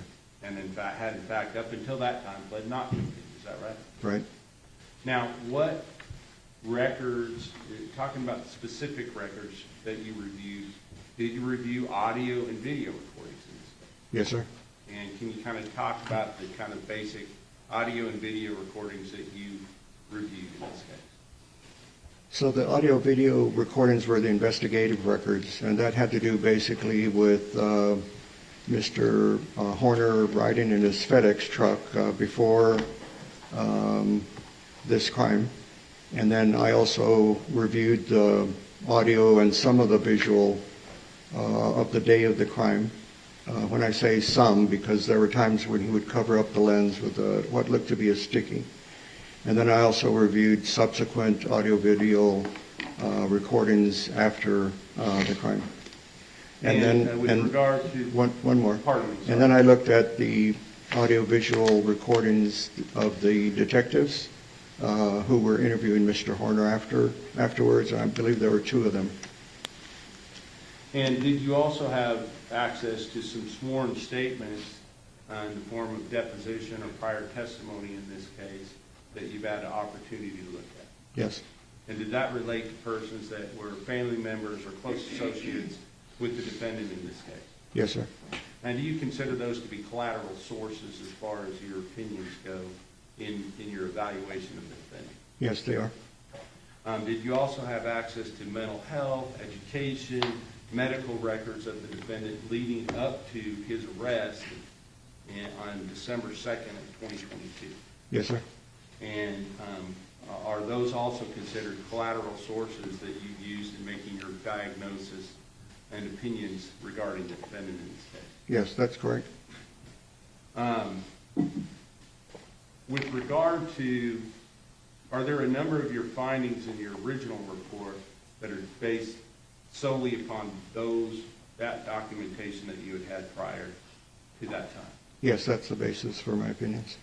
Now, as far as the investigative agencies that you referred to, did you receive records from all the different agencies that were involved in the investigation and the apprehension of the investigation of the murder of Athena Presley Monroe Strand and the apprehension of the defendant in this case? Yes, sir. And did you also review some records related to prior sexual assault victims that came from the Fort Worth Police Department here in Tarrant County? I did.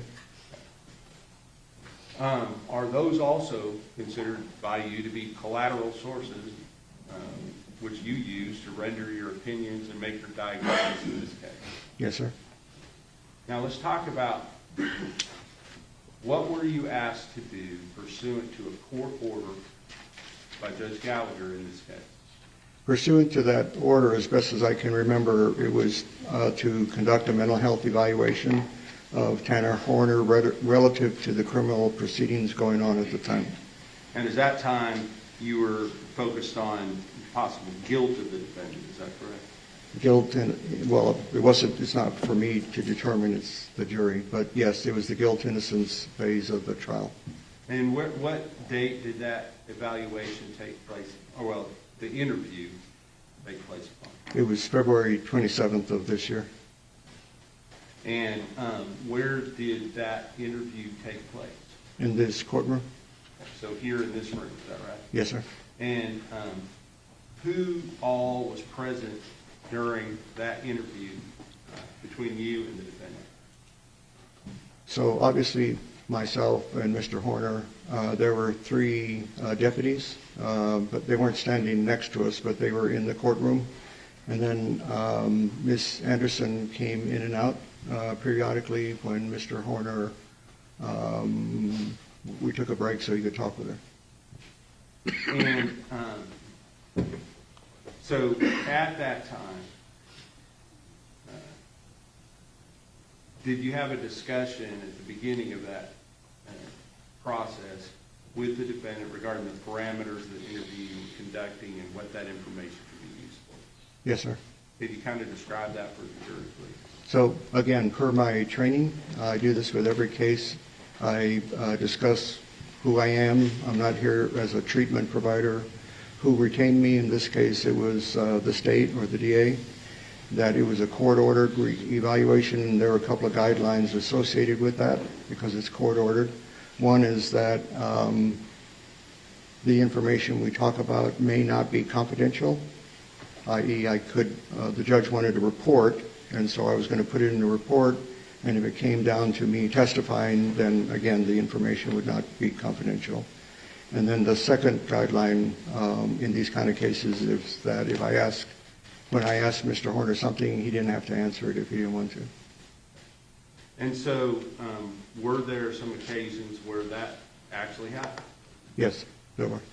So I want to kind of just have you tell me sort of in general about the level of cooperation that the defendant gave you during that interview for the evaluation.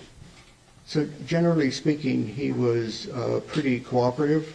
There were some areas that he was not cooperative with, and so we had to take a break. And then with each successive break, he became less cooperative and worked up. And so I didn't pursue the last time that he didn't want to talk about something. I just let it go. And so if he didn't want to talk about something, did he avail himself of the opportunity to go and discuss it with his counsel? The last time... Objection, Your Honor. May we approach? Yeah. Sure.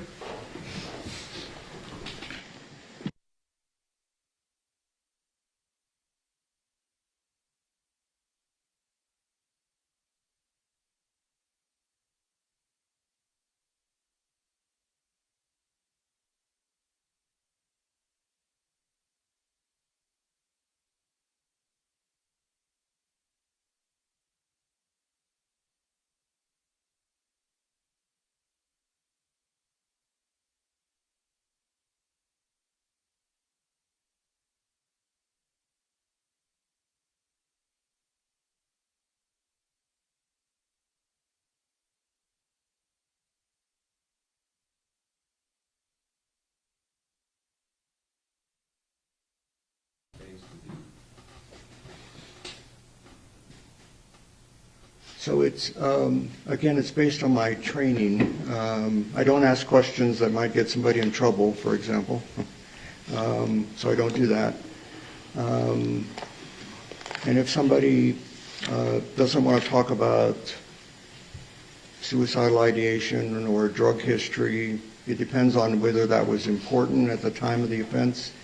I can let it go. Sometimes I'll revisit it in case the person has a change of heart and may want to talk about it more.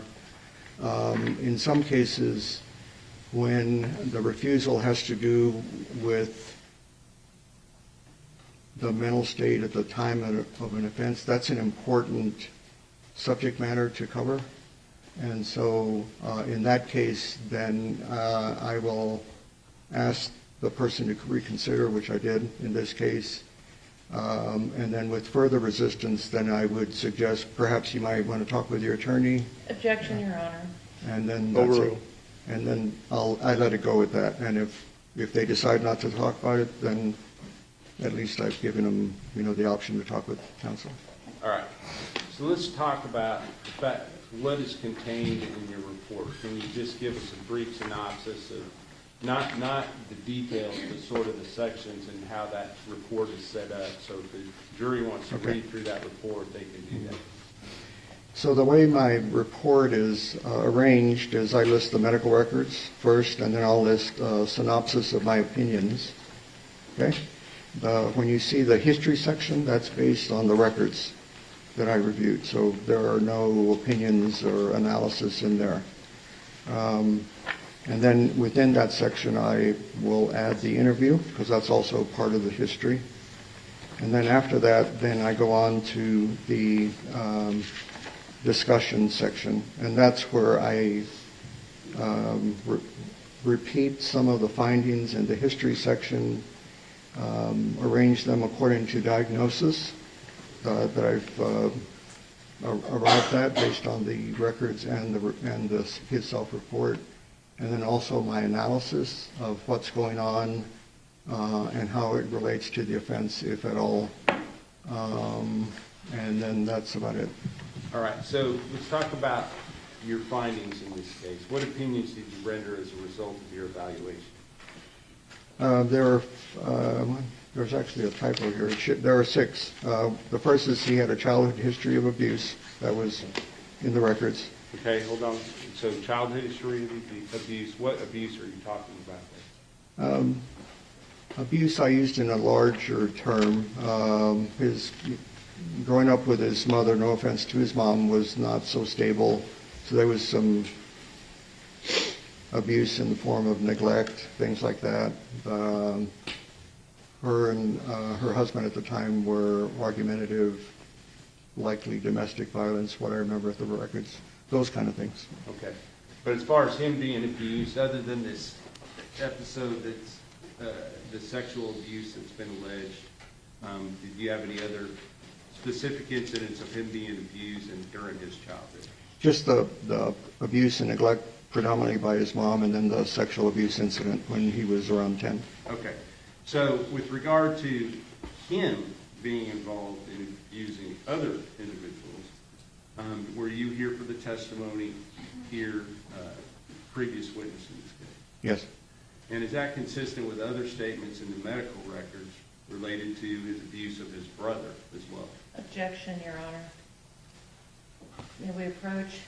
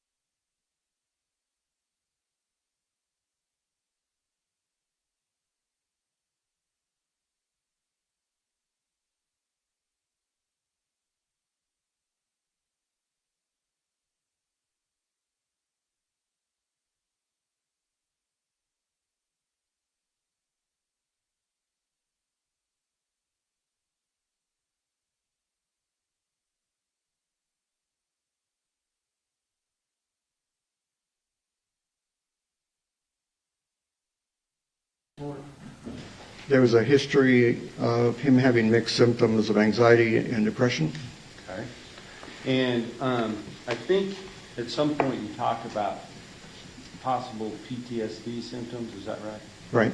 And do you know whether or not he's been diagnosed with PTSD? Based on the expert reports that I reviewed after I submitted my report, some of the experts arrived at a diagnosis of PTSD, some did not. Prior to my report, no, there was no diagnosis per se of PTSD. So if you have an expert that said he tested him and he did not have PTSD, would that surprise you? No. Now, the next finding with regard to your report, what was that? History of autism spectrum disorder, ASD. And there's been a whole lot of testimony related to that. I don't want to go back into that specifically, but one of the things that is that you see with regard to autism spectrum disorder is resistance to change. Is that right? How would you say that? That's one example, yes, sir. Okay. Did you call it something called the quarter of sameness? Yes. Okay, can you explain that real quick? For some individuals, not all, but it depends. They like everything the same. It's consistent. They repeat behaviors. That's one of the criteria over and over, like along with that sameness. And then there's a rigidity. In other words, that things have to be the same or people become upset. Not everyone, but some people who have ASD. Now, have you looked at the, you said that you reviewed the videos in this case, is that right? Yes, sir. With regard to the FedEx videos, were there multiple days which he was driving that were provided to you? Yes. Okay. With regard to the day of the offense itself, did you go over that thoroughly in conjunction with the transcript provided to you as well? Yes, a few times. And were you able to look at that transcript to determine whether or not what was said on those transcripts are things that you actually heard yourself on that? I did hear them, yes. Okay. And so with regard to what occurred in the particular video on the day, what we'll call the abduction video, did you see his ability to adapt to change based upon changing circumstances? Yes. Okay, can you kind of explain that to the jury, what you saw? So after he initially abducted her and was not talking much with her, then he started asking her questions about her family, school, things like that. And it, at least by my observation, Athena seemed more calm by that. So that was an ability on his part to understand the situation, what was going on, and change his approach, as opposed to just picking her up and throwing her in the back of the truck. So that was something that I caught. And then under that immense stress of having started that crime, he was persistent in in his activities with her, basically. And after the crime was committed and the body was disposed of, did you see his ability to change again? Yes, as far as not being detected, covering up what he did, those kind of things, yes. So were those things consistent with autism spectrum disorder or something else? It was not consistent with somebody who wanted sameness, for example, or couldn't problem solve under that kind of stress. And again, my presumption, and he said it was stressful, that taking the life of a human being is stressful. Okay? So I didn't see him struggling with those kind of issues of lack of problem solving. He was still trying to go undetected. Now, the next diagnosis, I believe, was a history of ADHD. Is that right? Yes, sir. And with regard to the defendant's level of of ADHD, was there anything debilitating about that with regard to him in this case? Debilitating in the sense that he was socially a bit awkward, but that crosses over with ASD. So what I mean by that is kids who have ADHD, it's not unusual for them to be impatient and they kind of cut line, or somebody's talking and they interrupt, those kind of things. They might get on somebody's nerves because they're just throw themselves in. But as far grade-wise, he did actually pretty good. I looked at his transcripts. His IQ was average, so no intellectual deficits as a result of ADHD. But he was taking medicine, and it seemed like it was working to some degree as long as he took it. So then the next thing that you say is a history of personality pathology. Right. And can you explain what that means to the jury? Personality pathology is a broad term used to describe somebody who has had trouble interacting with others, basically. All right. And are there different types of personality pathology? Yes, sir. And can you kind of tell the jury about that? There are many. I'm not going to be long-winded here. I don't want you to list every possibility, but are there some specific ones that you believe apply in this case? So there's cluster A, which are the odd personality types. Yes, he has some of those, but he also has ASD. So per my training, I check the boxes on both and leave the doors open to see actually what happens with it. He's gotten into trouble here and there. He has really big issues with his temper. He's always had that, been physically destructive. So clearly there were issues with antisocial personality pathology, and again with ASD, because he has issues with controlling his temper, impulsivity, those kind of things. So I checked both of those boxes. He was sensitive to abandonment. Those were, if you remember, he attempted suicide after his girlfriend left him. And that's not unusual when somebody's overly sensitive to abandonment. I'm not minimizing what he was struggling with at the time. And that falls under a type of personality pathology called borderline. The people with borderline pathology also have issues with anger management. They can't control themselves, and their relationships tend to be very unstable. A lot of arguing, instability, those kind of things. So there are many things that showed up in the history and in the records that I reviewed that I was checking both boxes. Some were ASD, and some were also personality pathology. And did you also mention something called narcissistic personality? Yes. Yes. To some degree. In other words, he had, no offense to him, sometimes maybe an exaggerated opinion of himself, how popular he was, things like that. But not much more than that. Now, your last finding, I think, is sort of the ultimate finding regarding the guilt portion of the case. Right. And what was that? Basically, as a result of looking at all his history, he did not have a severe mental disease or defect, and therefore he would know that his conduct was wrong. In other words, he was not insane. So, what experience do you have with dealing with sex offenders, and specifically sexually violent offenders or predators? In a nutshell, a lot.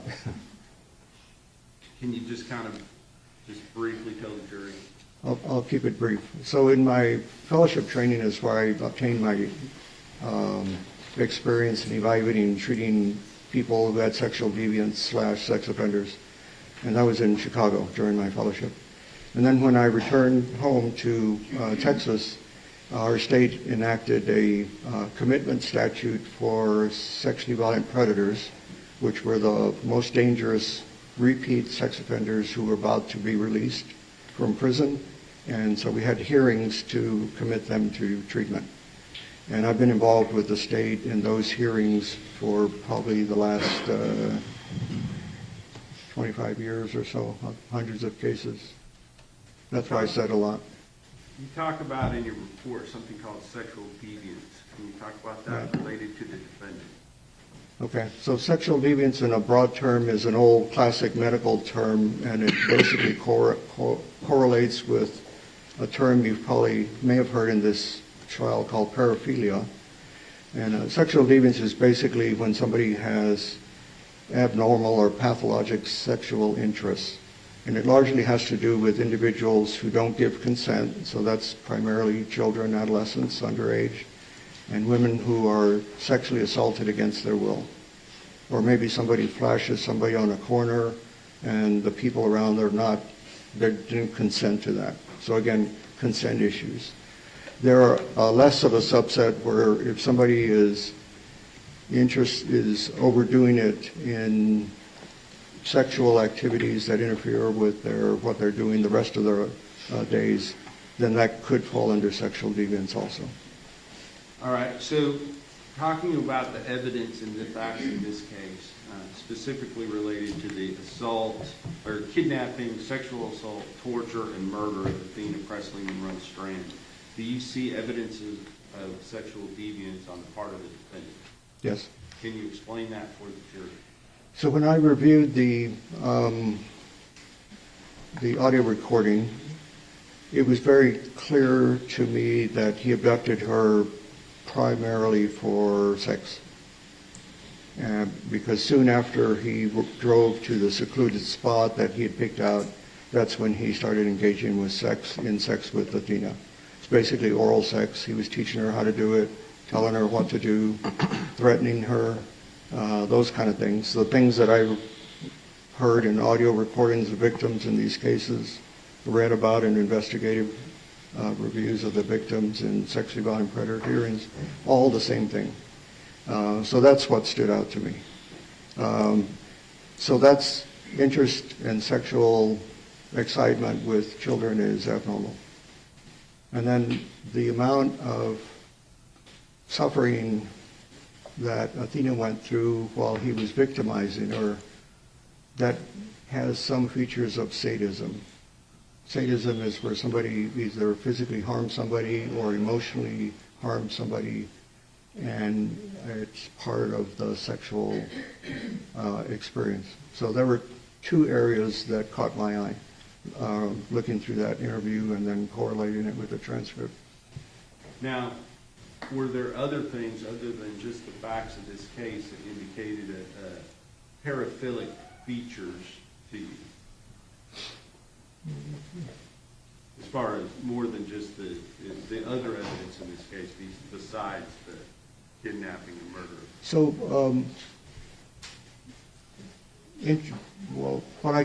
to answer your question, interest, abnormal or pathologic sexual interest, they don't just show up all of a sudden like with kids.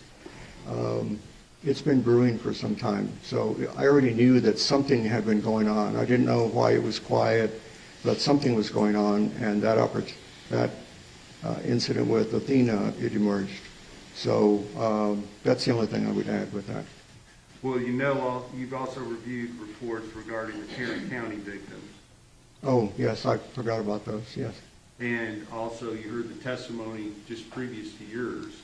How does that influence you in those areas? So, let's see. So those are, in other words, when there are other victims involved, and these are alleged victims, by the way, so these are not convictions, that raises, for me, sexual versatility. So there are numerous outlets for sexual activity that are, and also, involving his wife and other women at the same time. So he has both features, but it's clearly versatility and increased sexual activity. Let's just call it that way. That's what drives the exploration and the versatility. Can you look at page 4? Do you have your report in front of you? I do. Can you read it's the third, page 4, and it's the 1, 2, 3, 4, 5th full paragraph. And it starts about the third sentence down where it says he acknowledged a prior history of.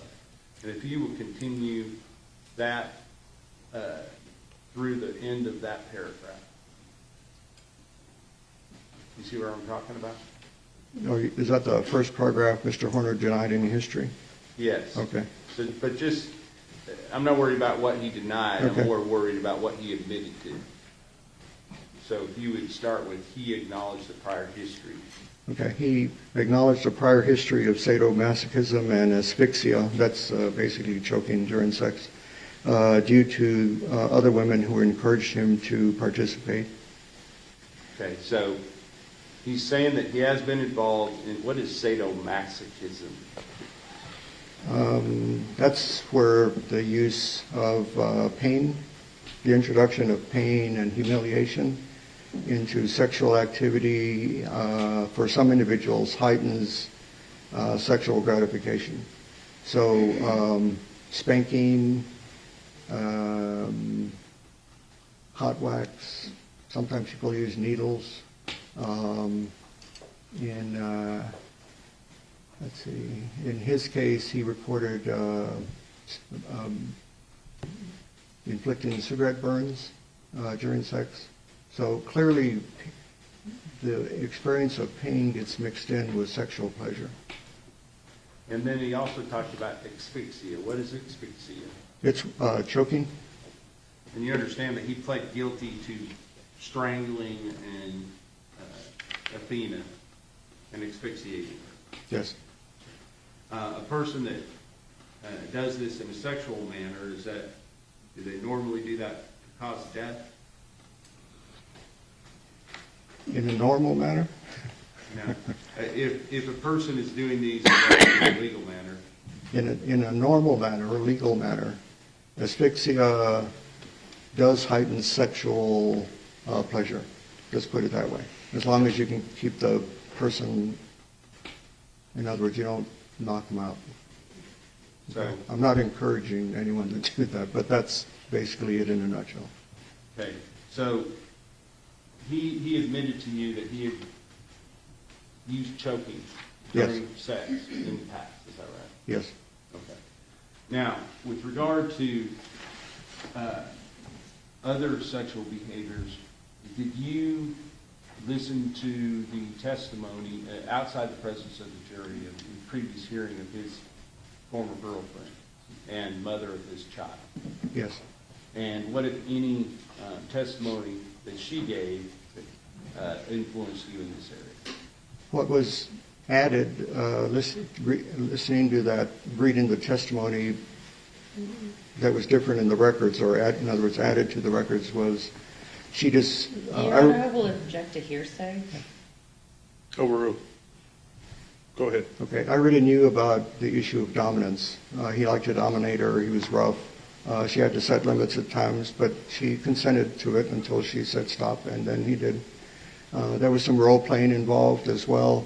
What they did participate in is him playing as if he was her father, her daddy, and she was his little girl or princess. And so they used to role-play like that as part of their sexual activity. There were ropes. She was not too excited about that and didn't want to participate. He had talked with her about hog tying her. She said no, those kind of things. So clearly he has an interest in things, but he abided by her refusals and didn't go further, but the interest was still there. Now, with regard to the way that he talks to her on the video related to this idea of sadism, can you explain your opinions related to the things that were said by the defendant to Athena Strand during the time, between the time that he kidnapped her and the time that he ultimately killed her? So what I heard were threats. If you scream or if you say anything, I will hurt you. Later is I will kill you. He often called her bitch when she came to, so to say. He was clearly very angry about that. I remember a comment, what part of shut up don't you get, bitch, those kind of things. So very degrading towards her after he had nearly beat her and strangled her to death. Even as she is dying, does he make a statement to her about whether she's given up? Right. Yes. You Like she didn't know when to give up. Talk about Tanner's reasons. Did he explain to you his reasons for covering the front-facing camera during the interview? With me, yes. What did he say to you? It was basically to cover up his drug use during work. Now, since you have reviewed the videos, were there times where he was actively preparing and then smoking marijuana on those videos? Using a vape, yes. I'm sorry. A vape pen, yes. And, but did you ever see any evidence of any type of cocaine use at all? No. With regard to premeditation, do you have an opinion about whether or not this was a premeditated act, not necessarily with regard to Athena herself, but with regard to a child on that day? Based on the evidence, yes, Your I can Honor, answer that. We object, may we approach?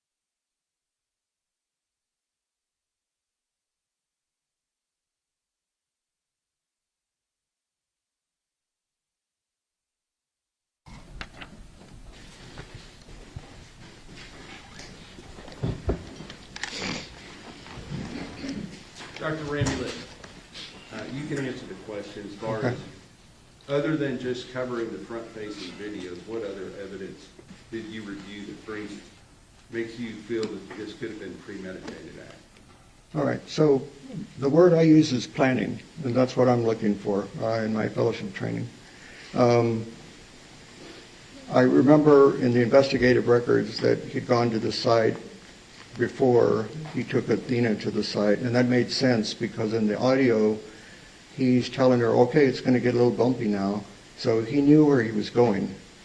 I asked him about why did you stop at that spot. He said it was secluded, so he obviously selected that. I talked about grooming earlier, when he changed how he was talking with her to help her calm down, to gain her trust, so to say, cooperation. That's what people who have some sexual deviance do to their victims before they exploit them. That's part of the planning as well. And then obviously walking her through what to do, how to do it, not to yell. That's all part of planning, okay, according to what he's thinking. First thing that you said you visited the site. What site are you talking about? The site where he stopped the FedEx truck, basically. Where he turned off the engine Yes, sir. and sexually assaulted Athena Strand? Yes. He had visited that site previously to that? That's what I recall in the records, yeah. And with regard to his, does the fact that planning engaged in this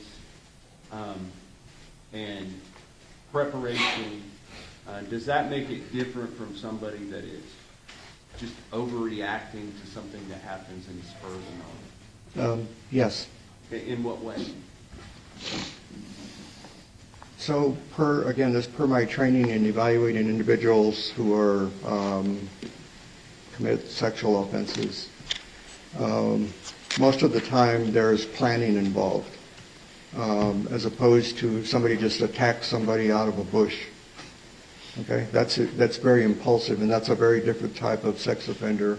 Probably more, there's other things going on with that individual. So I'm trained to look for whether planning is present, grooming, those kind of things. That's why listening to the audio visual of the abduction made sense to me, that it was planned. So I want to ask you ultimately, because your findings are laid out in your report, but the one finding that you were not asked to make has to do with the special issues for punishment in this case. Do you have an opinion as to whether or not the defendant, that there is a probability of the defendant committing criminal acts of violence in the future that would constitute a continuing threat to society? Yes. And can you explain what that opinion is? Yes, based on the evidence that I have reviewed, it's my opinion that there's a probability Mr. Horner will commit future acts of violence and pose a continuing threat to society.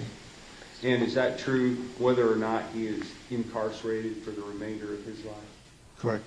And can you explain that? Okay, so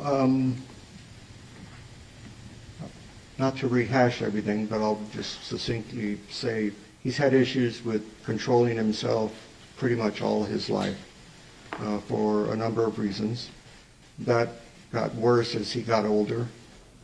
It culminated in this. Other experts have said he has issues with executive dysfunction, controlling his anger, emotional regulation, and impulsivity. That's all involved in this. So whether he's in prison, I've been in prison quite a number of times just to visit and interview people. It's like a little society, all right? So it doesn't really matter the setting, because he's going to come across in prison more or less people that he would probably come across in society. Because he has a mental health issue history, he's going to go to the clinics. There are techs there. They're almost, at least for me, my experience, most of them are females, techs, nurse practitioners, therapists. And there are female guards, of course. So it's a replica of our community, but it differs, obviously. The type of people that live there are also very aggressive, threatening. It's stressful, at least from the people I've talked to. Now I want to talk to you about incidents specific to you. You said that when you did your interview with the defendant, it was you, the defendant, and 3 guards in this room, correct? Yes, sir. Can you explain the situation that happened with regard to when you were questioning the defendant related to whether or not he sexually assaulted Athena Monroe Strand? Okay.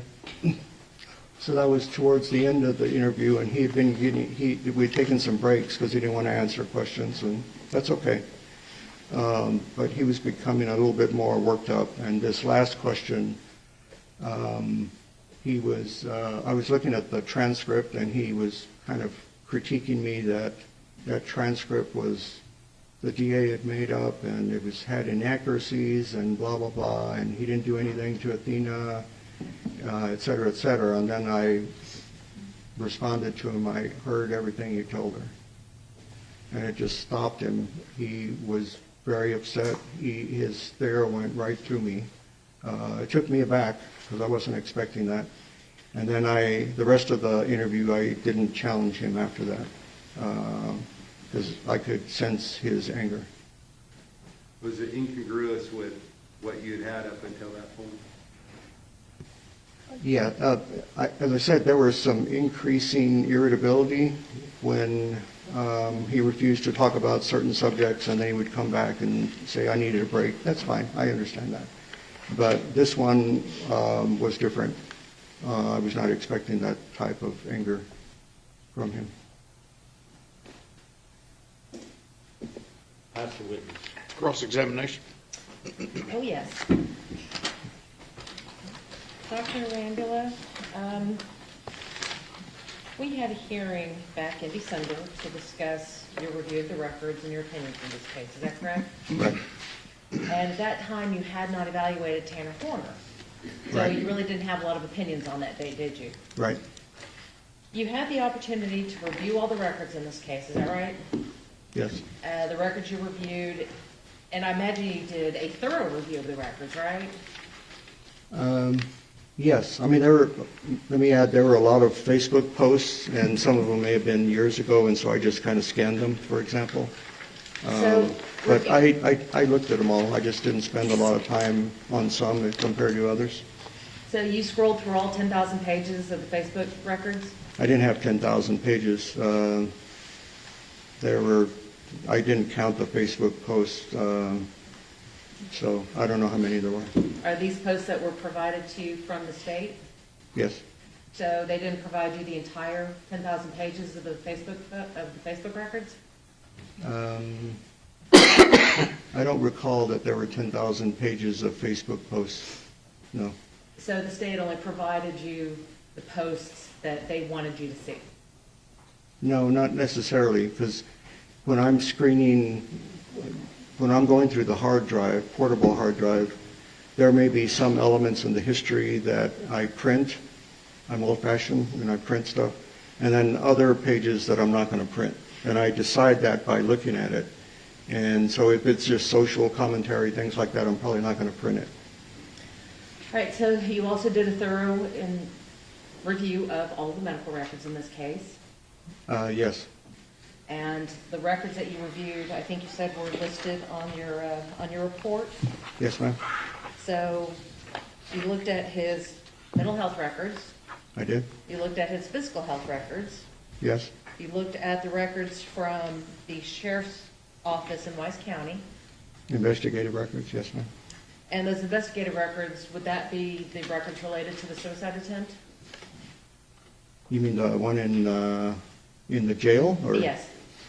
Yes, I saw those records also. So when we were here back in December, you hadn't evaluated him and you hadn't reviewed all the records. We had another hearing back in April of this year. Do you remember that? Yes, ma'am. And we asked you a lot of questions about the records you reviewed and about your opinions in the case. And you didn't update your report with any new opinions, did you? I did not. Did not issue any supplemental report. Correct. And you had over 4 weeks to do that. Before the hearing, you mean? From the hearing until now. That's correct. But you did amend it because you had some typos in there, right? Yes. And we're not going to hold those against you. We all Okay. do it. But you had the ability to amend your report. To add to it, yes, covering the sentencing issues, yes, I could have done that at best, yes. So you talked about the sources that you used, and I don't see a new list of records that you reviewed on your report. Correct, because I hadn't received that list yet. So you mentioned nothing in your report about deposition or the prior testimony of the mother of Tanner's child. That's actually in the investigative records. I don't remember which law enforcement agency it was, but it was in that. All right, so when you look at collateral sources, you would agree with me that collateral sources are an important source of information. They typically are, it just depends. And if there is an issue with inconsistency or inconclusions or poor historian, just with the person that you're evaluating, if it shows that they are a poor historian, isn't it important to go back and look at collateral sources to try to, either shore up what they're saying or disprove what they're saying? In the instance where somebody doesn't remember something, then collateral information fills in the hole. If somebody misreports something or they exaggerate it or deny it, then if I obtain collateral information that, let's say, is hypothetically correct, I don't disregard what was told to me initially. In other words, they all coexist. So let me ask you this. As a forensic psychiatrist, you typically don't administer any testing, do you? That's correct. But you do rely upon the reports of people who did administer the testing. Yes, I do. And you reviewed all of the reports from our doctors, I did. all the reports from our experts, and you had the complete file of the DA. Did you review all 40 hours of the video that was provided to you? Probably. How much do you charge an hour? $3.50 an hour.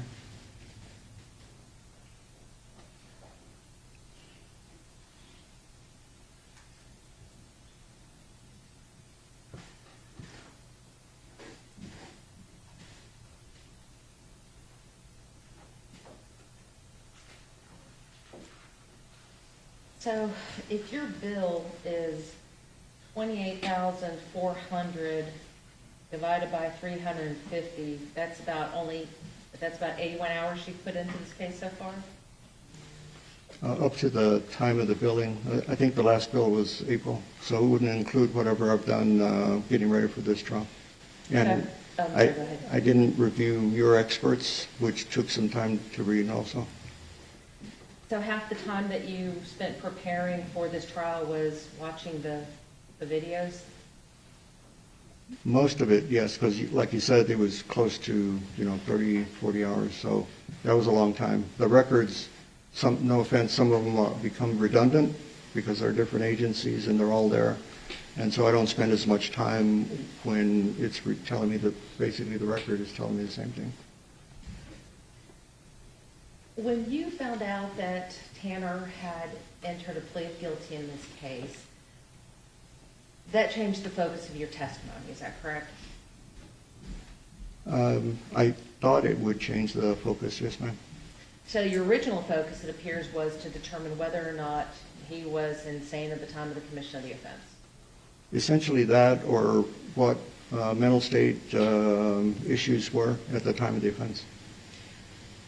Are you familiar with the laws regarding the insanity defense in Texas? I remember the basic verbiage. So are you aware that in order to present such a defense, the defense would actually have to give the state notice that that was their intent? That's been my experience. I'm not a lawyer, but it's been my experience, yes. So in this particular case, to your knowledge, did the defense give the state notice that they were going to use the insanity defense? Or that we were going to use the insanity defense? I did not know at the time, but again, this is guilt-innocence phase, and so that would infer to me that it could be insanity or something that affected specific intent. I didn't think that was involved in this type of case, but largely just mental health. I followed the judge's order looking at his mental health condition, and that's what I did. Well, didn't you talk to the state before you came in for the interview and the evaluation?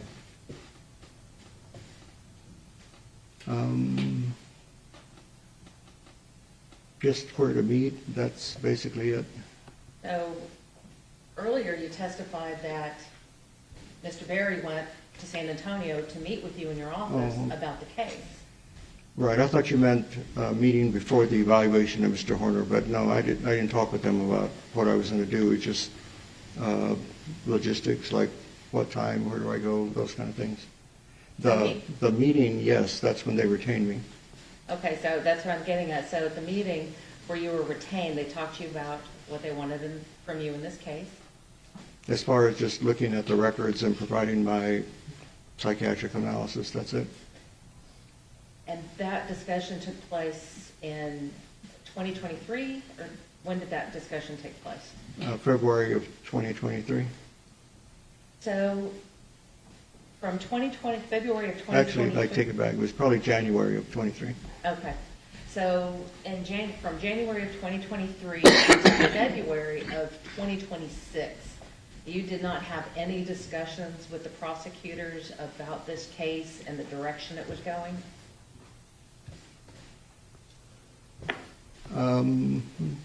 No, I met with them another time to go over my findings initially. I hadn't looked at the videos yet because that's a lot of time, and so they knew that. And basically, I was just looking at his mental health condition. I hadn't received the order yet, so I didn't know what the parameters were going to be. Let's talk about the paraphilic disorders.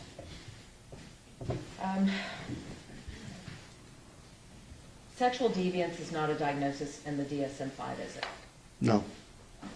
You just use that for your testimony? I use it because of the historical significance of it? Right, because of historically that's been the term. The DSM is not the Bible, so to say. So if they switch it, that's fine. If you look up like literature searches, etc., loads of research regarding sexual deviance, very limited regarding paraphilia, as an example. However, you would agree with me that the DSM-5 is a diagnostic tool for mental health evaluations. Yes, it is. And that sexual deviance does not appear as a diagnosis in the DSM-5. It does not, no.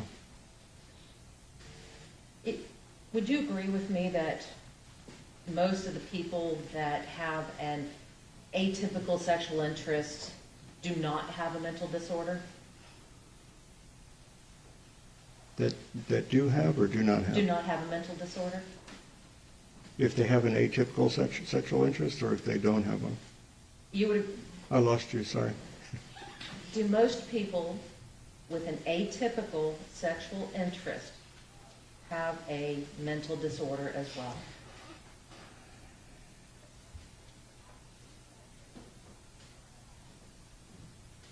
I can't say I've seen a lot of research on that because it's pretty vague, no offense, and gray. But that could be fair. I would say that, at least from my experience seeing patients, there's typically something involved, but it's not major, so to say. It's just maybe something that happened in their history such that it has some segue to what they are doing as an adult. Okay, so we'll go back to the original question. You would agree with me that most people with an atypical sexual interest do not have a mental disorder? I think that, again, there's not much research on it, but per my experience, I think that's fair to say they don't have a major mental disorder.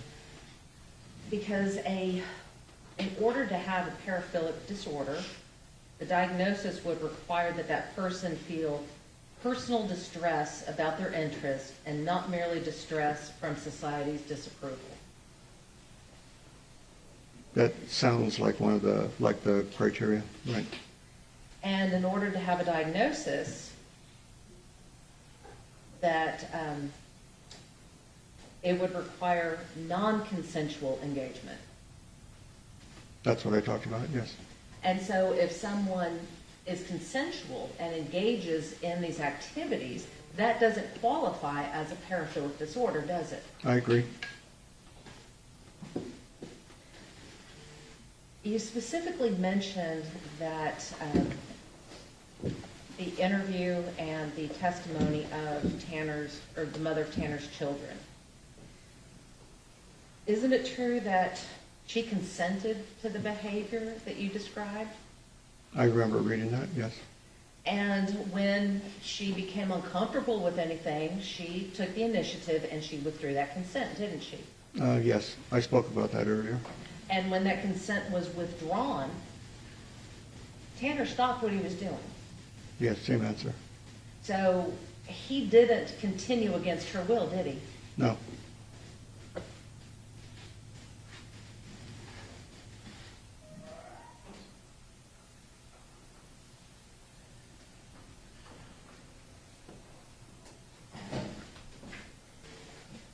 You mentioned sexual sadism in your direct examination, and you would agree with me that sexual sadism wasn't included in your report, was it, as a diagnosis? I did not diagnose Tanner with pedophilia or sexual sadism. And the reason that you did not diagnose it, I believe you had said that there was no diagnosis because of the one-time occurrence. Correct. Now, you're talking about the sexual sadism, and you're basing it solely on this offense. You said that you had talked about, the distress that you heard on the video. So the video was probably the primary source, but it was not sole or by itself. There was other pertinent information. Why I talked about that earlier. Well, there was no collateral evidence of sexual sadism, is there? No, I didn't. I'm not referring to that. I'm referring to what's in the literature, and again, per my training in this subject matter.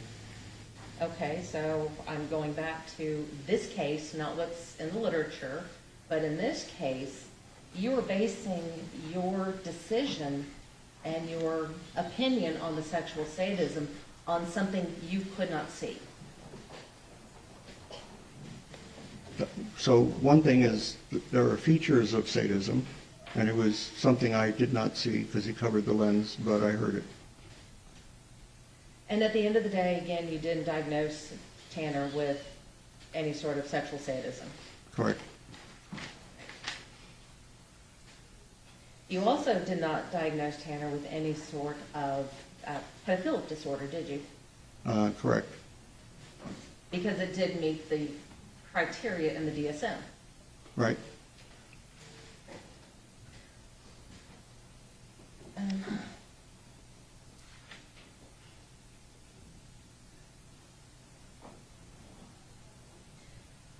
You commented that things like this just don't show up. Right. So it sounds to me that you're basing your opinion on if he did it once, he must have done it at some other time, without any evidence-based criteria there. No, not using your verbiage, no. So let me ask you this. You reviewed all the records, you looked at all the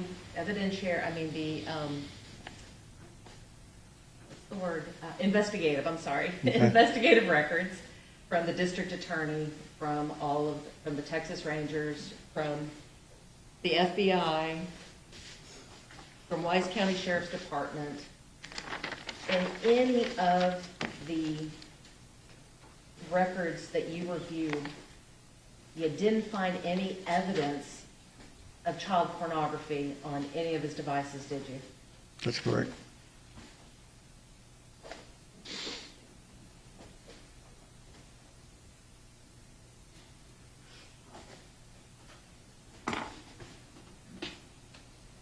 And the things that you spoke about, the spanking, the hot wax, the needles, none of that's illegal, is it? As long as they both involved consent to it. You mentioned threesomes. That's not illegal, is it? No. As long as there's consent between the three. Asphyxia during sex. That's not illegal, is it? If there's consent? Correct. Role playing. That's not illegal, is it? With consent, no. The same thing. And you'd agree with me that it's not uncommon for couples to have pet names for each other? No, it's not. And so if I call my boyfriend baby, that doesn't necessarily mean I think he's a child in diapers, does it? I hope not. No. I hope not either.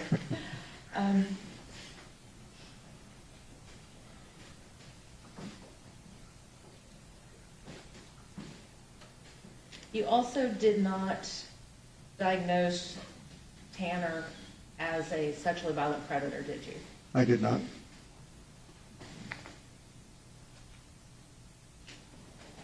Now, when you did talk to Tanner about what happened, about this offense, and about what was going on in his life leading up to this, you talked to him about the troubles that he had at home, didn't you? Yes. And he discussed with you that he was working long hours and that he was working 6 days a week? Yes, we covered basically what his work days were like and what he had to do in preparation for each day, each route. Yes. So we talked about the stress of not having reliable transportation and the change in his work route and things of that nature. Yes, ma'am. And he also told you that he covered the lens of the camera in the truck to hide his drug use. Yes. When the state asked you that, whether or not you saw any cocaine use in any of these videos, you said, no, I didn't. Well, let me ask you this. Is it possible that the cocaine use occurred after Tanner had covered the lens with the sticky?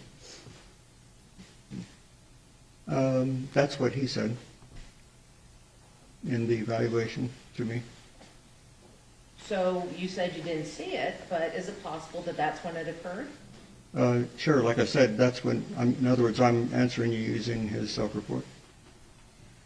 With regard to the planning of this,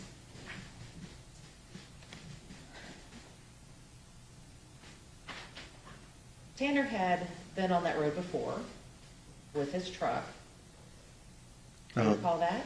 Yes. So it's not that, when you said that he had been there before, the way that it came out is that he went there to scout the place as a place to bring a victim. But that's not what was going on, was it?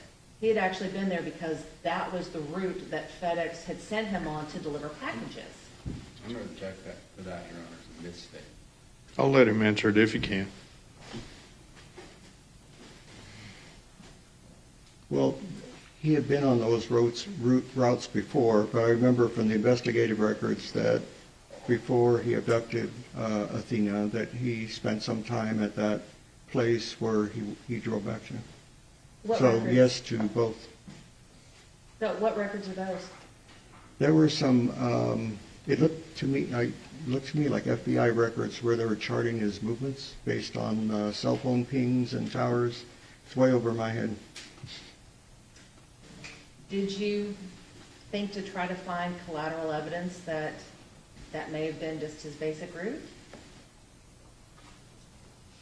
Or did you just take it at face value and make the assumption that that's why he had stopped there? I just know that he stopped there before, and like I said before, he told me he had been on those routes before. So either way, he knew when to tell Athena it's going to get bumpy, because he had been there. But that's not necessarily indicative of planning, is it? Well, he knows where he's going. In other words, if he didn't know where he was going and it was just impulsive and he had no idea where he was, then he wouldn't know to forewarn her that it's going to get bumpy. But again, that is not indicative of planning to abduct a child, is it? Yeah, I looked at it as part of the abduction. As I stated earlier, the abduction was related to his sexual exploitation of her. That was very clear to me. And how he got there was just how he got there, to where it was going to happen. And that is just your opinion as to why this happened? It's based on, well, it's not just my opinion, it's based on my training, the grooming behavior that he engaged with her. You've heard the audio, as soon as he turned off the truck, he went to the back, then take off your clothes, and then from there, it was one after another. May I approach Your Honor? Yes.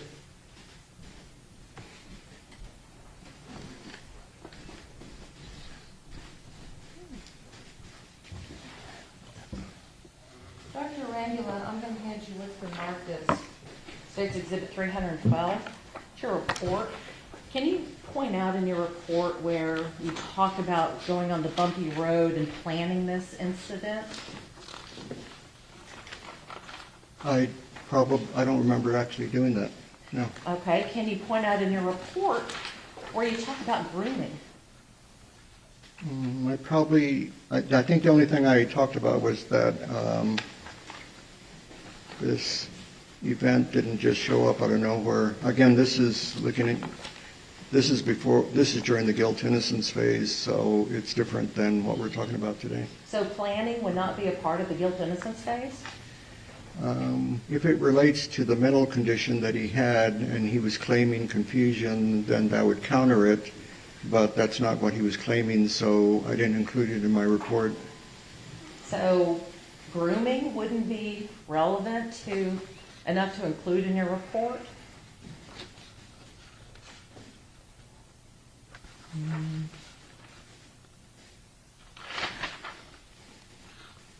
I mean, I could have added that, sure. But you chose not to. Well, maybe I didn't just do it. But, yeah, looking at the... Your Honor, Okay. non-responsive. Sustain. All right.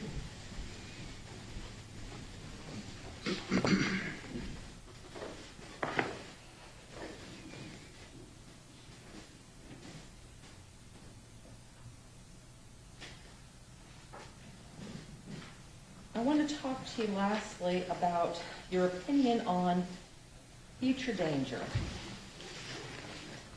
You claim that you feel that Tanner will be a danger in prison because there are female guards. Not That's part of it.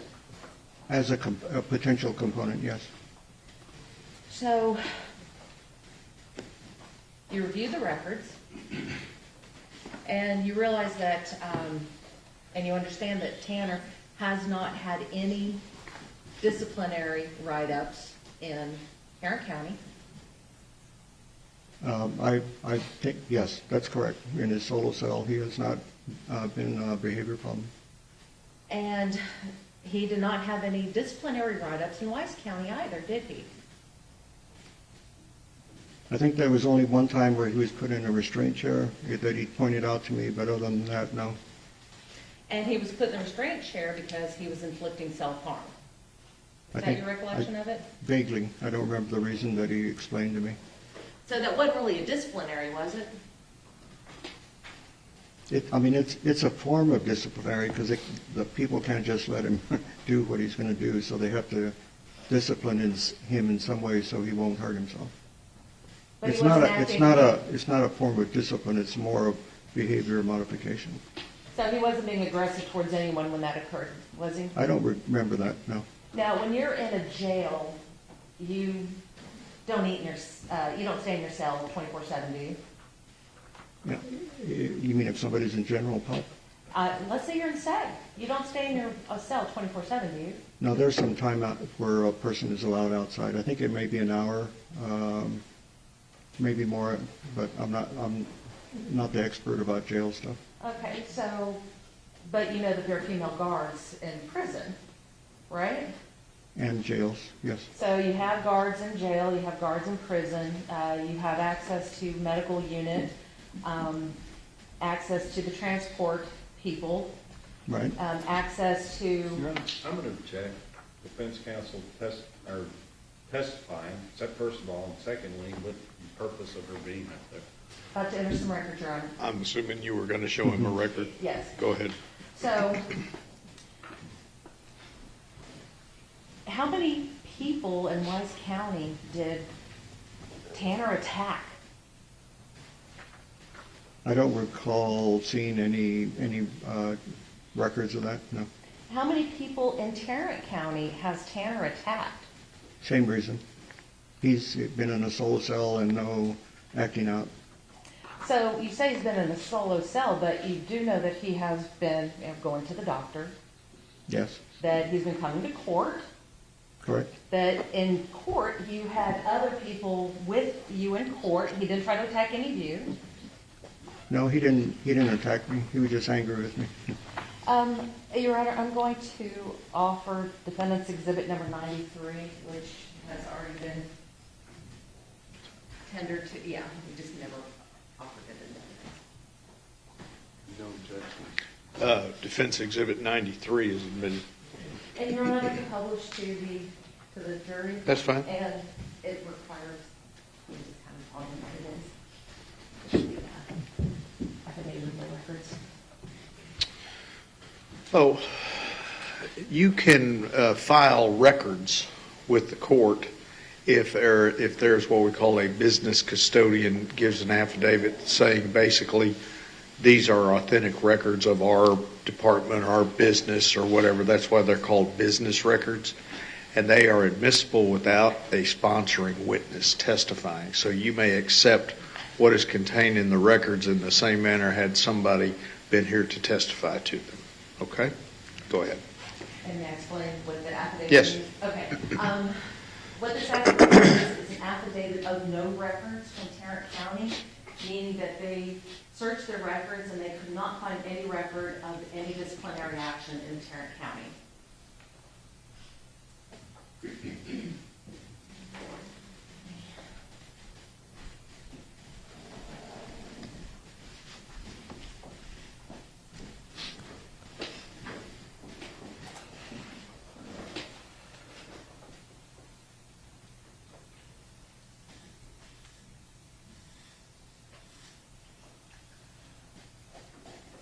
When people are in custody, Dr. Rambula,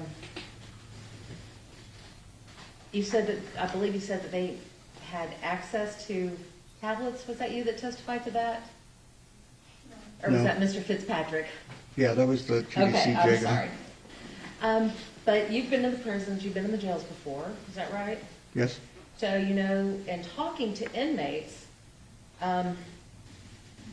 they just don't have to sit in their cells 24/7, do they? Unless they're in solitary for some reason, yeah, and again, they get out, I think an hour a day, but otherwise, no, they can roam around. So in their cells, do they have access to educational materials? In jails, I haven't seen that as much. In prisons, depends on the unit. As a part of the educational materials, or I should say as a part of what they can do in jail. And as I said, they have access to the educational materials. They can also do things like Bible study. So that my answers are based on what information I've learned from other people who are inmates, because I have no idea who makes how TDCJ administration decides. I've just heard things from individuals. But yes, you're correct. There are some people who can, some cannot. Yeah, Your Honor? Yes.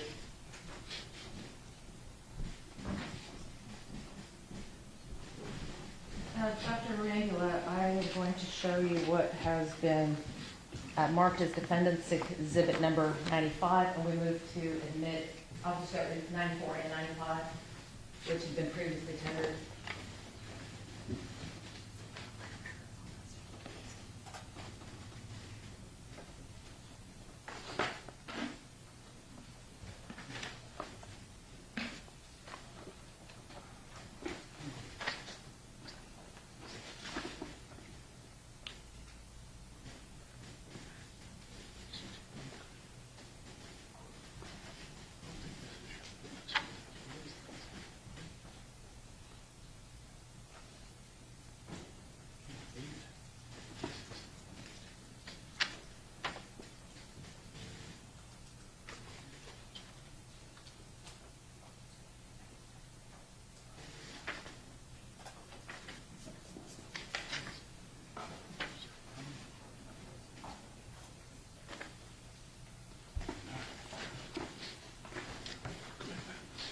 No objection. So are there two exhibits, 94 and 95? 94 and 95, Your Honor. Okay, no objection to either one. Correct. All right, defense exhibits 94 and 95 are admitted. And Dr. Rangula, you just made the comment that some can and some can't. do things in jail. In looking at Defense Exhibit number 95, are there a lot of certificates there for the things that Tanner did complete in jail? It looks that way, yes. And, Your Honor, may I publish to the jury? Yes.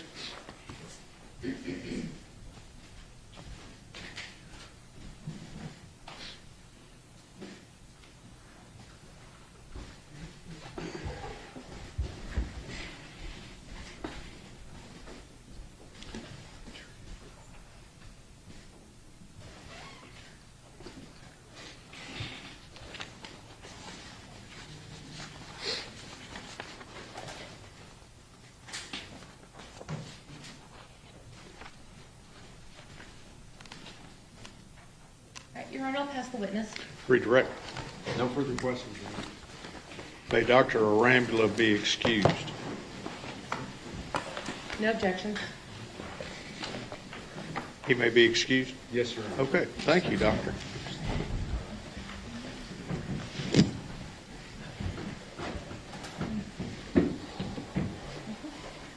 Just give it a second.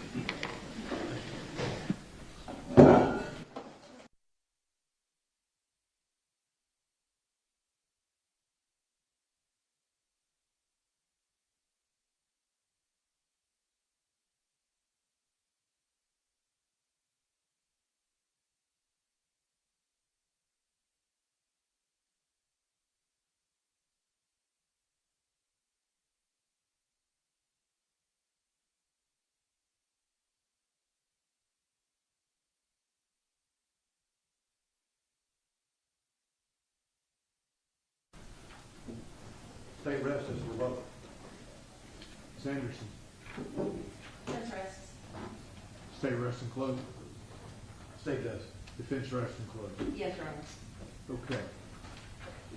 All right. There are a number of you who have not seen the last few exhibits, okay? What I'm gonna do is I'm gonna send you to your jury room with those exhibits so that y'all have a chance to look at them. And when everyone is finished, buzz. This will include all of the evidence that you're gonna hear in the case. You know what your instructions are for in the morning, okay? And we need to get started promptly in the morning. So after everybody finishes looking at the last two exhibits, it'll be regular time, 9 o'clock. Finish looking at the exhibits, buzz, we'll bring those out, and then we'll get you home, okay? See you in the morning.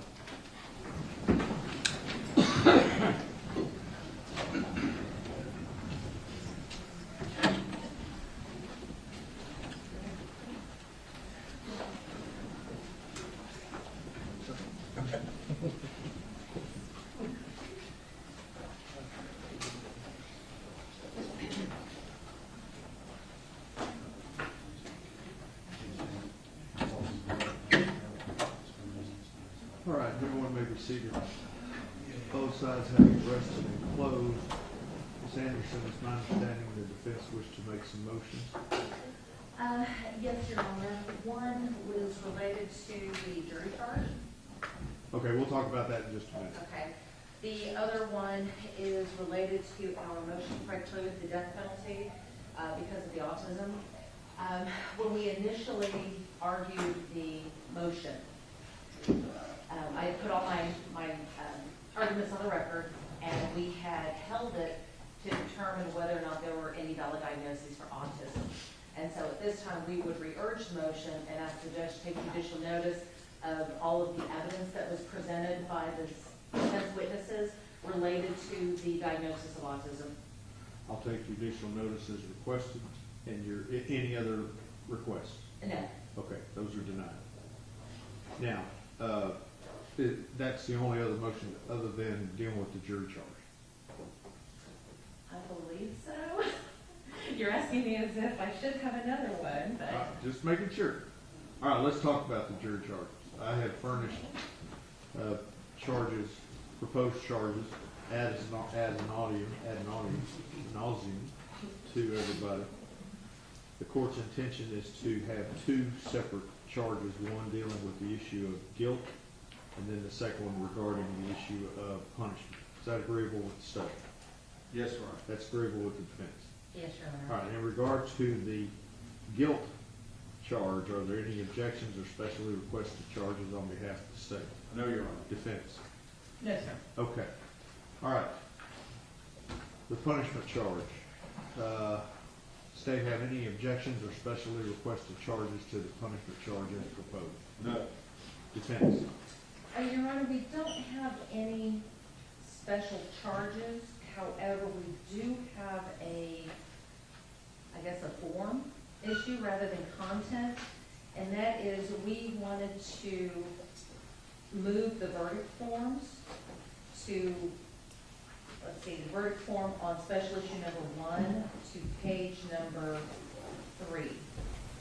And insert that and let the jury have the law related to special issue number 1, and then answer special issue number 1 before they move on to the law on special issue number 2. And then we would ask that the verdict form on special issue number 2 be moved to right behind that. And that we move all of the instructions to prior to special issue number 1. Did that make sense? It does. Okay. Record should reflect that counsel, for both sides, have been very forthcoming with me in regard to their requests, and it's my understanding that that's what they do at the federal court. That is correct, Your Honor. But I am going to deny your request. Okay? Finally, it's my understanding, having had a conversation with the lawyers, that 1 hour for closing arguments on both sides is agreeable. Is that correct? Yes. Mr. State said he'll leave 20 minutes, that's all. And before we break, may we approach? Yes.